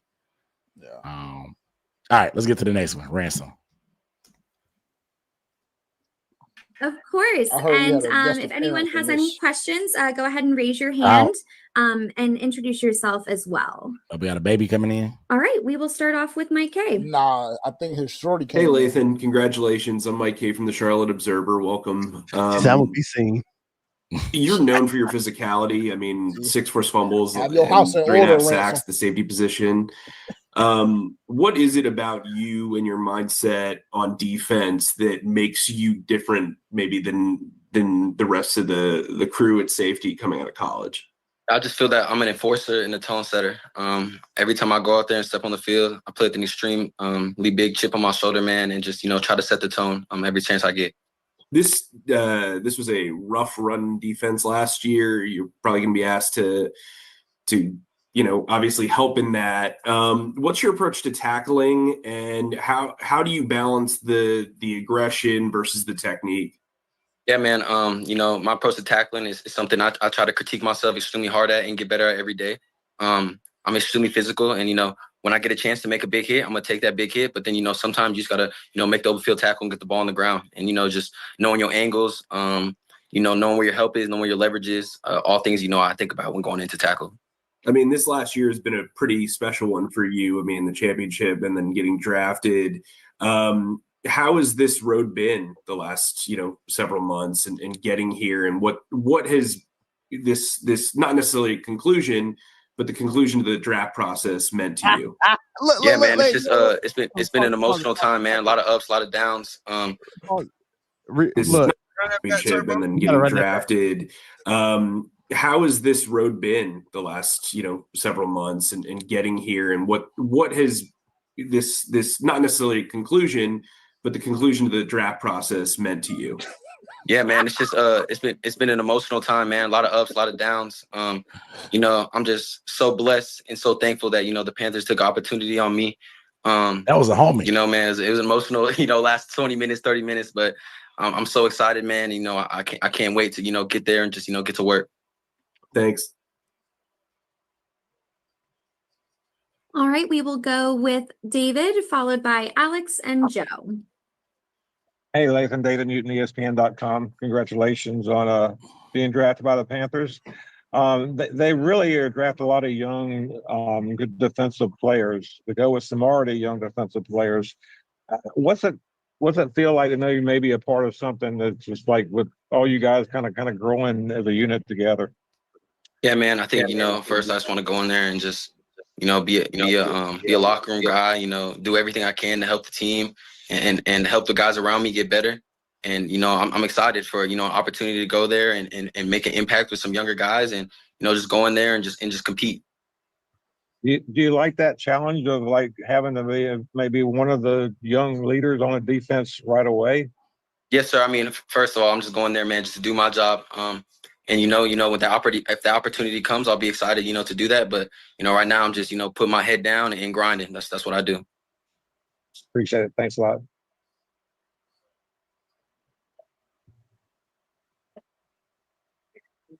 Okay, I'll go ahead. Hi, Lathan. This is Alex Zetlow with the Charlotte Observer. Congratulations and welcome to Carolina. So I'm curious, who are some of your favorite safeties in the league right now that perhaps you either look up to or model your game after? There's a lot of safeties I like, man. I think there's a lot of great safeties out there. I like Budda Baker a lot. It's a dude I've looked up to for a long time. I think I see a lot of comparisons in our game. I like Antoine Winfield a lot as well. Derwin James, all types. I like Javon Holland. I'm just a football fanatic, man. I love watching film. Love trying to learn and take parts of everyone's game. Kyle Hamilton, another one that comes to mind. So, man, I'm just I try to watch as much film as I can, to learn from these guys.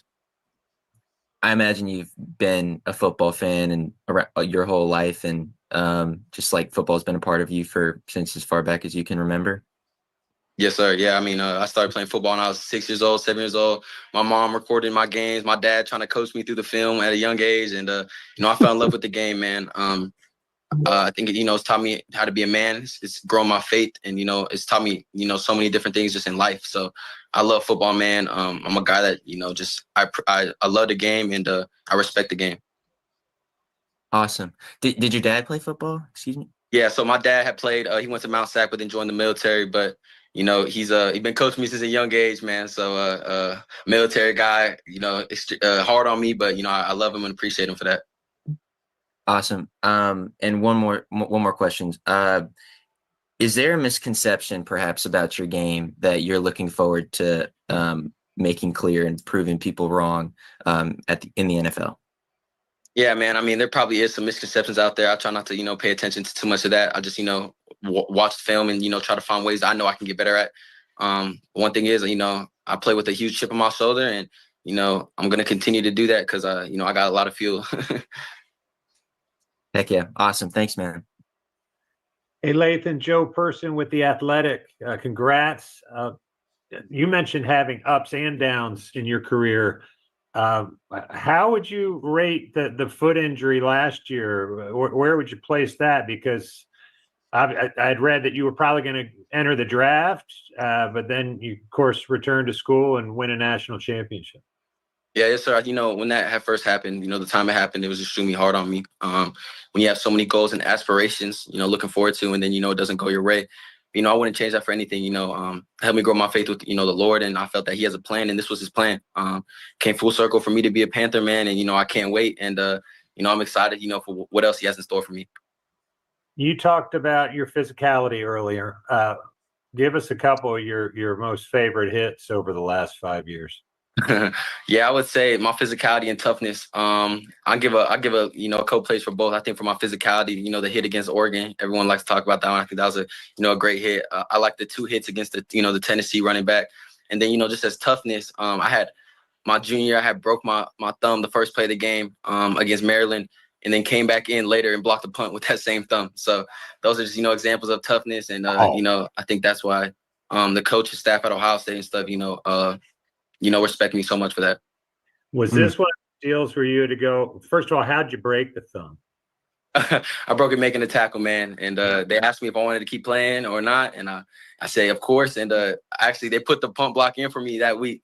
And he's asking me if I still want to do it. I was like, I can't block nobody, but I think I can still block the ball. So that was a cool play. Was this one of these deals that they had to pull it back into place on the sideline? And no, it was broke. It was broke. They put a splint on it, but I had surgery, that day after that, and played the next game. So I think that's the kind of explains the I type don't of think player people I am. understand how difficult that is. Thank you, man. Good luck. Tough, bro. Thank you. Toughness. All right, and we will finish off with Jeff Hawkins and Cassidy Hill. Greetings. Congratulations. This is Jeff Hawkins from the Charlotte Post. This is just a shameless attempt at a soundbite. But what do you say to college football fans who question Ohio State's national championship after losing to Michigan? I don't know what they're questioning for. We done played the 4 best teams in the country and beat them all. So, they can question it all they want. I have a national championship ring, and Coach Day has an extension and all that stuff that they can't change. Yeah, thanks. Good luck, man. Thank you. Hey, Latham, congratulations. Thank you. A couple of things. You mentioned your dad started watching film with you when you were 6 or 7 years old. How do you teach a 6-year-old how to watch game tape? Yeah, so at that young age, it's not really X's and O's. It's really, Lathan, you did this wrong. This is how we correct it. Lathan, you did this wrong. This is how we change it. So at a young age, that's what we were doing, and it actually helped my game develop a lot at such a young age. And then, what is the key for you to blocking kicks? On punts, I had a lot of reps that we do with our special teams coordinator, and it's really just late hands, low hands. That's what I remember in my head. Thank you. Congratulations. Thank you. Late hands, low hands. All right. Any other questions for Lathan? Yeah, he made sure. Other questions for Lathan? Back there. Look. Bro, why? Bro. They They came have back. to know, right? You will have to assume that they know, bro, just chill. That's what I remember in my head. Hey, the way he turned his head. Thank you. So Congratulations. Right. Thank you. All right. Any other questions for Lathan? All good. All right. Well, thank you so much, Lathan. Appreciate you taking the time, and congratulations on being a Carolina Panther. We can't wait to have you in the building. Thank you. Can't wait to be there. Bro. That's funny. It be on people. Gotta Black people. Black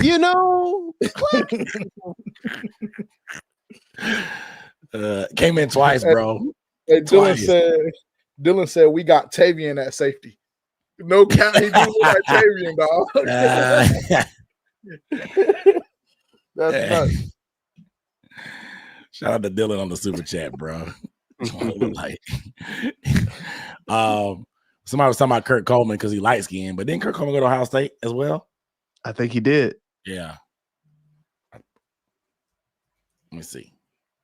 If he could be Kurt Coleman for us, that'd be Yeah, big. he did. He did. That's cool. Carolina is finally being shown on the ticker. We're almost there. Okay. So let's keep it pushing with we got Mitchell Evans. Hey, Mitchell, congratulations on Mike K from the Charlotte Observer. You obviously dealt with a pretty major injury. How big was it for you to respond the way you did coming into your senior year? Yeah, so that was a tough obstacle to go through. But yeah, my goal was to get on the field early and be confident and be healthy. And I feel like I did that when we were playing in A&M. That was week 1 for us. And so for my rehab journey, that was 8.5, 9 months. So I was just working back to get on the field and so I can help contribute to the team. But I feel like as the season went on, I got better, got more confident, and healthier as the season went on. And I truly feel like I'm better than I was before. So. I know you arrived after Tommy Tremble left, but do you guys have a relationship? Have you talked to him at all during the process? Not directly through this process, but I've talked with him when he's made some stops back in Notre Dame or whatnot. So we definitely communicated in the past. So yeah, but Notre Dame guys are great. Awesome, thanks. Congrats again. Thank you. What's up, Mitchell? Alex Zetlow, also of the Charlotte Observer. Congratulations. You kind of alluded to it, how crazy the past 10 minutes have been, but can you just take us through the past, 36 hours or whatever of the past couple of days, how it's been for you? Yeah, so for me, just obviously I've never been as in tune with watching the draft or whatnot, but obviously with this year I was in it and whatnot. It was a little more stressful, I would say, but fun nevertheless. So the one thing Coach Freeman, our Notre Dame head coach, he always kind of say right foot, left foot, stay right where your feet are and keep moving forward. And I try to do that this whole process. I never try to get too high, I never try to get too low. I just, try to be where my feet were. And, eventually, if my name was going to get called, it was going to get called. That was meant to be. So got called today to a great organization, great team, great people. And I'm excited. So. Nice. Are you celebrating at a party at your house, or like where you at right now? So I rented out an Airbnb up in Cleveland because I'm from Akron, which is like 40 minutes south, but my extended family's from Toledo, and it's about an hour and a half west. But so this is kind of a halfway hub. And I just felt like it was the best spot for all of us, and that we all could be out together and just hang out and enjoy the moment. Totally. And speaking of your family, you come from quite an athletic family. Mm-hmm. Obviously you got the connection of football with your dad, right? Did you ever, strange question, did you ever contemplate playing volleyball? I know you're a basketball player as well, but did you ever contemplate playing volleyball? Because your mom's a volleyball player, or was a volleyball player. Your sister currently is. Like, did you ever take up that sport? Obviously, it always crossed my mind, but there was never really an opportunity to do that where I'm from. They never had boys volleyball growing up. But yeah, I was exposed to it from a young age. Just traveled with my sister and my family, and it was a fun sport. So definitely, if I would have had the opportunity, I definitely would have played it. But just never had it. I imagine you would have been a center or something, right hitter or something. But cool, man. Thank you so much. Appreciate it. Thank you. All right, we will go to David, followed by Cassidy. Sorry, never getting off. David Newton, ESPN.com. Congratulations. I know you've done well as a receiver and blocker, but I'm wondering which one you feel like is your strength, or do you feel like the versatility is your strength? I truly feel like my versatility is my strength, and I know a lot of people, kind of doubted my ability to kind of come back from this injury in the past game specifically, but I truly feel like, to elevate my next game, or to elevate my game at the next level, I'm gonna have to get better at blocking, just kind of get back into it and stuff. But I truly feel like my versatility is being able to do both, line up in line, out in space, and be able to create space against linebackers or safeties, or be able to block the ends. I feel like I can do it all. But I truly think my versatility is my greatest strength. And I know, I think with 3 touchdowns last year, but the Panthers are looking for more threats in the red zone, particularly that position. What makes you a guy you think can be that?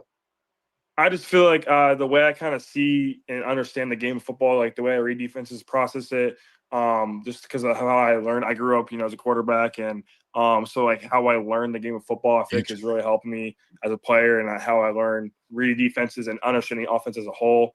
And when you get down in the red zone, it's all about execution. So you need to be dang near 100% perfect, in tune with your steps, your footwork, your depth, your timing, and your spacing with the quarterback, and also your route. So I feel like I have a great understanding of all that, and ready to show that at the next level. Appreciate it. Thanks. Yep. Hey, Mitchell. I'm Cassidy with the Panthers. Congratulations. Thank you. You said you grew up a quarterback. When did you make the switch? So my all through high school, I was quarterback my freshman, sophomore, and senior year. But my junior year, I was dealing with a little bit of a back injury, and so I couldn't twist, and it hurt to rotate my hips. So my high school coach and I had a discussion of all right, I can still move, still need to get on the field. So we just made the pivot to tight end because I was pretty big compared to other people. Put me there. Had a good year. Made a great highlight tape, I'd say. I made it myself on Huddle, which was great. Nice. And then was good enough to get recruited, and I got recruited based off of that highlight tape and year. So the plan was always to play tight end at the next level and going into college. So I'd probably say to college. I don't know. I only played 1 year in high school. I don't know, but probably college, yeah. And then just to clarify, you said something at the beginning. Did you play in that first game this season against Texas A&M? I did. I played in every game this year, but it was a limited. It was like 9 or 10 snaps, which I knew that was going to be the possibility, or that was going to be the reality. Coming back so early and with the timing of everything, because that was a little less than 9 months for me with an ACL. It's a longer process of rehabilitation. So for me to get on the field was just a true milestone for me. And then each week I just slowly increased my workload and just got back to where I was. So. In that game, either when you were on the field or maybe through film study, what were your impressions of your new teammate, Nick Scornton? Dude is a certified baller. He's strong, fast. He's got it all. He's going to be a good teammate to, go against in practice and get better going every single day. But, I would hate to game plan against him because that was tough for us. Wow. That's awesome. Thank you. Yeah. Yep. All right. Any other questions for Mitchell? All good? All right. Well, thank you so much for taking the time. Appreciate it. And congratulations again. We're excited to have you. Thank you so much. I'm really excited. Yeah.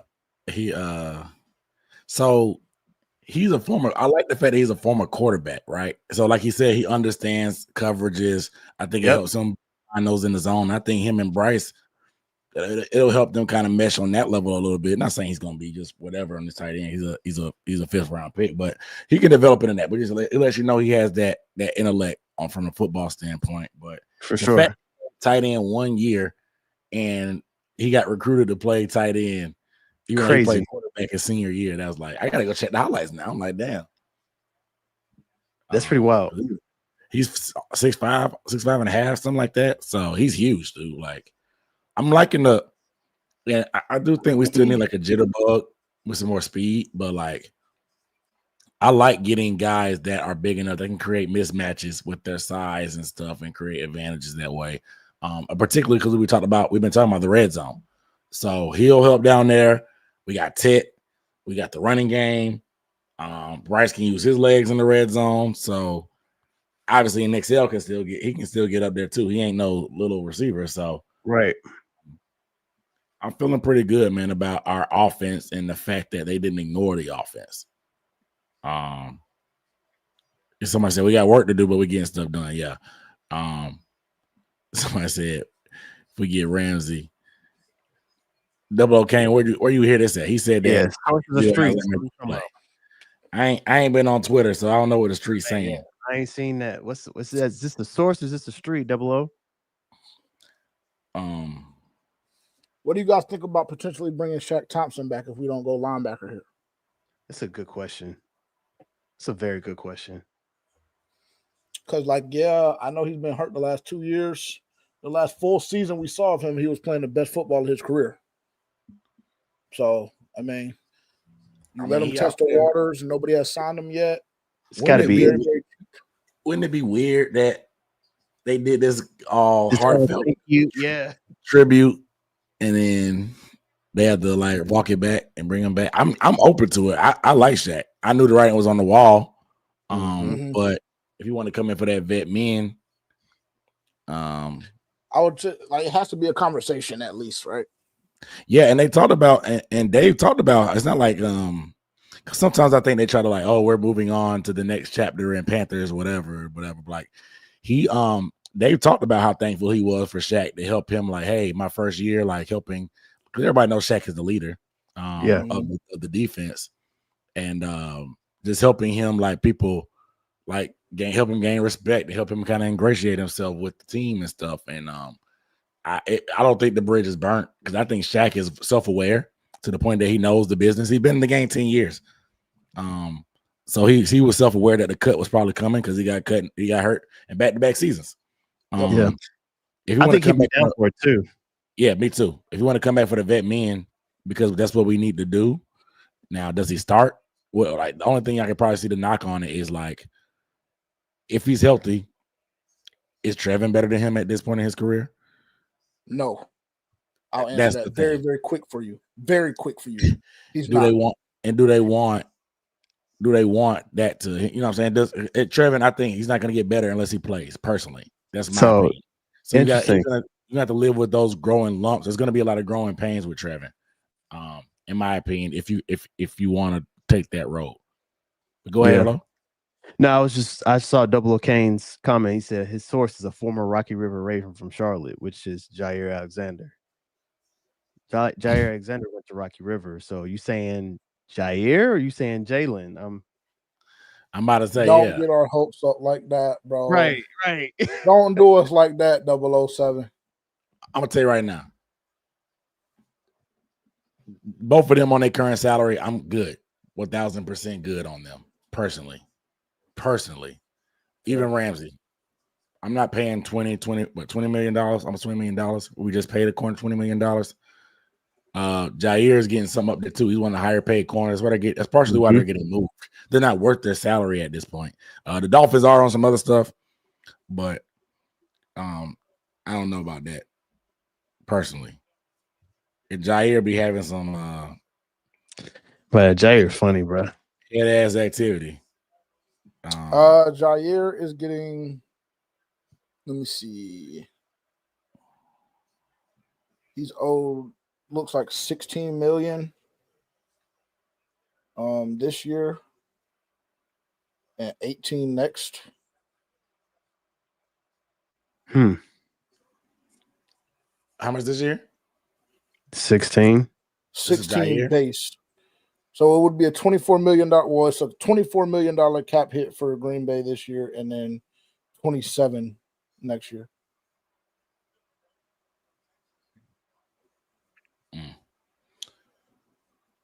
It's expensive. It's expensive with you paying JC. Yeah, I'm not changing my stance. The vet men cool, I guess, but outside of that, I'm double good. I like the gas. I like the Nick scouting gas though from Mitchell. Oh yeah. Because that was a good game. That's the one of the games that really had Scourton like, okay, this dude may be a top 10 pick, bro, if he keep this up. A&M didn't end up having a great year, so I think they kind of fell out of favor. And obviously, he didn't put up the sack production that most people thought, but that was the game, because I think that was week 1. That was probably the best matchup of that week. It was a night game. I vividly remember. I think that was like Labor Day weekend.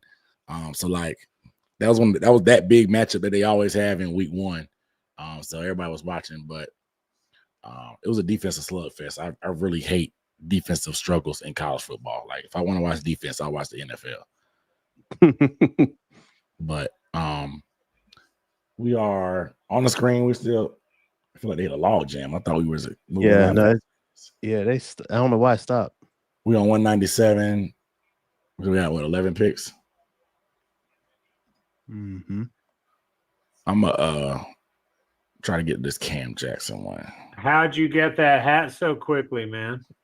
We had them all sitting out here, and once I told my family and my agent, who it This was, brother is they cheesing instantly handed it to hard, me. bro. So He's showing every tooth, bro. I thought he had a grill in. I Is that a thought grill? the way he's talking, it seemed like it's a grill, but I don't know. Had all. Yeah, I don't know, man. It kind of does like a grill, but either he got some veneers that his mouth ain't used to, like they ain't settled in yet, or what. But he is happy to be a Panther. Good Lord. You had it, all 32 teams, huh? Yes, sir. Yes, sir. Now, what are you going to do with the rest of them? It's a top grill. It's a Put 'em top away. grill. Hey, you are like now, I think, the third SEC defensive player taken. And some of these guys, including you, have been to more than one place. So I apologize if I'm mixing this up. But what experience do you have with Nick Scorton, if any? I guess thinking more about Princely and just what's it mean to have all these SEC defensive guys in this front seven of this defense? It means a lot. Because them guys who one of them I played with for a year. The other one I played against, but I believe he was at the Senior Bowl with me, if I ain't mistaken. So just bringing in that talent to Carolina and just coming in and work and helping this organization win. Were there many guys that you ran into over the course of your career that were bigger than you? Not too many. I think the only guy I really ran into was probably my defensive line, my teammate Desmond Watson. He was probably the only guy who really just made me look small. He got the ball a couple times, right? Yeah. He ran it against Tulane last season. You never got the ball? Nah. Thank you, Cam. Yes, sir. This dude is country as hell, bro. I wonder where he's from. Yeah, this is a different kind of country. This ain't Mullins. Yeah, it ain't. It's different. Hey Cam, Mike K from the Charlotte Observer. Congratulations, nice to meet you. Being teammates Louisiana with both ETN and Princely at UF. How cool is it that you'll have guys that you know relatively well coming into a new place, right off the bat? Just excited to, be in the building with them guys. I was actually just talking to my family about that. I'm excited to, get to reunite with Princely and Trevor again. And I know we finna come in and work and, compete with each other. And like I said, just coming in to help this Panther organization and just trying to, get this team, far. But like I said, coming in to work and just ready and just excited to be with them guys and get ready for rookie minicamp. With this NIL atmosphere, a lot of guys are transferring and making professional decisions. How did going from Memphis to Florida prepare you for the next level, going into a new locker room, going in with new coaches and a new scheme and all that stuff? So, going in, like you said, going in from Memphis and transferring to SEC is totally two different atmospheres for sure. And I feel like, when I transferred to Florida, just, them guys, they was locked in. Just, they took it serious for sure. And I knew they wanted to change their organization around there. And we just had a bonding relationship and everybody just trusted each other. All right, we will go to Alex. Hey, what's up, Cam? This is Alex Zetlow with the Charlotte Observer as well. Congratulations. Yes, sir. So just curious, like even growing up, were you always the biggest guy on the football field? I'd say probably around the time I got to junior high school. I was small in Little League, so yeah. Yeah, I wasn't just always the big guy until I got to like junior high, probably around middle school. Oh, nice. What position were you playing in the youth leagues? I was playing defense end. Oh, okay. Yeah, I was still playing defense. Okay, nice. So you've been a defensive end or a defensive guy your whole life. Yes, sir. That's really cool. I mean, I've asked this a couple of times to a bunch of players, but is there like a part of your game, a misconception about your game, perhaps that you want to prove differently at the NFL level? Just wanna, keep improving on my pass rush. That's a thing that, I always say I want to work on. So that'll be a big thing, just improving on that for sure. And then finally, I remembered it while I was fumbling around in my head. Derek Brown is an important part of this defensive line, was a Pro Bowler 2 years ago, also an SEC defensive line guy from back in the day.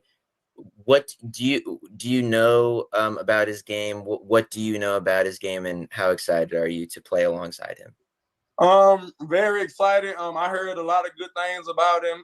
So just ready to go in and learn from guys like him and the other veteran D lines, and just ready, like I said, just excited to get in the building and ready to work.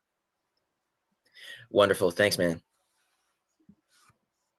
All right, we will move over to Cassidy. Hey, Cam, how's it going? Hey, how you doing? Good. Congratulations. Appreciate you. I wonder what today has looked like for you. Did you kind of have an idea of where it would be, and was it a surprise? Like, how has the day kind of unfolded just for you personally? It was really a surprise for me. Just like everybody else, just sitting there, waiting on your phone to ring, and when it rung, I answered immediately. So, did you recognize the area code, or did they have to tell you who it was? I seen Charlotte, North Carolina. Uh-huh. So, and then I just answered. North Carolina. And when they said, the Panthers, when they said their name, I was like, oh. Had you met with the Panthers kind of through this draft process? I came on the top 30 visit up there. What were your impressions during that visit? I enjoyed the facility a lot. I enjoyed, meeting with the coaches, just learning from them. And then just last thing, tell me about your chain. Who is that on the chain? Is that you? Oh no, this is my cousin. This is my cousin Jamarcion Jackson. Okay. Why? How did he make the chain? He had passed away in February of last season. Yeah. I'm sorry about that. Yeah. Why was it important to you to have him on your chain? I say just because he done been with me through everything, and I say he like my guardian angel. So just watching over me as I was going through this process. That's awesome. I'm sure he'd be proud today. Thank you. All right, Cam. Thank you so much. Appreciate you taking time. Good job. Yeah, and congratulations. We can't wait to have you here with us in Carolina soon. Yes, ma'am. Yes, ma'am. North Carolina. North Carolina. Love his energy, though. We'll say that. He seems very, very grateful. I don't know if that's a good thing or a bad thing, because he sounded like he was surprised they get picked there. So I don't know if, you know what I'm saying, like where his expectations was, but like gratitude, you gotta respect gratitude. Yeah, for sure. But yeah, he got one of the heavier accents on the team. I'm not gonna lie to you, brother. He up there. He ain't number one, of course. We know who got that title. Yeah, they got that on lock. Yeah, he in the league of his own there, but he up. This is up there. I've never heard a Louisiana accent that heavy on a guy, at least. The women from New Orleans and stuff, they had that dialect and stuff. Mm-hmm. I've never heard a Louisiana accent that heavy on a guy. Yeah. What y'all thoughts on the day 3 interviews? I like it, man. Anything stick out? I think for me, what stood out, I think one is hilarious to see the girl in the back. That was hilarious. That was so funny, bro. No, I think you said it best, Dunk, gratitude. I think it seemed like there's a lot of gratitude in the the interviews that we saw today. A lot of people were grateful for the opportunity, excited about the possibilities. And so I'm just excited to see what the coaching staff are going to do with these players. The other thing I think was good, especially for the first two we watched, is the special team ability. With Ransom, and then also with Trevor. Like both of those people they're going to be special teamers. And so it was exciting to see like them know that and be willing to do whatever it takes to get on the field and make an impact. So yeah, that's what I took from it. Yeah, I would agree with that. I think it's important to have guys that are willing to do whatever it takes to win. And I get that a little bit from the day 3 picks, I'll say specifically. And I'm sure all the guys that we are drafting up to this point or have drafted up to this point are very similar in that ideology. But that's big for a day 3 guy because we know the heavy emphasis that our front office and coaching staff puts on that. Like you're going to play special teams if you want to get on the field if you're a day 3 pick, specifically as it pertains to the Carolina Panthers. So I think that's a huge thing for them and kind of understanding that and having that mentality and mindset and knowing that, okay, well, if I want to increase my reps, I'm going to have to go through this particular journey with this particular organization. So the standard is clearly set. And so now you just take that opportunity and run with it. And it seems like, these guys are ready to embrace the challenge and embark on that journey. So good to see that for sure. And I mean, to come in twice on the interview, it's just like, bro, just chill for a second, bro. What do you need? What's that urgent, bro? Yeah, like what bro, is that it can't be that deep. That was funny. And we're in a house full of people. Like it can't be that deep, bro. But yeah, they just for some fun there. But yeah, I'm excited, man. I like them. There's no picks. Like I'll be honest, there's no picks from this draft that I hate. And unfortunately, I can't say the same was true last year. Not to call any names, of course, but this year, I'm very, very confident. And again, it supports my thought process that I believe that Dan last year was playing with a deck that wasn't his, and that showed. That showed to me. This year, it seems like the scouts, front office, coaching staff, everybody was on the same page and has been on the same page. And it seems like we got a lot of guys that we wanted to have in. That's the biggest thing. A lot of guys that we wanted to have here.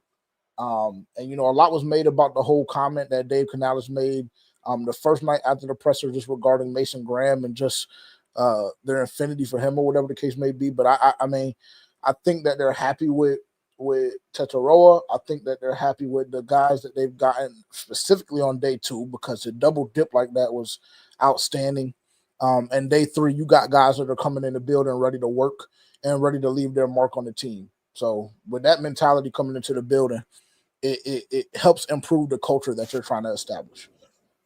My theory on that comment from Dave, I think that the public, not the public, but like draft media was way low on Ted. I think like grossly. I think the difference between public perception from I'll say the majority of people did not like. I mean, some people were high on Ted. I'm not gonna lie. Some people had him as a top prospect in the class. Some had him as a wide receiver 1. Some didn't. Some people were talking about the teens or the 20s for him. Daniel Jeremiah finally, like I said, logic finally kicked in. He had him at 12 to the Cowboys in his final mock. But I think Dave was saying that they thought that it was an opportunity because there were rumors that Jacksonville was going offense. I mean, they moved up. And so they probably didn't know if Ted may go at 5, you know what I'm saying, or whatever. We didn't know what Cleveland was kind of wild card. And I think them trading back, it probably threw everybody in the loop. Like, why would they pass on Travis Hunter? Because if they took Travis Hunter, they would have a receiver or a corner. So maybe if they trade back, they still feel good. Like, hey, we can trade back, get more picks, and get Ted. We may not get the receiver in Travis Hunter, but we may get the receiver in Ted. So maybe they thought that, hey, that was a spot where Ted could have went. That's my thoughts on it. I also think that, Mason Graham would have made them probably consider what they want to do or made them maybe get an offer to trade back. It would have changed some things. But they've also just been kind of chatting, and he said how nervous he gets and stuff like that. And now he's only been in these rooms. He said he's only been in these rooms for the second year. But I agree on the continuity. And I don't know if you were on here at that point, JJ. We were talking about the full cycle of having Dan Morgan scouts. This is the first full cycle because a lot of the guys from fifth regime got fired last year. Remember we let all them scouts go? And you can't really fire scouts the same time that you fire the GM. Exactly. They're on the road from summer workouts for college football or spring all the way till this time next year. And so they have like a contract. They have a 1-year contract. So you can't really fire them early. You have to let them see out their contract. And so this was the first full Dan Morgan scouting department GM experience.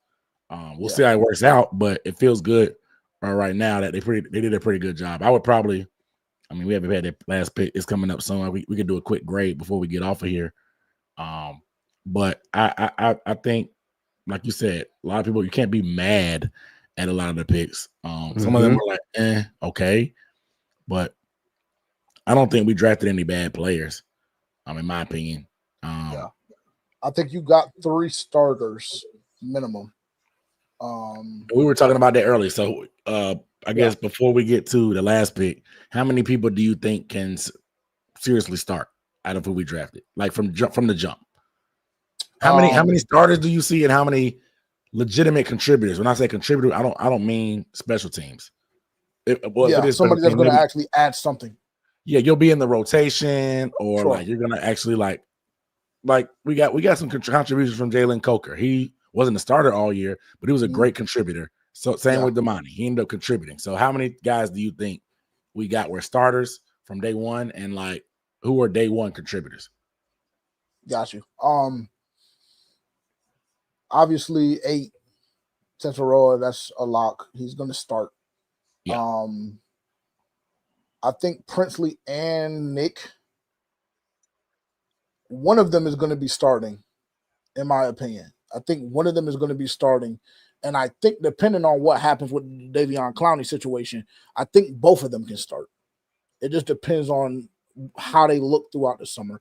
But we'll just say one for now. So you have 2 starters guaranteed. Trevor, I don't think Trevor is going to contribute on anything except for special teams. Ransom, we had the conversation about him.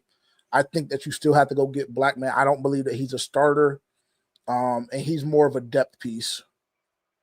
Mitchell Evans, that's his last name, right? Yep. I think he has the potential to be a starter. And I think that he gets locked in that rotation early. And at that point, it's going to be up to him to show us the production, or show the coaching staff the production, rather, because I think that he could potentially be a starter. But I know for a fact we'll get production out of him for sure. So I'm going to say 2 or 3 starters and 1.5 guys that'll instantly contribute. That's outside of the starting 22, or however you want to look at it. Yeah. Lo, I don't know if we didn't really put a number on it. If you want to get yours real quick before we get to the pick, and I'll just say mine after the Panthers pick. I think 2 picks away. Mine is gonna be quick. I agree with JJ honestly on that. I think the person that will start between the 2 is Nick Scorton. I think he'll probably be a starter. And I think that Princey will be that rotational, third down, go get the quarterback type of player. Everyone else, I completely agree. Mitch, only thing is I would question is the Mitchell Evans. I'm curious to see if he will be a starter. I know he'll be in the rotation, but if he has a great training camp, then we can have that discussion for sure. And I think that's a good problem to have, bro. Challenge the roster. You have Tommy already. I love it. JT, who was productive towards the front half of the season, and then we got the injury. So it's a great problem to have. Yeah. We're on the clock. The Eagles pick is in. I'll get my full take on after that. But go ahead, Lo. No, I would say LeJohntay Wester is gone. Somebody picked him up while we were talking. Dang.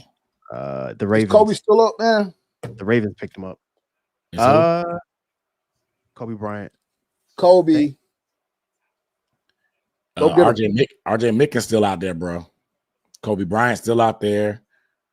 Melo Dotson, Tez is still out there. My guy Brashard Smith. Wow, I didn't think he was gonna fall that far. He's still out there. I don't see us doing 2 running backs. That Chase Lunt, one of the right tackles we looked at, he just got picked by the Bills. Logan Brown is the right tackle. He's still available. Obviously Isaiah Bond. Antoine Powell-Ryland is an undersized edge rusher that can get after it. He has a lot. He has a nice pass rush bag as well. He's out there. He's suited for 3. Do you take a chance on Isaiah Bond here? Us? Do you No. take the chance? I maybe kick the tires if I was a good team, but I don't think we're in a position to just do throwaways. Even though a lot of these guys we're picking up would probably could be throwaways too. But with all due respect, respectfully, respectfully, everybody's probably making the team. Is Isaiah Bond better than David Moore? That's what you have to ask yourself. My answer is yes. Their games are different, but their games are definitely different. I would, but I don't know what it just don't look good for Bond right now. And I'm one of the bigger Bond fans in terms of just the on-field ability before I found out what happened. Yeah, and he has a fire celebration, but that's a whole other I'm thing. not sure if you want to dive into it, but that was similar to the Mike Green situation, if I'm not mistaken, correct? No. Bond is still active. Yeah, but the same type of allegations. But yeah, yes, okay, his is active. Yeah, okay. And he turned himself I'll in. retract that. I'll retract that statement now. Yeah, I'll retract that. So we about to be up on the ticker. And I mean, it's still a lot of he said, she said with those things, man. Somebody will take a chance. That's what I think. I think the Chiefs is the type of team that will, but like maybe the fact that it's still kind of it's kind of still pending and it's still fresh. All right, pick is in. They are picking. And it is the NFL. Not saying that that's right, but it is the NFL. And we know precisely why I said grimy they are when it comes to these type situations. It's actually really nasty, but another conversation for another day. No spoilers in the chat, por favor. Pick is in. Pick is in. We're gonna do the giveaway a little bit after. It's the last one, y'all. The draft, our last pick of the 2025 draft. What position y'all think? O-line?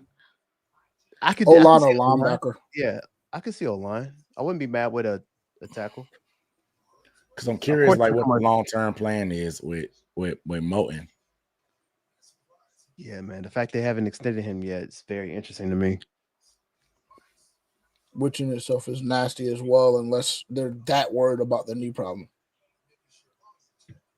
But I never really heard about the knee problem. I know he had the elbow. That's why he missed the game. But he's been an Iron Man for years.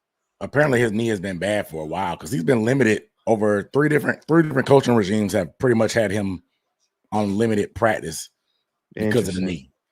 He's been showing up on the injury report for a better part of 3 or 4 years. But he plays. That's the thing. He plays and he's consistent. I think he fell off a little bit ever since that injury happened. He hasn't been the same. Because when he got paid, he was like one of the best. I think he's taking a step back from there, and I think it has to do with that injury. Yeah. And it seems like it's on chronic. Very interesting. Oh, yes, sir. Oh, yes, sir. Jimmy Horn Jr. Speed. They go to speed. They go to speed we wanted. He my size, but he run a 4.46. Got darn. So Jimmy Horn Jr. Adding another. Did we draft? How many picks we had? Did we draft the same amount of offense as defense? 4 and 4.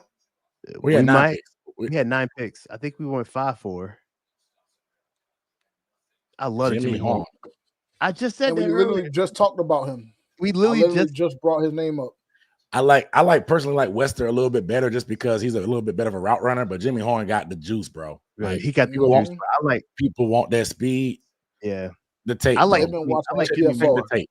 Check the tape. He didn't test that well as fast as he is, but I'll pull up some clips. Bro, we talked about this earlier too, Park. Like game speed and 40 speed are two different things, bro. Totally different things. You put a football in his hands and he get him out in open field, you're gonna have a hard time catching him. That's a damn good pick. I love it. I was joking and said they've been watching FPFO, but co-host Terrence, he been pounding the table for Jimmy Horn, or sitting on the table. Sitting on the table. He's been sitting on the table for Jimmy Horn for the past 2 or 3 weeks, so he's going to be very, very happy with that pick. I like it, man. I like it. Yeah. He's they project him as a depth slot receiver. Love it. Apparently his hands are suspect. His drop rate is 7.9% in his career. But he's a burner. Let me see if I can find some clips. So we round out the draft, 2025 draft with Jimmy Horn Jr. Again, I personally would have preferred LaJohntay Wester because I think he has a little bit more of a route runner. He's quick and he can get down the field too. He's a little bit slower than Jimmy Horn, but excuse me, he's I'm not complaining. No, I'm not complaining at all. LaJohntay, he went a few picks before though. So Wester did? Yeah, Wester went to the Ravens. You did mention that. He went to the Ravens. So I like the pick. And I mean, we were just briefly having a conversation regarding wide receiver, and we were talking about Bond, but it posed the question again: do you feel like one of these receivers that remain on the board is better than David Moore? Right? Because I would assume that he's probably the last guy out. Either him or Dan. What's his name? Dan Christian, whatever. Yeah. Yeah. So I mean, I think Jimmy Horn is better than Dan, with all due respect. I know he's a special teams guy. Yeah, he's the ace. So he's fast. And so then you just have to have the question about David Moore, or if their approach is different this training camp than it was last, because we saw them let go of Terrace Marshall Jr., who was on that bubble because they didn't want to carry so many receivers. So I don't know. I like it. That room has been challenged. As it should. That room has been challenged. So XL, where's his cousin at? His cousin still on the stream? You better tell your cousin he better be ready to work. He want to ride dollar bill and shit. Okay. Okay. XL gonna be all right, man. I ain't worried about all reports say that XL has been different this season. Yeah. Like he got a new. They said he locked him and Bryce. They've had a look in their eye. Is what the report's saying. That's what I love that, because like I said yesterday or last night, I believe XL got that dog in him, and something in your brain is going to be triggered if your team goes out and gets somebody at your position in the first round when they just brought you in last year in the first round. So cool, you think I'm soft, you think I'm sweet. All right. I can show you better than I can tell you. That's how I would receive it, and I believe that XL is receiving it the same way. I really do. Dude, literally, he'll just catch the ball. He'll be fine. Literally, he's going to be able to get number 2 cornerbacks again. And Jimmy Horn Jr. is a returner too. I forgot about that. So there you go. Him and ETN gonna have to battle that out. Which is good. So Blackshear is even more on the hot seat. Right. Let XL focus on offense. XL doesn't have to do the special teams anymore. XL gonna be all right, man. He's gonna cook. Watch for a breakout season for XL. I hope so. I'm stamping it, bro. Somebody. Hey, okay. Shout out to Doug. Yeah, Doug got the interview with Jimmy Horn. Go check out Doug's channel for the interview with Jimmy Horn. That's dope. Hope you kept that. Hope you got a phone number or something, man. You might get that interview. Oh yeah. Thanks. Shout out Doug. He was just on FPFO Live a couple hours ago. That's what's up. Shout out to Doug. But I want to watch some clips of LaJohntay Wester. This is both of them, LaJohntay Wester and Jimmy Horn. This was at the East-West game or practice. And this is what Doug was talking about, where he was at. This is Wester. I think Horn was 17. It's horrible camera work. The speed, man. Good hands too, right there, at least.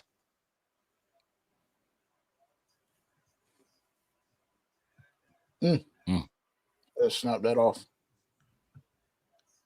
People wanted the separator.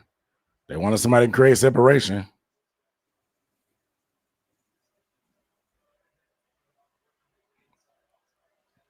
This is big for Bryce, man. Oh, this is big for Bryce. This draft, a lot of this draft, and I know this hasn't really been in question, right? But a lot of this draft has shown me that they are extremely confident in Bryce Young moving forward. Yep. Because you're not going to invest this amount in weapons for a guy that you still don't know about, in my opinion.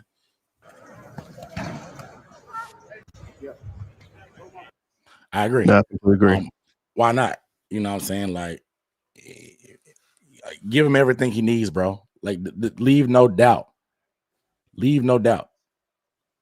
I love it, bro. Got some tape. This is junior year, Jimmy Horn. Go ahead. While we looking at the tape, they said that his in-game speed last year was 21.2 miles per hour. Yeah, nice. Man. We don't worry about 40 times, bro. Exactly. We don't worry about 40 times. We worry about MPH. Right. He can go. He can go. Ah, man, I'm excited about that. I was not expecting that, and I like it. Me either. I love it. Yeah, I like me it, bro. Too. Ooh, this Shout offense, man. Look at that corner route. Look at the separation in the red zone.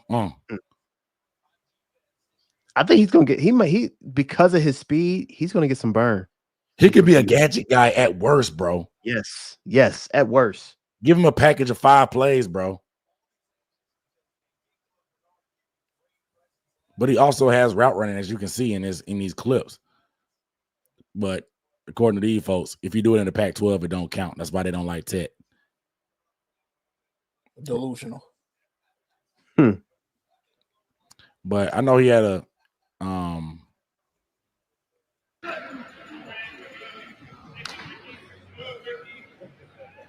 he looks smooth, bro. All right, day 2 Shrine. He looks smooth, man. Yeah.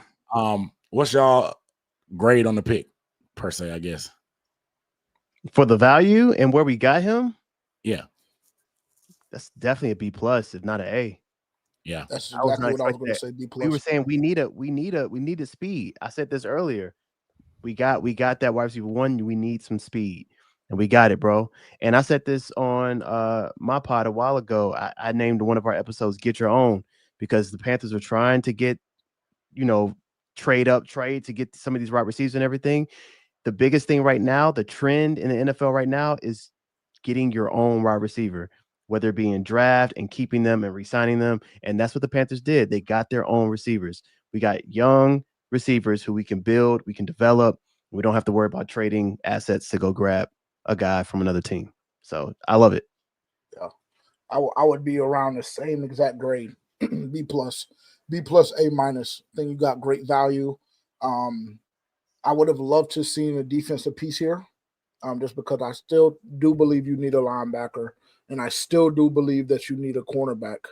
But if you were hell-bound on going receiver, this is not a bad one to get.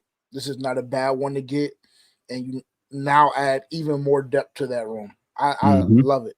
I love it. The one that's why that's why he got so many fans, because I think a lot of people watch a lot of Colorado. Yeah, like you said, the speed pops off the tape. He's a Florida boy, like somebody said, man. My name is Jimmy Horn Jr. I'm from Sanford, Florida.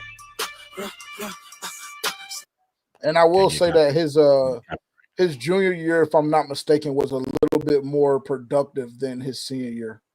His numbers 2 years ago was about seeing more. His first year at Colorado. Yes. His numbers don't jump off the screen either. He only has 500 yards, I think. Yeah. But I mean, he was competing with Travis and your boy. So, that played a part in it as well. I love it. He apparently he compared himself to he's a pit bull. He said when them type of dogs, they're real loyal in general to fight to the end. They've got a lot of heart. They don't give up. So they're looking for dogs. So when the last time I felt our front office got what they were missing in detail? It's been a minute.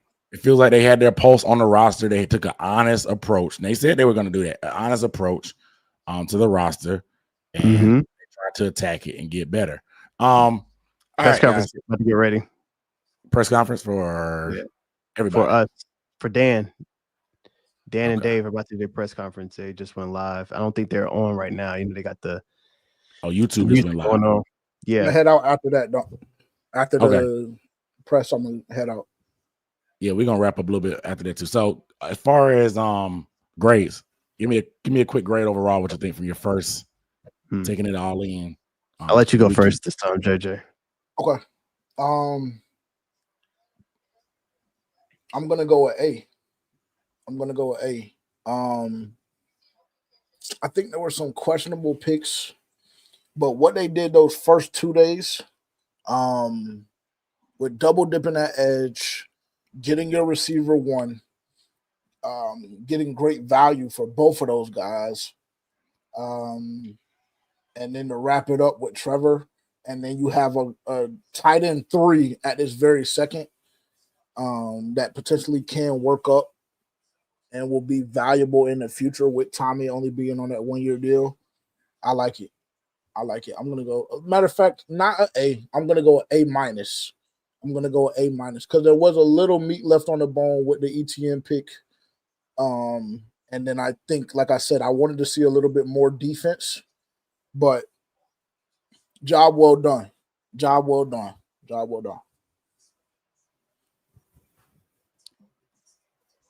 No, I completely agree. I think for me, I'm gonna say A. I'm not gonna do the plus or minus thing on this one. I'm gonna say A. I think the reason I'm gonna say A on this one, JJ, is because of the fact of, and I agree with you on the Trevor piece of leaving some meat on the bones. But I think the other thing is when I look at some of the picks, especially like the Nick Scorton and then also the Princely pick, the value and where they got those picks, I think for me allows me to give them extra points for what they did.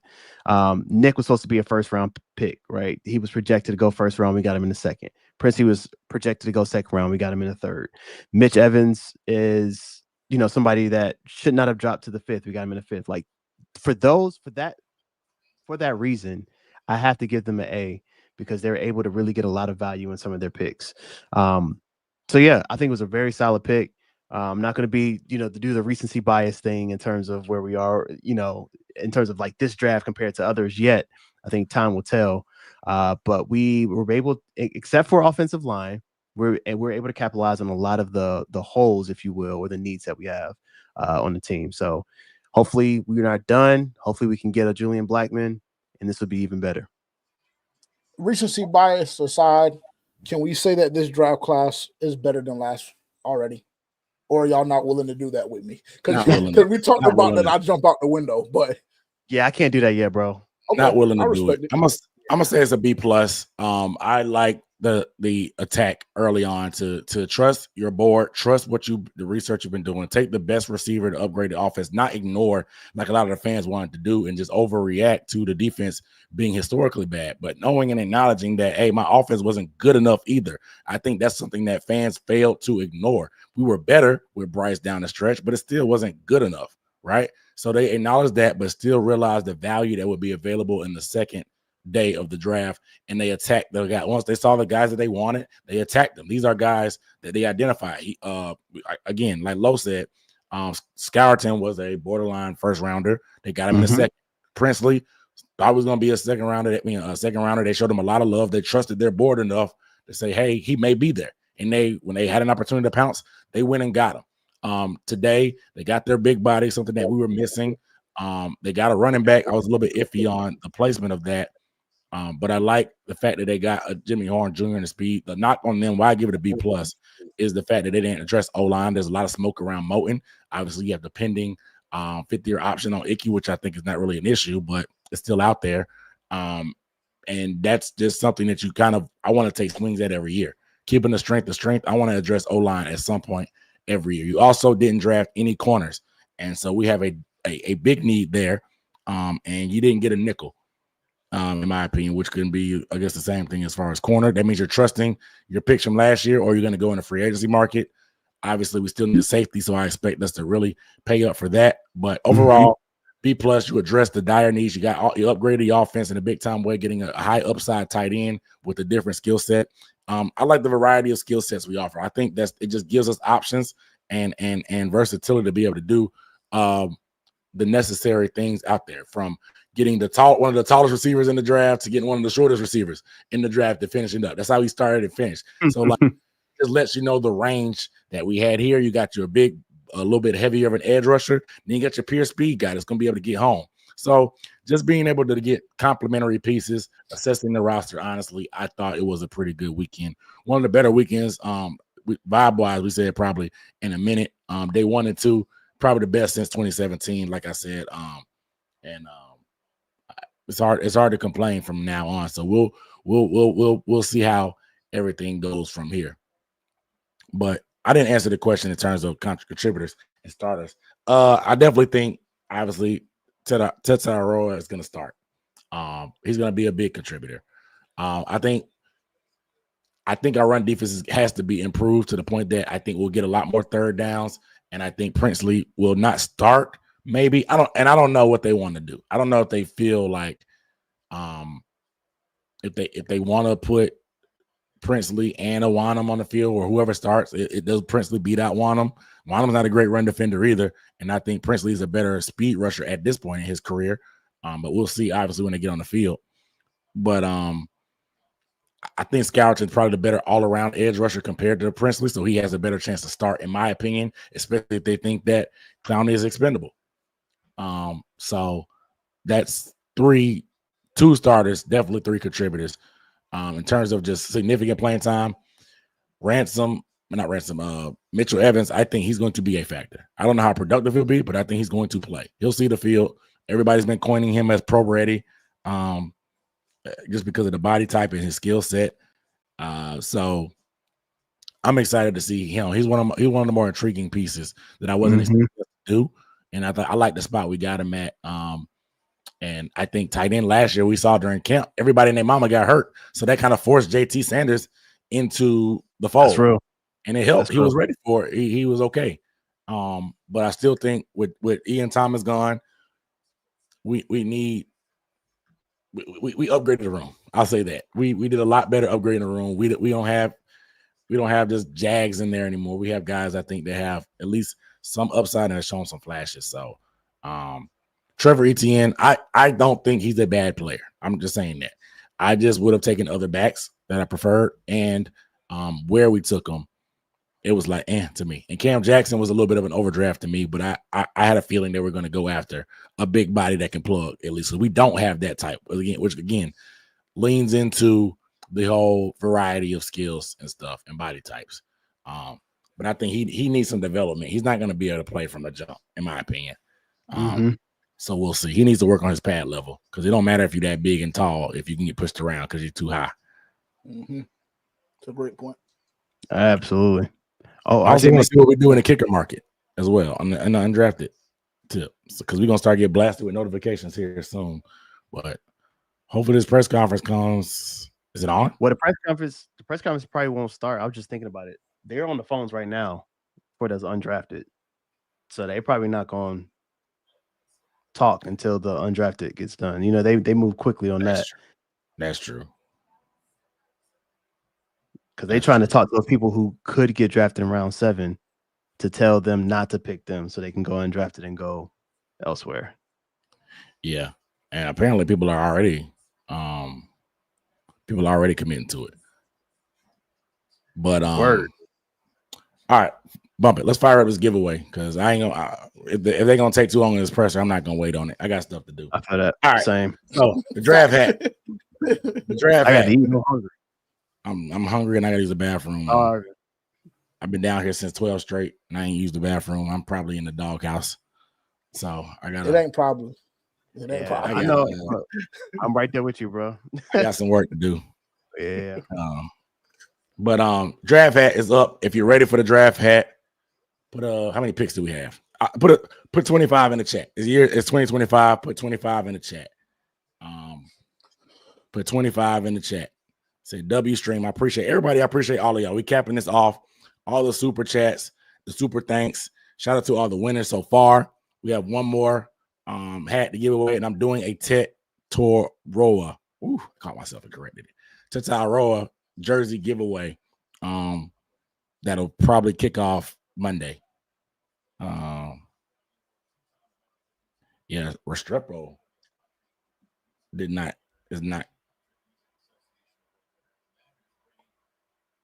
Restrepo hadn't been picked yet. Very interesting. That slow 40 might have got him. That slow 40 might have got him. That's tough. Yeah, it might have got him. But all right, so 25's in the chat. 25's in the chat. So let me think of a hashtag for this one. So this is the last one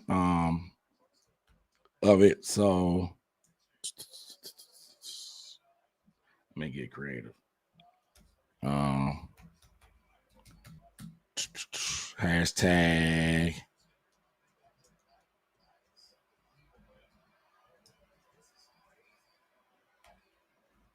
we'll do, I don't know. All right. So everybody get ready. Got the 25's in the chat. We're about to do it. Okay, so again, all you have to do is leave the secret word hashtag in the chat. You'll be entered into the raffle. I'll raffle it off here on air. Email me or DM me. We've identified the real Shamel. Just everybody, everybody. We've identified the real Shamel. I got his email. Address has been secured. Shout out to the fakers. But this is the draft hat for all the marbles to commemorate this year. The word is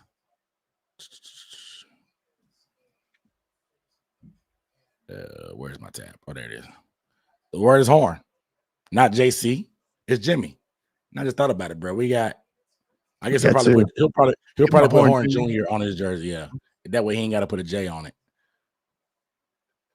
Because JC, we got another J Horn. Yeah, it'd be Horn Jr. And I'm gonna give 5 minutes on this one. Not gonna be as long a clock. But I think I gotta see where Steve Smith had him ranked. But I think Steve Smith was pretty. He was a fan of Jimmy. He was a top 15 for sure for him. So I need that jersey too. Jimmy, he got to make the team first. But I'll tell you, Mr. Elevation, you put a typo. You put Horma.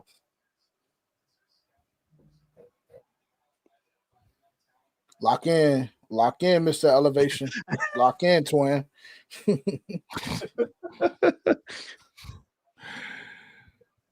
That's why people be putting it in multiple times just in case they misspell it. I see people put the capitalize the H. They don't capitalize the H. They try everything. I don't blame them. That's a great piece. That's a great piece. Jesus, I can't speak, bro. We've been streaming for 3 days straight. Dog. I felt that y'all went way longer than us. Like first day one, y'all went way longer than us, and I think we did like 4.5, something like that. And you said y'all thing is, bro, 2. Today is the most rounds, but it's probably it's the shortest stream. I mean, round 7 just about to start though. We ain't picking in round 7, but the first day it was a lot of excitement. I just didn't expect things to go this well for us. Wow. Crazy. The bar was on the floor. I'll say that, but I just didn't. And that's being generous. Yeah, I can tell you where it really is. Yeah, exactly, literally. But yeah. But the draft hat is up. 1 to 10. I don't know. I gave my B+ though. Oh. Says look at Panthers culture latest tweet. Somebody said we got wide receiver 1 and wide receiver 5.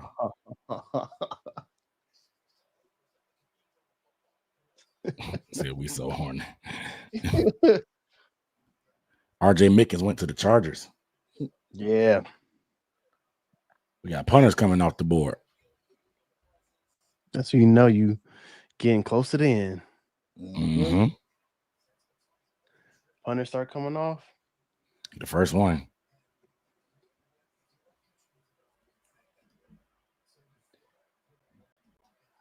I wonder how David Moore feels about this. Like, you see this, like he could really take the spot of what David Moore does. You just gotta. David Moore's so reliable with his hands, though. Like, and reliable third down piece for Bryce. Can Jimmy Horn be that? Is the question. And he plays special teams. And he plays special teams. Yeah. And I mean, at some point or another, you're just going to have to open up the conversation about bringing more wide receivers into the season. I mean, yeah, it depends on how. Yeah. Because I was banging the table last year for us to carry more than we did because thought there was no way that we got rid of TMJ after the camp that he had, or at least the start of the camp. Yeah. You said they started the presser? They did. Okay.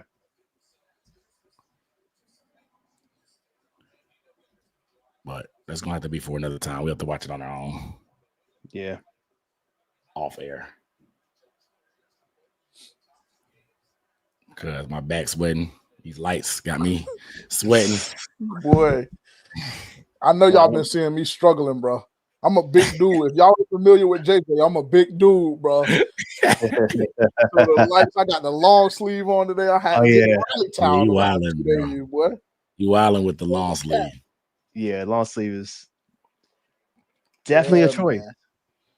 Definitely a choice. Said David Moore is Dave Canales' son. Now he does. He loves David Moore. Yeah, he does. Competition's gonna bring out the best in everybody. Cream will rise to the top every time. He does every time. Every time. Say, really, this is a podcast. Mm-hmm.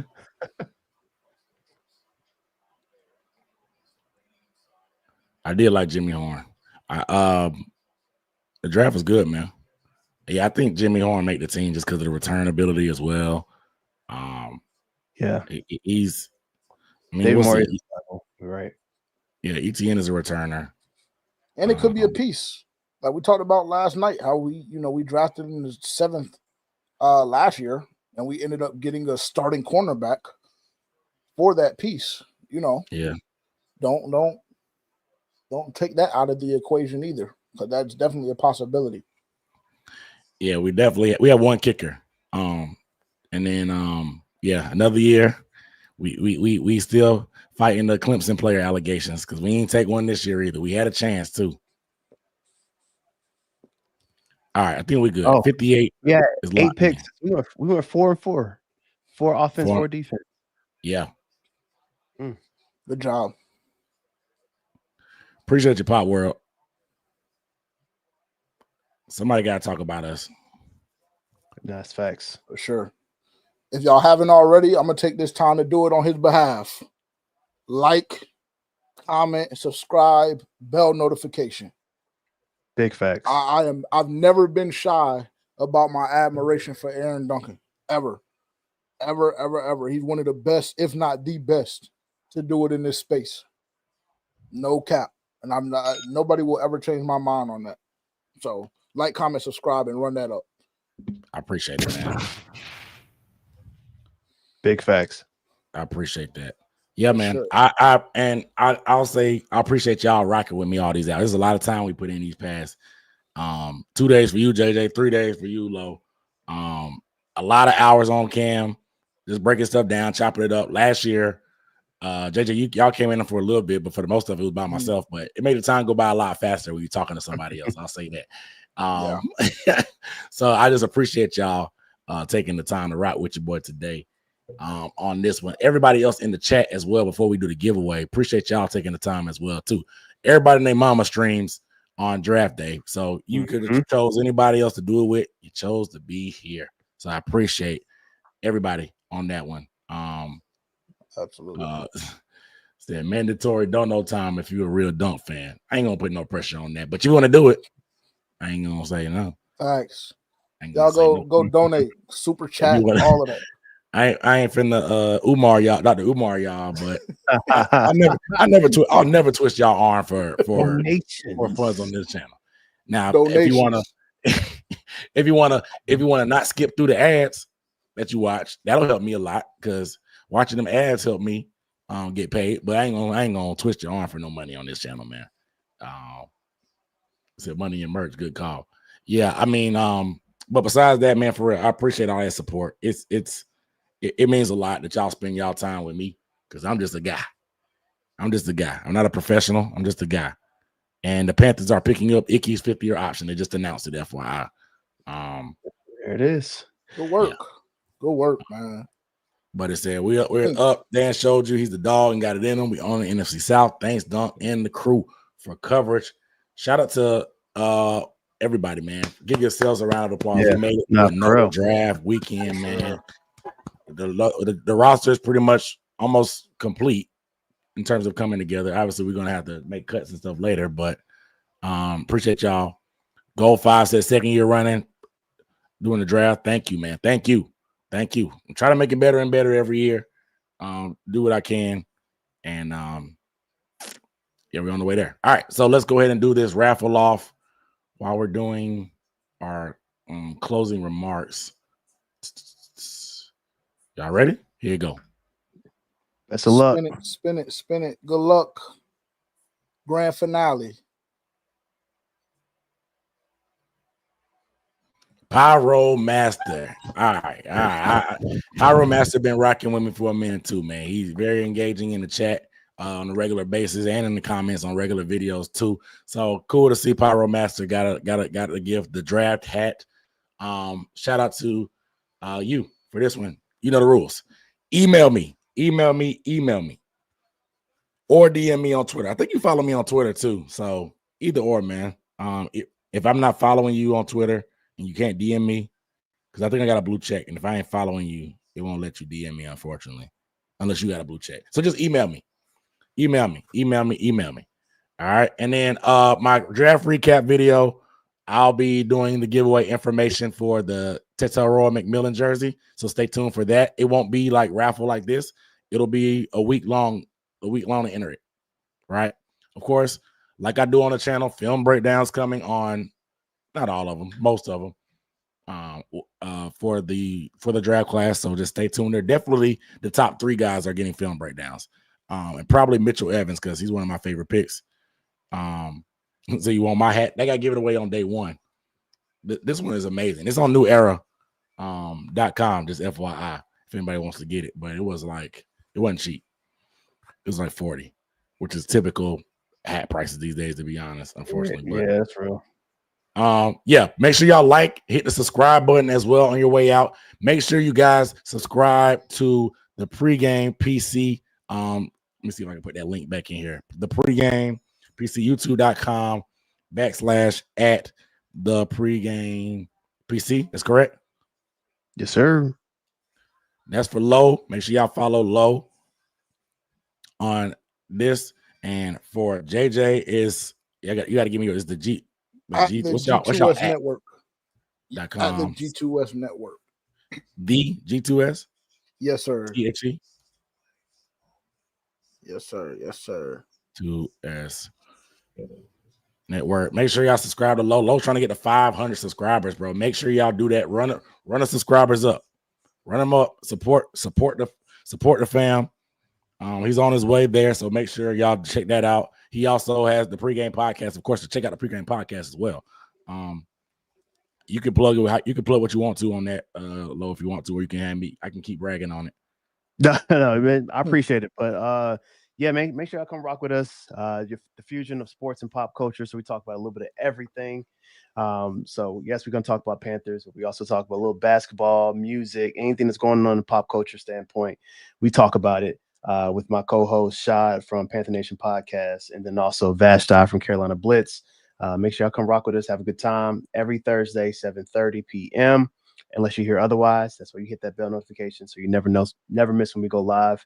And yeah, I appreciate y'all. I don't know why I came through all jumbo like that. It looks horrible. But at the G2, I put spaces in it and everything. I had formatted it in the comment before it went in there. It's all good. They'll see us around, man. They'll see us around. And I'll if you go make and catch the replay, I'll put a hyperlink in the description of this live stream later. The link to y'all so y'all know. So again, everybody, Gold said he subscribed, or she. I don't know the gender, so I don't want to mischaracterize. But I'm gonna go check out this presser off air. Any closing remarks for you guys about just anything? Shout out to Pyro Master. Make sure you email me. Yes. I guess I'll go first real quick. First off, man, this has been a lot of fun. It's a lot of hard work that goes in between keeping you all entertained, but y'all kept us entertained as well. JJ, bro, pleasure to see you again, man. Brother. I know this won't be the last time. We definitely have to connect and collaborate on some things, bro. Dunk, my guy, I appreciate you, bro, for allowing me to come on with you and rock with you for these last 3 days. I know we got some things in the works as well. This has been fun. Sure. Just piggybacking off of each other in terms of like film analysis and what we think and all that. I appreciate y'all rocking with us for this entire time, bro. This has been fun. We do this for fun. We have day-to-day jobs, we have families, we have other lives, man. But I appreciate rocking with all y'all, man. So yeah, keep pounding, bro. This has been a great draft. I'm excited. Community is key, and that's why I appreciate and respect both of you guys, because both of y'all are extremely genuine. That's hard to find in this industry. That's real. But shout out to y'all, specifically Dunk. Thank you so much for having us on this year, last year, giving us the opportunity to, put our talent, so to speak, on display to larger community. So forever grateful for that opportunity. Definitely low. It's always going to be love with you, bro. I don't even know. We've probably had maybe 1 or 2 conversations max outside of like this type forum. Yeah. So we definitely got to get locked in a little bit more, bro. For sure. I definitely enjoy the conversation that you bring and seem like a genuine dude. So just shout out to everybody, man. Shout out to the chat. Shout out to Duncan Lowe. Shout out to chat. Thanks so much. And chat, yeah, for sure, man. This is, if you're not a content creator, and obviously, you guys feel it a little bit when you're watching, but if you're not a content creator, you guys don't understand how difficult it is in a 3-day span to go 16 or 17 hours and have to captivate attention for the duration of that time. So huge shout out to you guys.